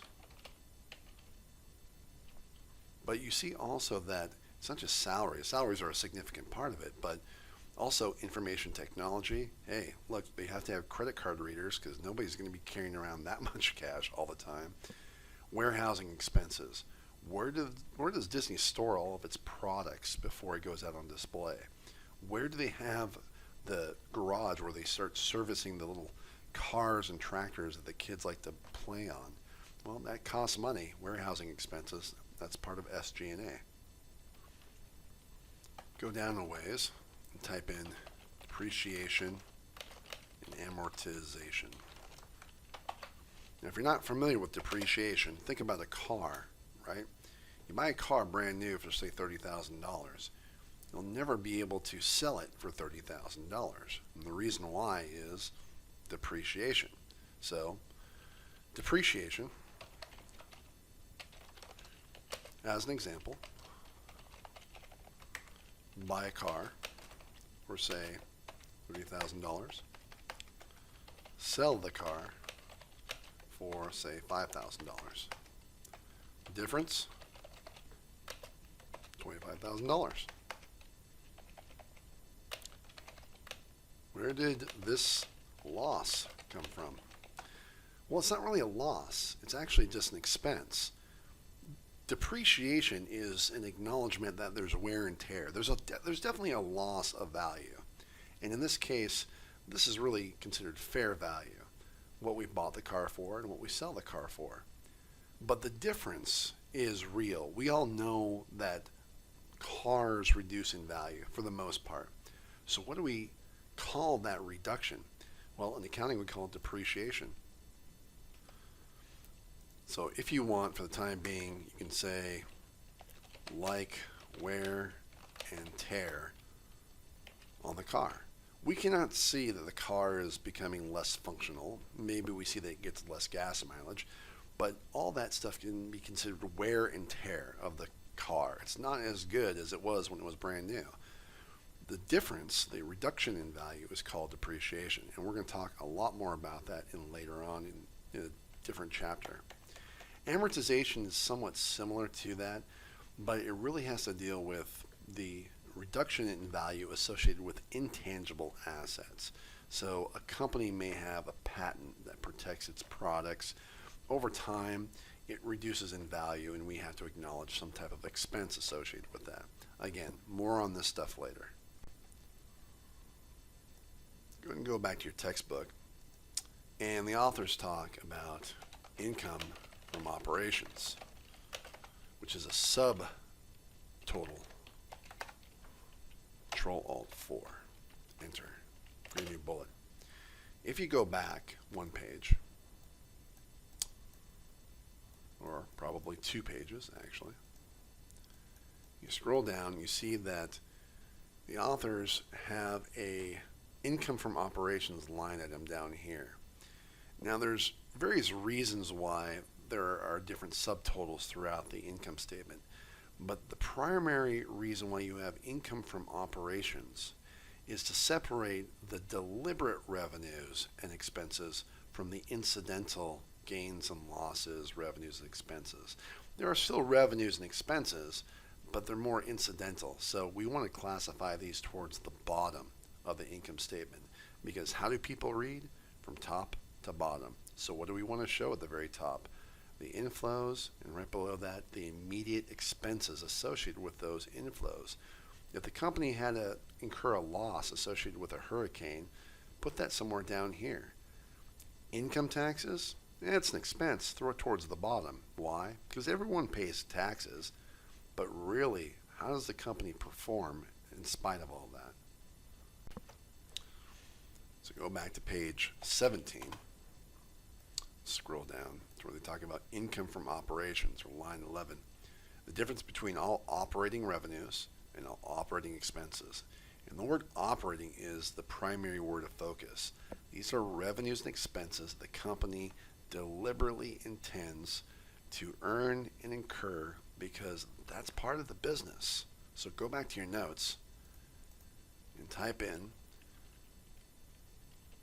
operating revenues minus operating expenses.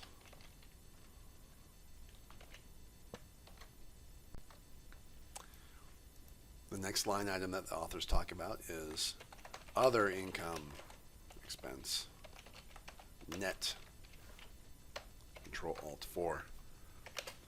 These are incidental to the business. Example, the sale of a building or car at a loss. We know that cars depreciate in value, and even if we believe the car is worth $5,000, maybe we have to sell it for $100 just to get rid of it. Well, that would be a huge loss to us, wouldn't it? So over here you can see them talking about, for example, the disposition, if you will, of certain fixed assets, which is a fancy name for saying basically they sold a building, a car, some equipment at a loss.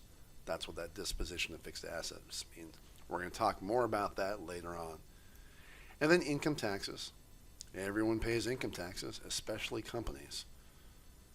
So, income taxes, Control-Alt-4. All right. Paying the government. What does that mean? Well, it's important that we define what government is. Government, federal, the United States, state, and it could be with that Disney pays a lot of states. So, for instance, Florida, California, Oregon, etc. Depending on where the company, Disney, does business, it will have to pay certain states based on whatever taxes are associated there. But there's also, and we can be more specific about this if we want to, but for right now just put down local, which is to say, city, county taxes, property taxes, any local taxes for whatever reason that the company has to pay. There's also other ways of breaking down taxes too, but we're talking about income taxes. These are the taxes that if the company's making a profit, these government agencies want a chunk of it. And if that's the case, it's going to be subtotaled in income taxes. There are other taxes too, like excise taxes and sales taxes that companies pay. You probably aren't used to paying sales tax if you live in the state of Oregon. In the state of Washington, we have to pay sales tax. Sales taxes that companies have to pay would be included somewhere up in SG&A because companies oftentimes, depending on where they do business, will have to pay certain taxes, whether they be some type of tariff tax or sales tax in that particular state or that country or whatever. That's just the cost of doing business. That would be included up in their SG&A. But when it comes to paying taxes to the U.S. federal government or a state government that's based off of the company's net income, that would be included down in income taxes because the amount of tax, which still is an expense, is based on the company's profits, if they have any. Go back to your notes and hit enter a bunch of times, scroll down, and then type in net income attributable to non-controlling interests. And then hit Control-Alt-4. You can start a new bullet here. Scroll down a bit. Now, I may have mentioned this before, but it's possible for certain companies to own stock in other companies. So go up to your quick access toolbar and let's draw in some shapes here. And let's do this kind of curvy rectangle. And then hold down the shift key and you can make it like this. And then type in Microsoft. And then just select that again, hit Control C, go over here and hit Control V, and drag it over here. And type in Apple. Now, Microsoft and Apple are competitors. Granted, they're not on the exact same playing field, but they're both technology giants. And it's possible for Microsoft to own some of the stock in Apple computers and vice versa. So on Microsoft's balance sheet, you may see listed as part of its assets, investments, and then in particular, Apple stock. It's possible for Microsoft to own some stock in Apple, and Apple can own some stock in Microsoft. The funny thing about this is that the companies have to be careful about how much they own of one another, because if Microsoft owns, say, a controlling stake in Apple, say usually 50% or more, then Microsoft basically runs the company. And if that's the case, Microsoft and Apple are indistinguishable. If Microsoft owned 50% of Apple, it would consolidate Apple's entire financial performance with its own. So it looks something like this. So let's do an example where Microsoft, that's the ticker symbol for Microsoft, owns 50% of the outstanding OS stock of Apple. This requires Microsoft to consolidate Apple's net income with its own. And let's see what this looks like. If, for instance, the revenue of Microsoft was, say, for instance, I'm just going to throw out some random numbers here, 150 billion, and Apple's was, say, I don't know, 200 billion. That's a lot of zeros, I know. Then the combined revenue total equals, if I can add correctly, $350 billion. this would show up on Microsoft's income statement as total revenue. And that seems weird because you and I both know that part of this 350 million is coming from Apple. But because Microsoft owns 50% or more of Apple, it's considered all of Microsoft's revenues. Now, say for instance the total expenses, I'm just going to write in total, equals, say, I don't know, 125 billion. I'm going to add some more zeros up here. That's a billion. Holy cow.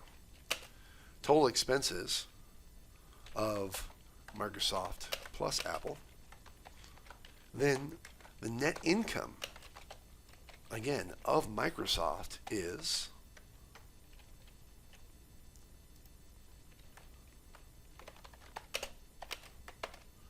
$225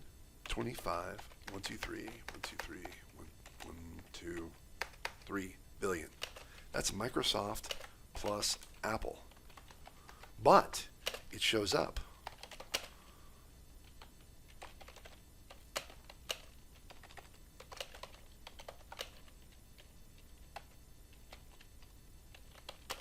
as net income. That's Microsoft's net income. Granted, some of it came from Apple, some of it from Microsoft, but because Microsoft owns Apple, Microsoft's income statement would show $225 billion in net income. Here's the catch. If there's a portion of Apple that is still owned from somebody else, in this case, there is a non-controlling interest, that amount must be subtracted out of this total net income. So if there is net income attributable to non-controlling interests of, let's say, 50%, then we have to subtract out that 50% of that total net income. So 225 times 50% equals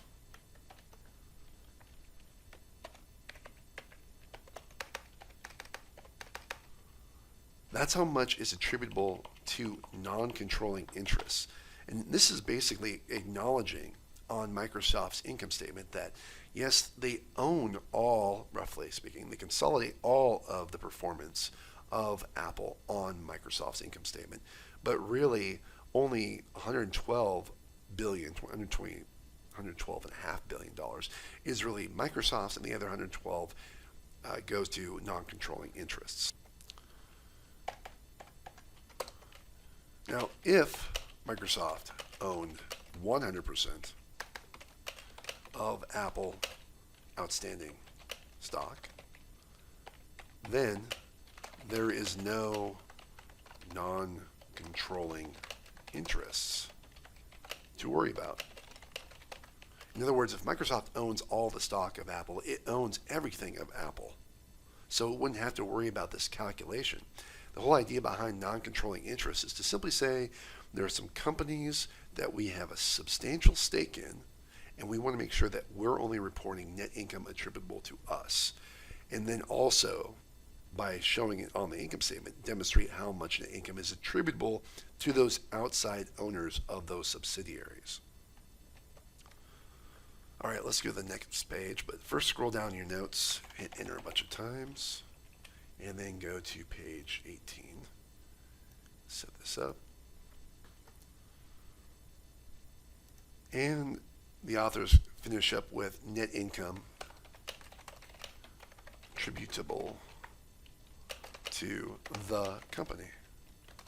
That is what is referred to as the bottom line.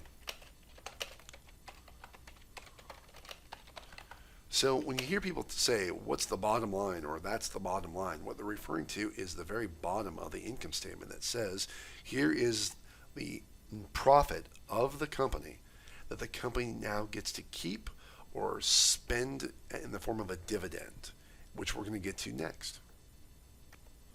So real brief, let's go back a few pages to page 14. No, excuse me, go back to page 15 really quick and scroll to the bottom. And here is the income statement of Walt Disney Company, and do a quick snip, if you will, of this last line where it says net income attributable to Walt Disney Company, and then go ahead and just clip it all the way over, and then go back to your notes here, enter a couple times, and then hit Control Alt I to paste it and move down a bit. Then go back to page 18 and scroll down a bit, and then do the same thing for this entire statement. Snip this statement here, clip that, and go to your notes and hit Control Alt I. And here, let's close that down and talk about how these statements interact. Now that we know the performance, how the company did during the year, how much revenue it brought in, how much expense it paid out or incurred in general, how does this affect the company's overall net wealth? And retained earnings is the account we use to track how performance in a year or in any other year affects the net wealth, the equity of the company. So you can see here, it starts off talking about retained earnings as of the end of 2012. Their fiscal year ended September 29, 2012. They said they had $42.9 billion of retained earnings at the end of that period, which means that the net income of the company, ever since it began business, Walt Disney has earned at least $42.9 billion. Now, I say at least because chances are Walt Disney Company has earned a lot of net income, has earned a profit several years in a row, but has also earned losses as well that has eroded this $42 billion. But not only that, but even if Walt Disney has earned nothing but profits year over year, it may have also spent some of that in the form of a dividend. So go back to your notes, scroll down a bit here, and let's sort of talk about how this retained earnings accounts work. Let's go ahead and make these charts a little bit bigger so we can see them here. Make that a little bit bigger. Here we go. And let's go ahead and just scroll back up to where you had that arc you had before. There it is. Hit Control C and go down a bit. And then hit Control V. That looks good. And move up here and sort of make this look pretty somehow. We're not artists here. We're just trying our best. You see that the $7.5 billion from the latest year ends up in retained earnings. So go ahead and put your arrow right about there.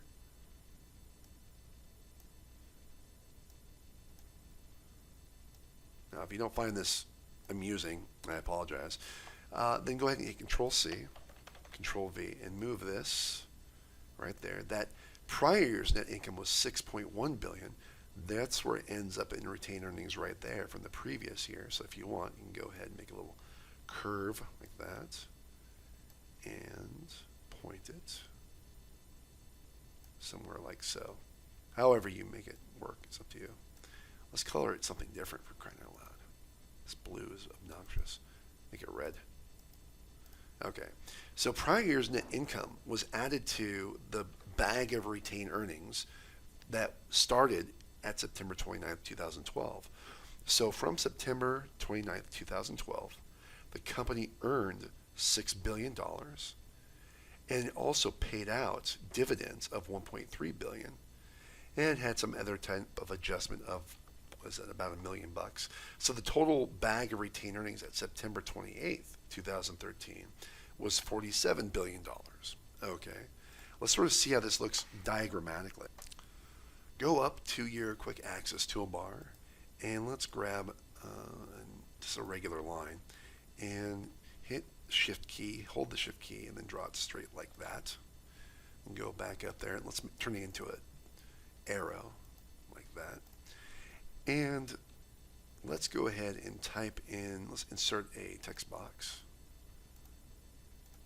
You've got, say, this is for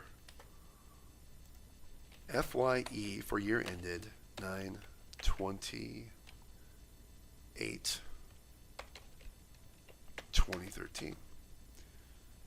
So the beginning of the period here, we started on September 30th, if you will, because we're looking at year ended September 29th, 2012. And then the following day, September 30th, that's what starts right there and goes all the way to September 28th, 2013.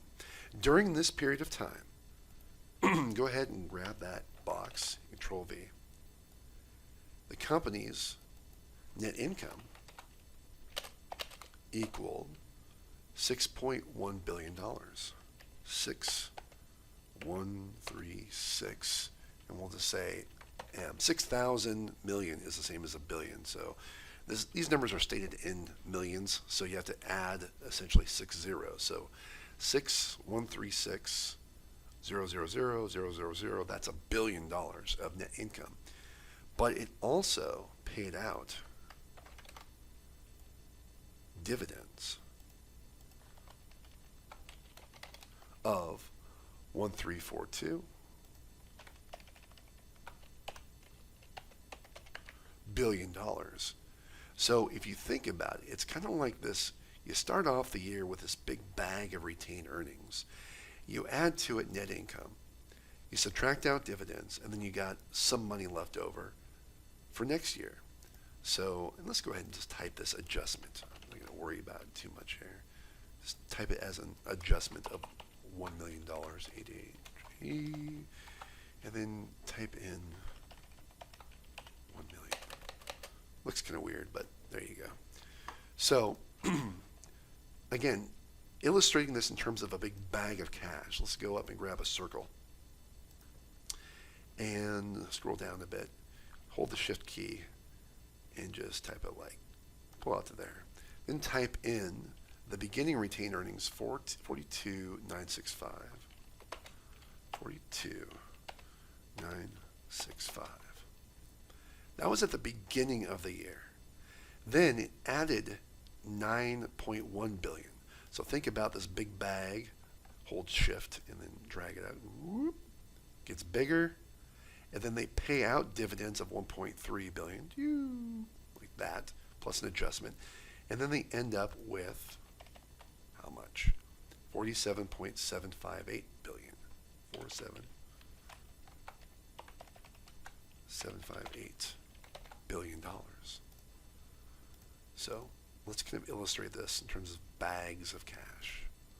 In fact, let's grab these things and move them over a bit. Kind of hard to see when these things are not cooperating. All right. So here, text, enter ending retained earnings for 2013 was 47 billion, but prior to that, the bag was a little bit smaller. Ending retained earnings for 2012 was how much? 42,965. 965. Okay. Now, so at the end of 2013, there's $47 billion available to pay in dividends. Now, before you start wondering, why does the company just pay out all this net income as a dividend? It's because Disney needs money to grow its operations. If it were completely done growing operations, it would eventually pay out all these retained earnings as dividends. But right now, Disney has no end in sight. Let's go ahead and copy this information again for 2014. Grab that arrow, Control C, Control V, and move it over here, like so. All right, so now we're at what? This is going to be for year ended September 27th, 2014.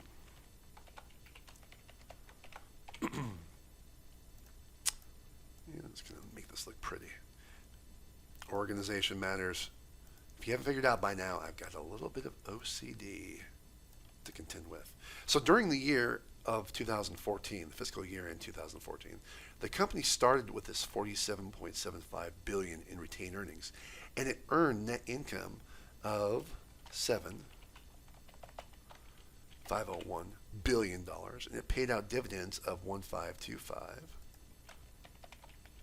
which is more than they paid out last year. Good thing they didn't have this adjustment. Get rid of that. So what happened to their overall retained earnings? Control C, Control V. Well, again, if you think about the starting retained earnings, the company started with $47 billion in retained earnings. Then the company had net income, hold the shift key, whoop, whoa, not too much, of $7.5 billion, and it paid out dividends of $1.525 billion. So now it has ending retained earnings of $53 billion, 734. It has $53.7 billion available to pay out in dividends. And it is paying dividends. Maybe it's a good investment, I don't know. But at least you know the company is growing and it's paying out some of that growth in the form of dividends. All right. I think you kind of get what the retained earnings statement is all about. So let's go to page 19 and move on down to the balance sheet. Go back to your notes here. Scroll down a bit, enter a bunch of times. Type in the balance sheet. Oops. There we go. Where are we at? 3 here? What are we doing? Something like that. Oh, I didn't put this in here. Go back up to the top to where you had net income attributable to the company. Enter and type in statement of retained earnings. You can abbreviate it. Control-Alt-3. I want to keep these headings in line so we're organizing what we're talking about here. All right, the balance sheet. What does the company have?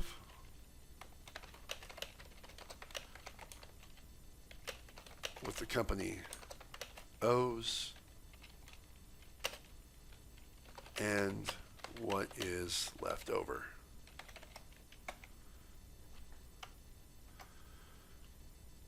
Now, be aware, again, as a reminder, the balance sheet is as of a point in time, meaning that when you look at the balance sheet of Walt Disney, it's going to tell you what it has and what it owes as of a specific point in time.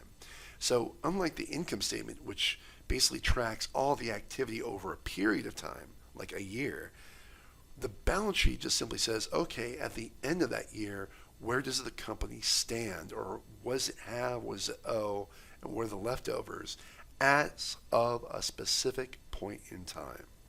Scroll down here to the balance sheet, grab your snipping tool, and go ahead and clip. I can clip both if you want. And then go back to your notes, Control-Alt-I. There it is. So the important thing about the balance sheet is basically our course is organized in terms of the balance sheet. And what I mean is go up to your quick access toolbar and grab one of those parentheses here and then hold the shift key down, or you don't have to actually in this case. Make it about roughly here to where it covers the total assets, current assets, total assets right here. Then if you want, you can just grab this yellow line here. I don't know why they don't make them curly enough from the get-go, but that's just my own sort of tendency. Grab a text box, bring it up to here, a little bit bigger. So the assets of the company, what the company has,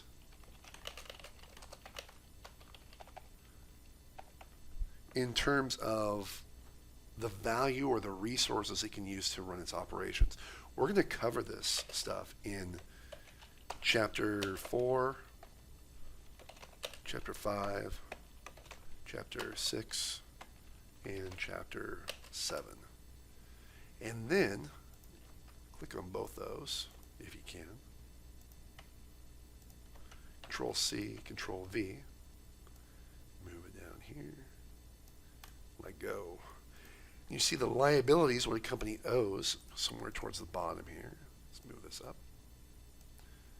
What the company owes is really only covered in, well, we're only going to cover one chapter. There are 2 chapters, but we're only going to cover one of them. We're going to skip chapter 8, and we're going to cover chapter 9 for total liabilities. Move that right there. And then select both those, hit Control C, grab it, and then equity. Leftovers. Also known as the residual interest of the company. This is covered in chapter 10. Now, we're going to also cover chapters 12 and 13, which talk about the statement of cash flows and also do a little bit of financial analysis. But this kind of gives you a roadmap of where we're going throughout the quarter. And the first 3 chapters, one being this chapter, are going to cover the process of accounting, not just the process, but specifically the mechanics. How does the company identify transactions, process transactions, record transactions, adjust financial information, report financial information? That's what we're going to cover in the first 3 chapters. Then we're going to move on to the balance sheet and dive into the specific line item. Let's go ahead and close your snipping tool. And let's move on to the next page, page 20. And the authors start to go into the different details about the balance sheet. So let's do the same thing. Let's type in assets, hit Control-Alt-4, enter, and then type in current assets, Control-Alt-5. And let's go through these one by one, cash and cash equivalents. Control-Alt-6. And by the way, if you want, go ahead and open up your navigation pane at the top here. This, again, is helpful, I think, to sort of organize in your mind how all this stuff fits together. Now, for right now, just kind of look at this at a very high level. We're going to spend some time in specific chapters that go into details about each one of these. But it's important to know what we're really talking about here. So when you think about cash for a company is no different than cash for you. There's probably a savings account. There's probably checking accounts, multiple checking accounts. There's probably very short-term or very, very liquid investments. Highly liquid, meaning that they're roughly about 3 months away from maturity. So if you think about like a CD at a bank, a certificate of deposit, or even like a 3-month treasury bill, you don't have to know these necessarily. Just be aware that there are some investments that are very close to maturing, and they're basically considered cash equivalents because even though they're not yet cash, they will be very, very soon. Let's go ahead and move down, type in receivables, Control-Alt-6. Now, a company that sells goods or services to another person, that individual, that customer, owes money to the business. And until that customer pays, the balance sheet will recognize a receivable from the customer. You can type in, for now, amounts that customers owe us, i.e. the company. And we'll talk more about that later. So if, for instance, someone says, I'll pay you back later, basically you have a receivable from that person. Enter a bunch of times. Let's scroll down and then type in inventories. Control-Alt-6. If a company has merchandise to sell to customers, but it hasn't sold it yet, any of those items yet, then it's considered part of the company's inventory. This really only applies to manufacturing and retail firms, retail companies, if you will. Maybe some wholesale companies. But these are companies that are in the business of selling something tangible.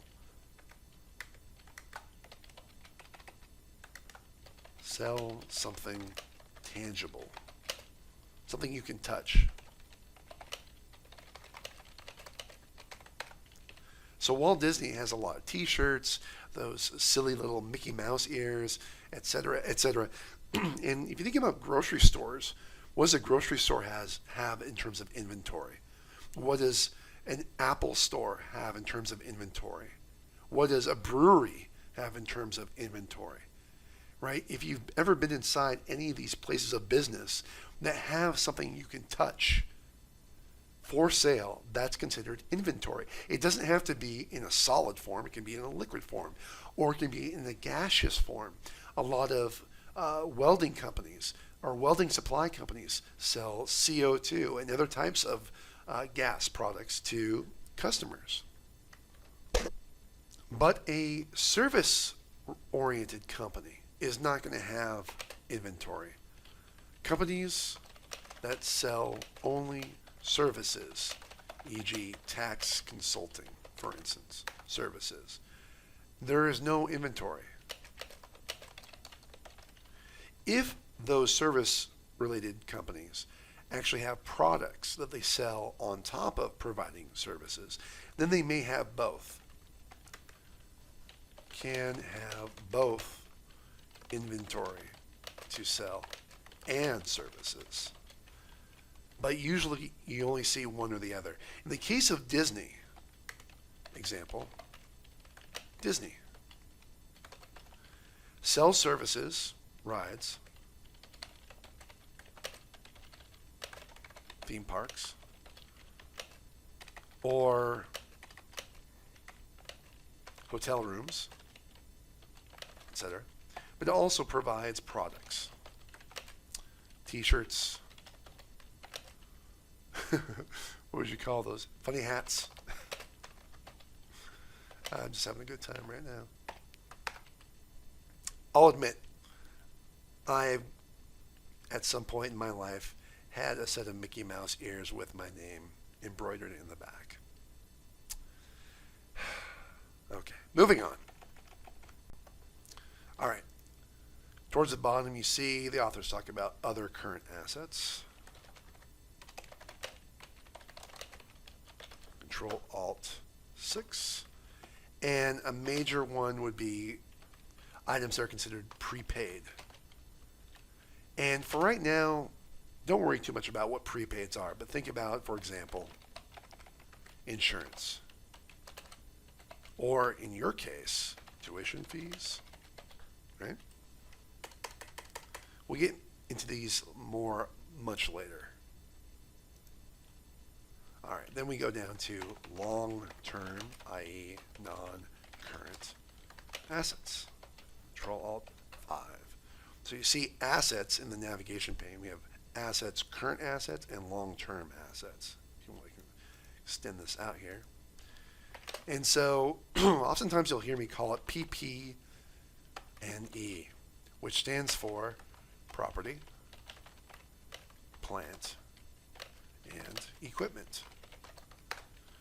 So, for example, buildings, vehicles, machines, machinery, etc. Things that are tangible, long-term, meaning that you're going to use these over more than 1 year. And in fact, go back up to your current assets. If you want, you just go down to the navigation pane where you see current assets and just click that. And then put a space there and type in, will consume in 1 year or less time. So we're going to use cash within a year. We're going to collect from our customers within a year. We're going to sell our merchandise within a year, etc. But things that are long-term, we're going to use buildings for more than 1 year. Our vehicles, hopefully, we're going to use our vehicles for more than 1 year. And that's what places things in terms of long-term, in terms of assets. There's also long-term liabilities. But you have to forecast. At the time you buy a car or a building, you have to forecast out how long are we going to use these for. So it's possible, for instance, that we have some short-term investments. We may actually have a category here or we say marketable securities. Well, in fact, if you want, go ahead and type that in. I don't know why they didn't include it, but type in marketable securities. Control-6. Things like a company says owns stocks, bonds, etc. Companies can own stocks, bonds of another company. That's fine. But maybe the company is planning on holding on to the stocks or bonds for more than a year. So down here we would have a subcategory, marketable securities. Market, I can't even spell. 6, securities, where the company plans to hold onto these securities for more than 1 year. Oh, probably need a subtopic here. Fixed assets. There we go. So really it's about what the company plans to do with its resources. Is it going to consume all the resources within a year, or is it going to use it for more than a year? That's what distinguishes long-term from short-term. Let's move on to the book. Go over to page 21. Parks, resorts, other property, that's what Disney has in terms of its fixed assets. So when you think about, Disneyland, Disney World, you think about all the buildings, those fun rides, things like that. All those things are part of a company's fixed assets. But a company may also have something called intangible assets. Invisible, but beneficial. So this is strange to a lot of people because nobody really can value what an intangible asset is if they don't see it, right? Well, not necessarily true. So one of the things that we'll talk about later on is how a patent, which protects the company in terms of its exclusive rights to produce and sell its own intellectual contribution or creation, that has value, and the amount that's spent on that patent, for instance, we'll type it down here, example, patent, that has value. Even though you can't really see it, it's just a right. It may be a piece of paper, maybe, but really the paper itself represents a right to produce and sell something solely from that company. No one else can do it. And that's that right to do it, that right to produce and sell something of value.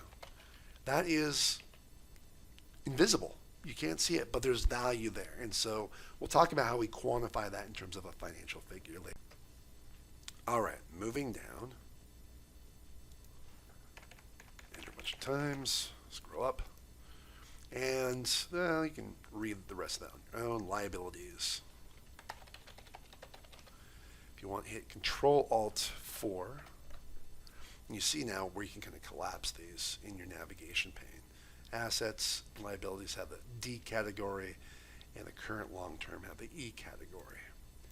And by the way, you can also collapse these headings within the Microsoft document itself. You may know this already, so if you want, you can hit that little arrow and collapse the E categories, so it makes it easier to see. All right, liabilities. We have current liabilities. Control-Alt, was it 5? And guess what? We also have long-term, non-current liabilities. So if you want to apply the same logic as we talked about up above, current assets, assets we use within 1 year, long-term assets, assets we use over a year or more, the same can be said about current liabilities and long-term liabilities. Current liabilities are obligations. The company will settle, i.e. pay off, within a year. Go ahead and copy that. Down here, obligations, the company will settle or pay off in a year or longer. Okay. So right off the bat, you can probably think about certain types of current liabilities being like a credit card. Hopefully you pay your credit card off on a monthly basis. If you do, then that would be considered a current liability. If you have a car loan and you don't expect to pay it off until, say, about 5 years in the future, the long-term portion of that debt would be included down here, and whatever you plan to pay off in the short term within a year would be included up here. So you may have, like, say, 1/5 of your car loan up here and the other 4/5 of your car loan down here. So let's include some subheadings here. Accounts payable, which I like to abbreviate as AP, by the way.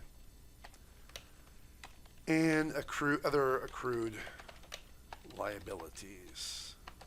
Accrued meaning that we're recognizing certain things that have happened to us, and we're accruing them, meaning that we're going to put a number on them and bring them onto our books. We're accruing a transaction. Even if it means no cash is actually exchanged hands, we can accrue that, meaning we can recognize that and put it in our books right now. Control-Alt-6. So one of the most common ones that you may be familiar with would be like credit card debt. Pay off within 1 month.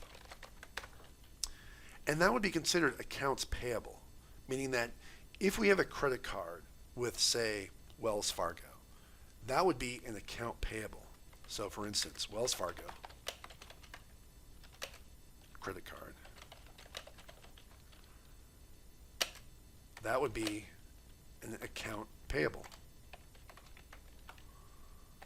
Maybe you have also, and I'm not going to make any judgments about whether or not you should, but let's say you have a credit card also from U.S. Bank, or a credit card from Bank of America.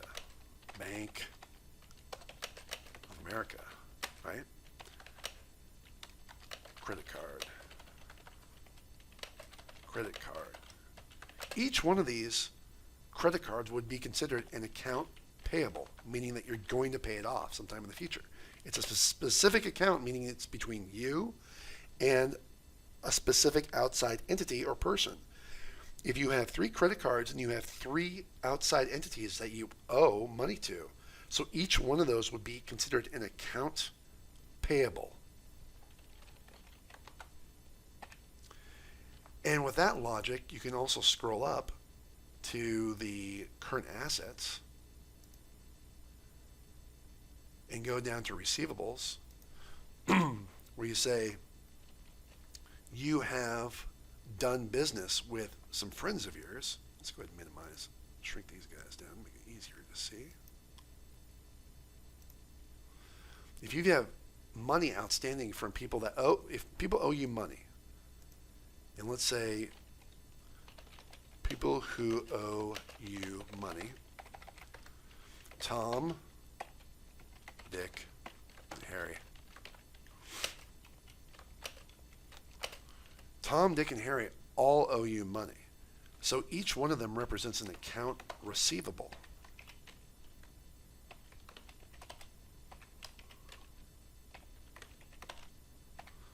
Sometimes companies will just sort of lump all these into one account receivable. But to be fair, I think that each individual customer needs to have an individual account receivable. So that way you can track them individually. The same thing with payables. You need to have a separate payable for each individual vendor or creditor that you do business with. And as we stated before in the example of a car loan, you've got the current portion of long-term debt. Example, car loan, maybe there's a mortgage. Companies can have mortgages too. And while you're at it, go down to the long-term section and put down long-term portion of debt.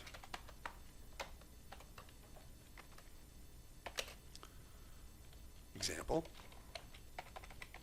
the car loan, mortgage. The only difference between these is that the current portion you'll pay off within 1 year. And the long-term portion of that debt contract you'll pay off after 1 year has passed by.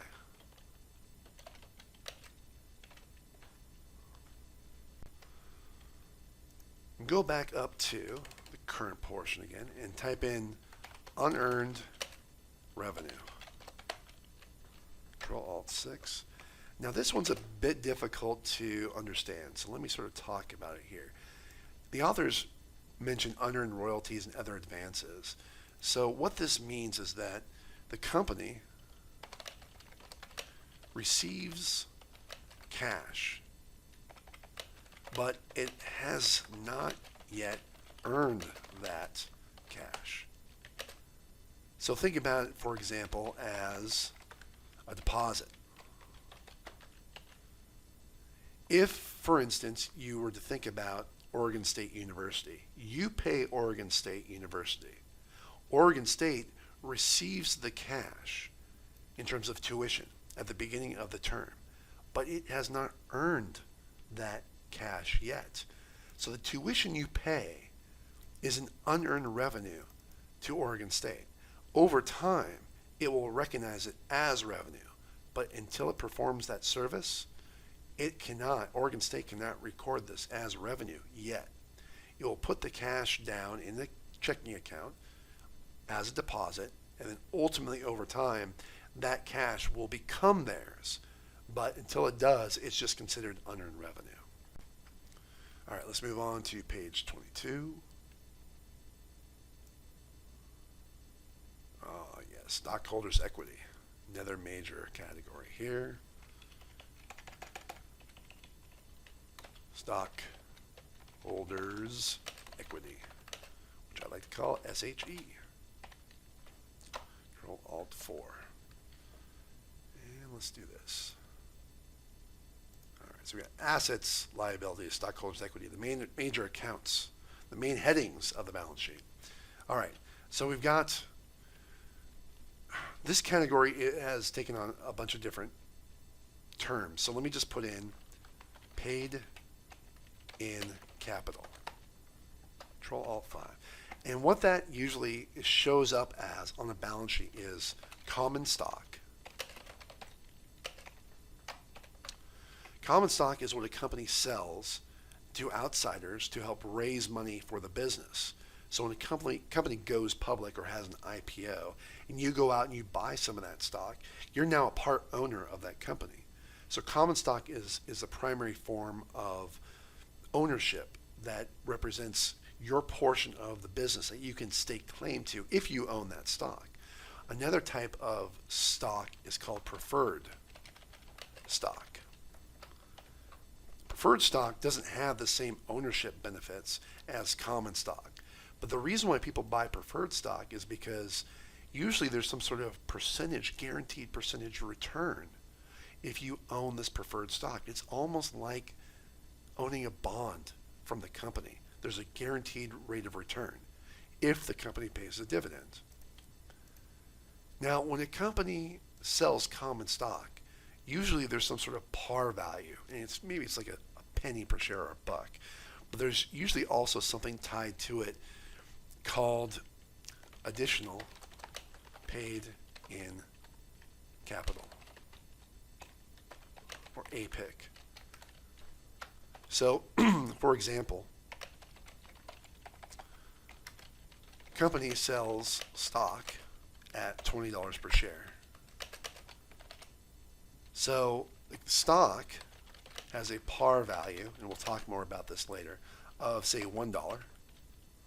So the additional paid in capital is the remainder, the $19. And this is just, don't ask me why we still do this today. It's just the way it's always been done. And so today we have to worry about distinguishing between common stock and additional paid in capital, unless the common stock is a no par value type of common stock. Don't worry about that for right now. Just be aware of the main headers in paid in capital. There's also, of course, we talked about this before, one of the most important categories, in addition to paid in capital, is retained earnings.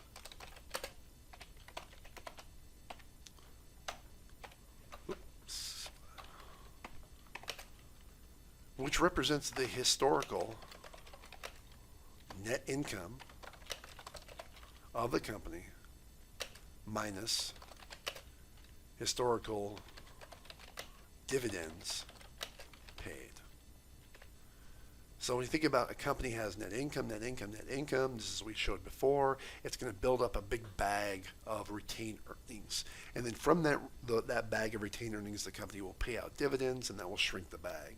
If the company has a loss one year, has a bad year, or it's a recession, that bag will also shrink.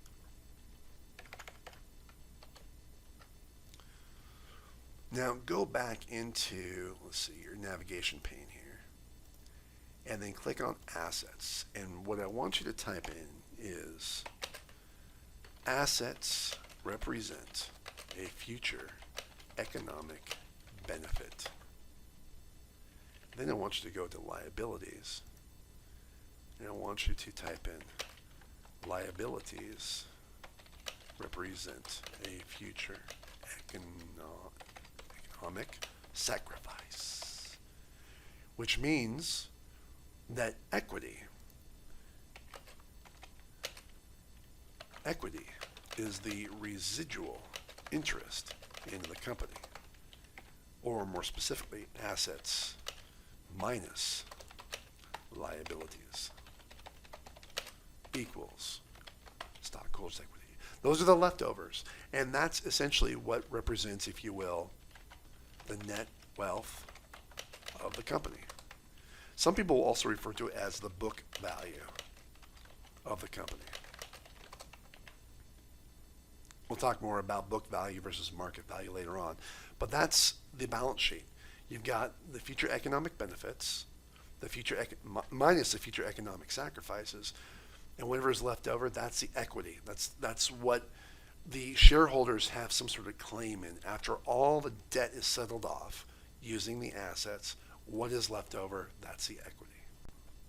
Let's go back to statement of cash flows. At the bottom here, scroll a little bit in your notes and then type in statement of cash flows. Control 3. Enter. Start a new bullet. So when you think about a statement of cash flows, go back up to the balance sheet again of Walt Disney Company. You see cash and cash equivalents. So Walt Disney has this account that goes from 3931 to 3421. And in other words, it goes from right to left. You see the fiscal 2013 and then the fiscal 2014 on the left side. The question is, why did the company have less money at the end of 2014 than it did in 2013? So if you want, hit Control C, come down here, hit Control V. So, for example, Disney went from 3931 million to 3421 million, which is to say it went from 3.9 billion to 3.4 billion dollars, which equals approximately a $510 decrease in cash. Why? What happened? Now, it doesn't necessarily mean it's a bad thing. It could be a good thing that Walt Disney doesn't have too much cash on hand. I mean, if it does, maybe it's not investing that money appropriately. So what we want to know is, how has Walt Disney Company, how has the company utilized its cash? That's what the statement of cash flows does. So if you go over to page 23 and scroll to the bottom, what you see here, and take a snip of this, is that Walt Disney, comparatively, shows how it went from 3931 to 3421. Go back to your notes, Control Alt I, and if you want, make that a little bit bigger. And get rid of that.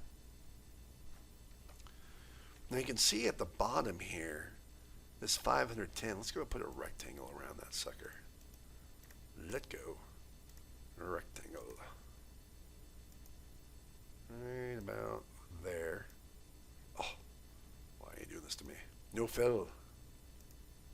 No fill. And give me something like a red line there. Make it a little bit bigger so you can see it.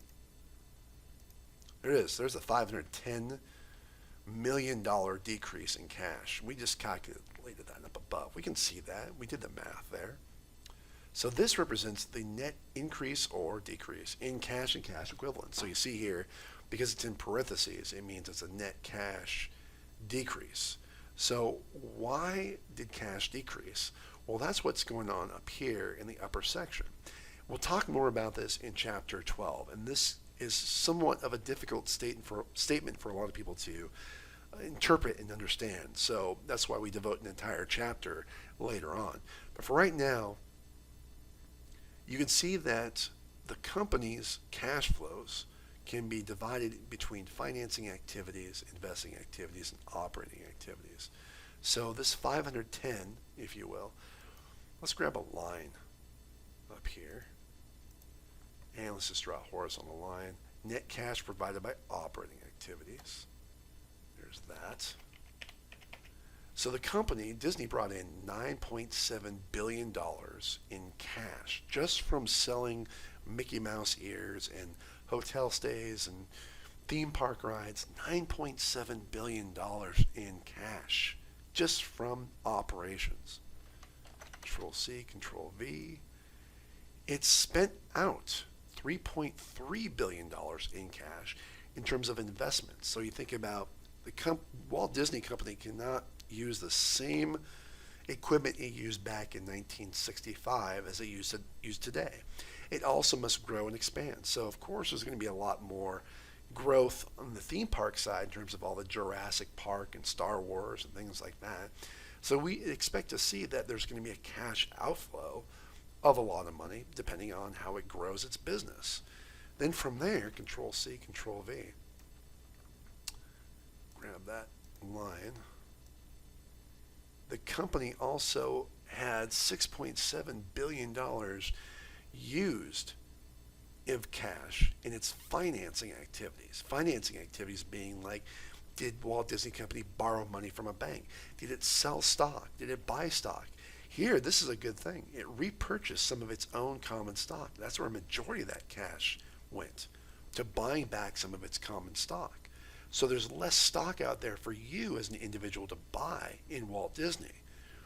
Not to panic, but just be aware that Walt Disney does not want to have too many owners out there. And maybe what this does, it helps them reduce the amount they have to pay out in dividends. The less stock it has outstanding, the less in dividends it has to pay. So it makes sense for Walt Disney Company to have less stock outstanding. Use some of its cash that it generated from the theme parks to actually buy back some of its common stock. So in your notes, I want you to write down, actually let's scroll back up here where it says how the company utilized cash in terms of its operating activities, investing activities, financing activities.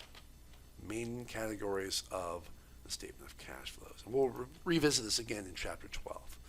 For right now, let's go to page 24 and let's see what they've got here. All right, so construct financial statements, etc. Control Alt 2, main heading there. So now what the authors are going to do is walk you through how all these financial statements interact with one another. And we've essentially gone through this, and you can read this on your own. But let's just sort of look and see what they're talking about here. First, they start off with the income statement. And the net income, bottom line, shows up in the statement of retained earnings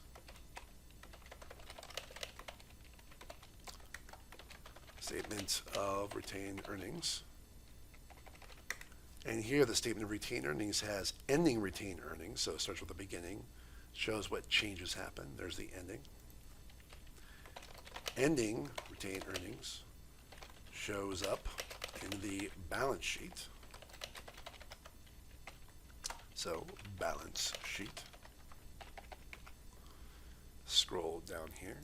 And the balance sheet is kind of like the central statement out of all these. It shows the assets, liabilities, and equity. And in the equity, you see retained earnings, $53,734 billion. So in addition to showing retained earnings, it also shows cash and cash equivalents.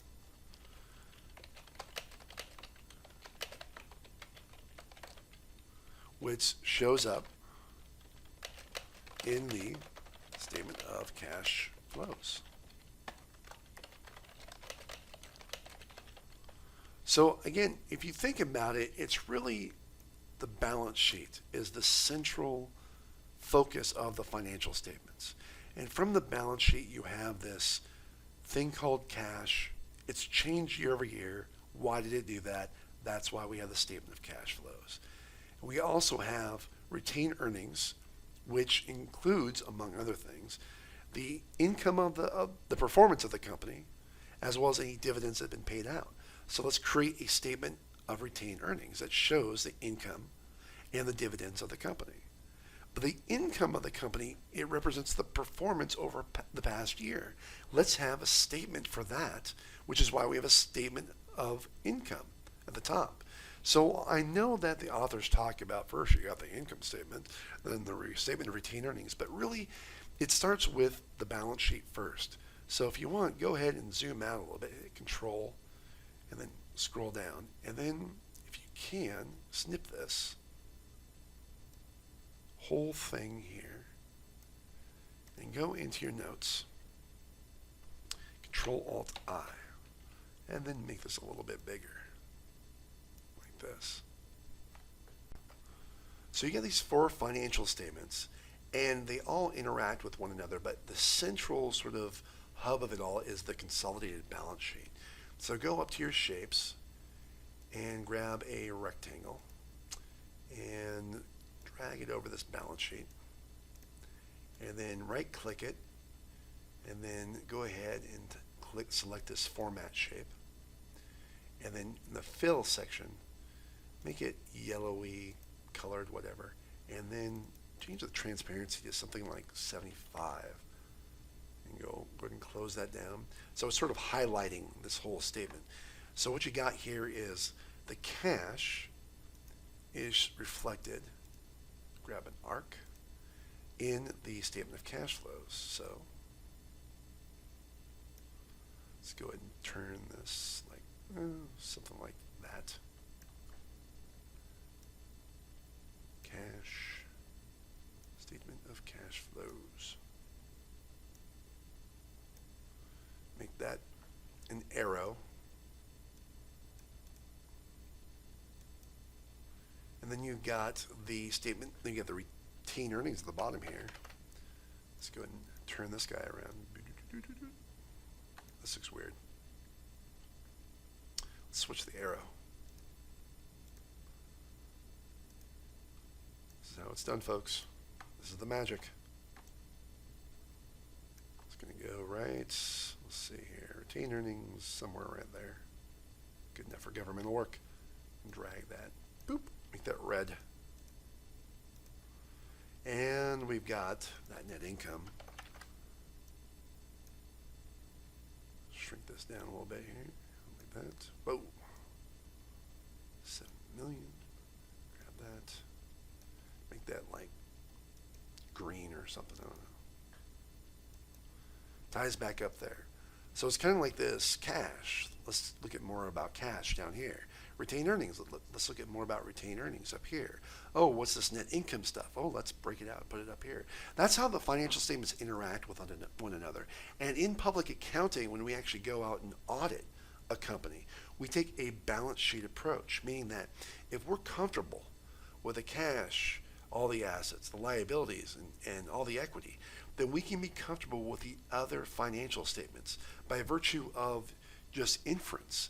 If we know why cash changed year over year, then we're comfortable about how the cash changed. If we're comfortable why retained earnings change, then we're comfortable with the statement of retained earnings and the income statement. All right, so let's move on to the next page, 26. And the authors talk about, I can centralize it here, evaluate business decisions ethically. And I'll let you review this on your own. I think it'd be good to talk about this more in class and just sort of read through it in terms of how the authors talk about ethics. Ethics in accounting is rather important because one of the jobs that accountants have is to go out and certify that the financial statements of, say, Walt Disney are okay, that there's nothing materially incorrect or fraudulent. And we as CPAs have to adhere to this code of professional conduct, which is rooted in our ethics in terms of how do we ensure that we protect our integrity so that way people believe when we say that Disney has financial statements that are materially correct. How do we convince people to believe us? Well, our whole code of conduct is where it's at. Without a code of conduct, without any ethics, people wouldn't believe anything that we say or do. And so our value as an accountant or as a group of accountants erodes, and no one's going to pay for our services at that point. Let's see, the next page they talk about our code of conduct into detail. And one thing you may find interesting is that similar to Oregon State College of Business code of conduct, there's a responsibility principle, there's an integrity principle. These things are not unique because when you think about ethics, even if it's in terms of an accountant or in terms of a student or a type of government official or police officer or someone in the military, everyone takes an oath towards certain principles and values that are very much the same. So I really encourage all of you to think about your own sort of code of ethics. And that's not something to take lightly because really at the end of the day, when it comes to your employment or employability, that is what kind of value you provide to other people. Having some sort of code of conduct that you believe to be true, that's something that you created, is important because if you really don't act ethically or you have a very loose set of morals or standards, nobody's going to want to hire you. And they have the end of chapter summary. Okay, so this pretty much covers chapter 1, and I know this is a very, very, very long set of videos, so hopefully going forward we can make these a little bit more quick and efficient. So feel free to ask me any questions you may have. Hopefully this video was useful to you. If it was, let me know. If it wasn't, or you want to see it tweaked somehow, tell me that as well. I'm very curious to see how you all found these set of videos.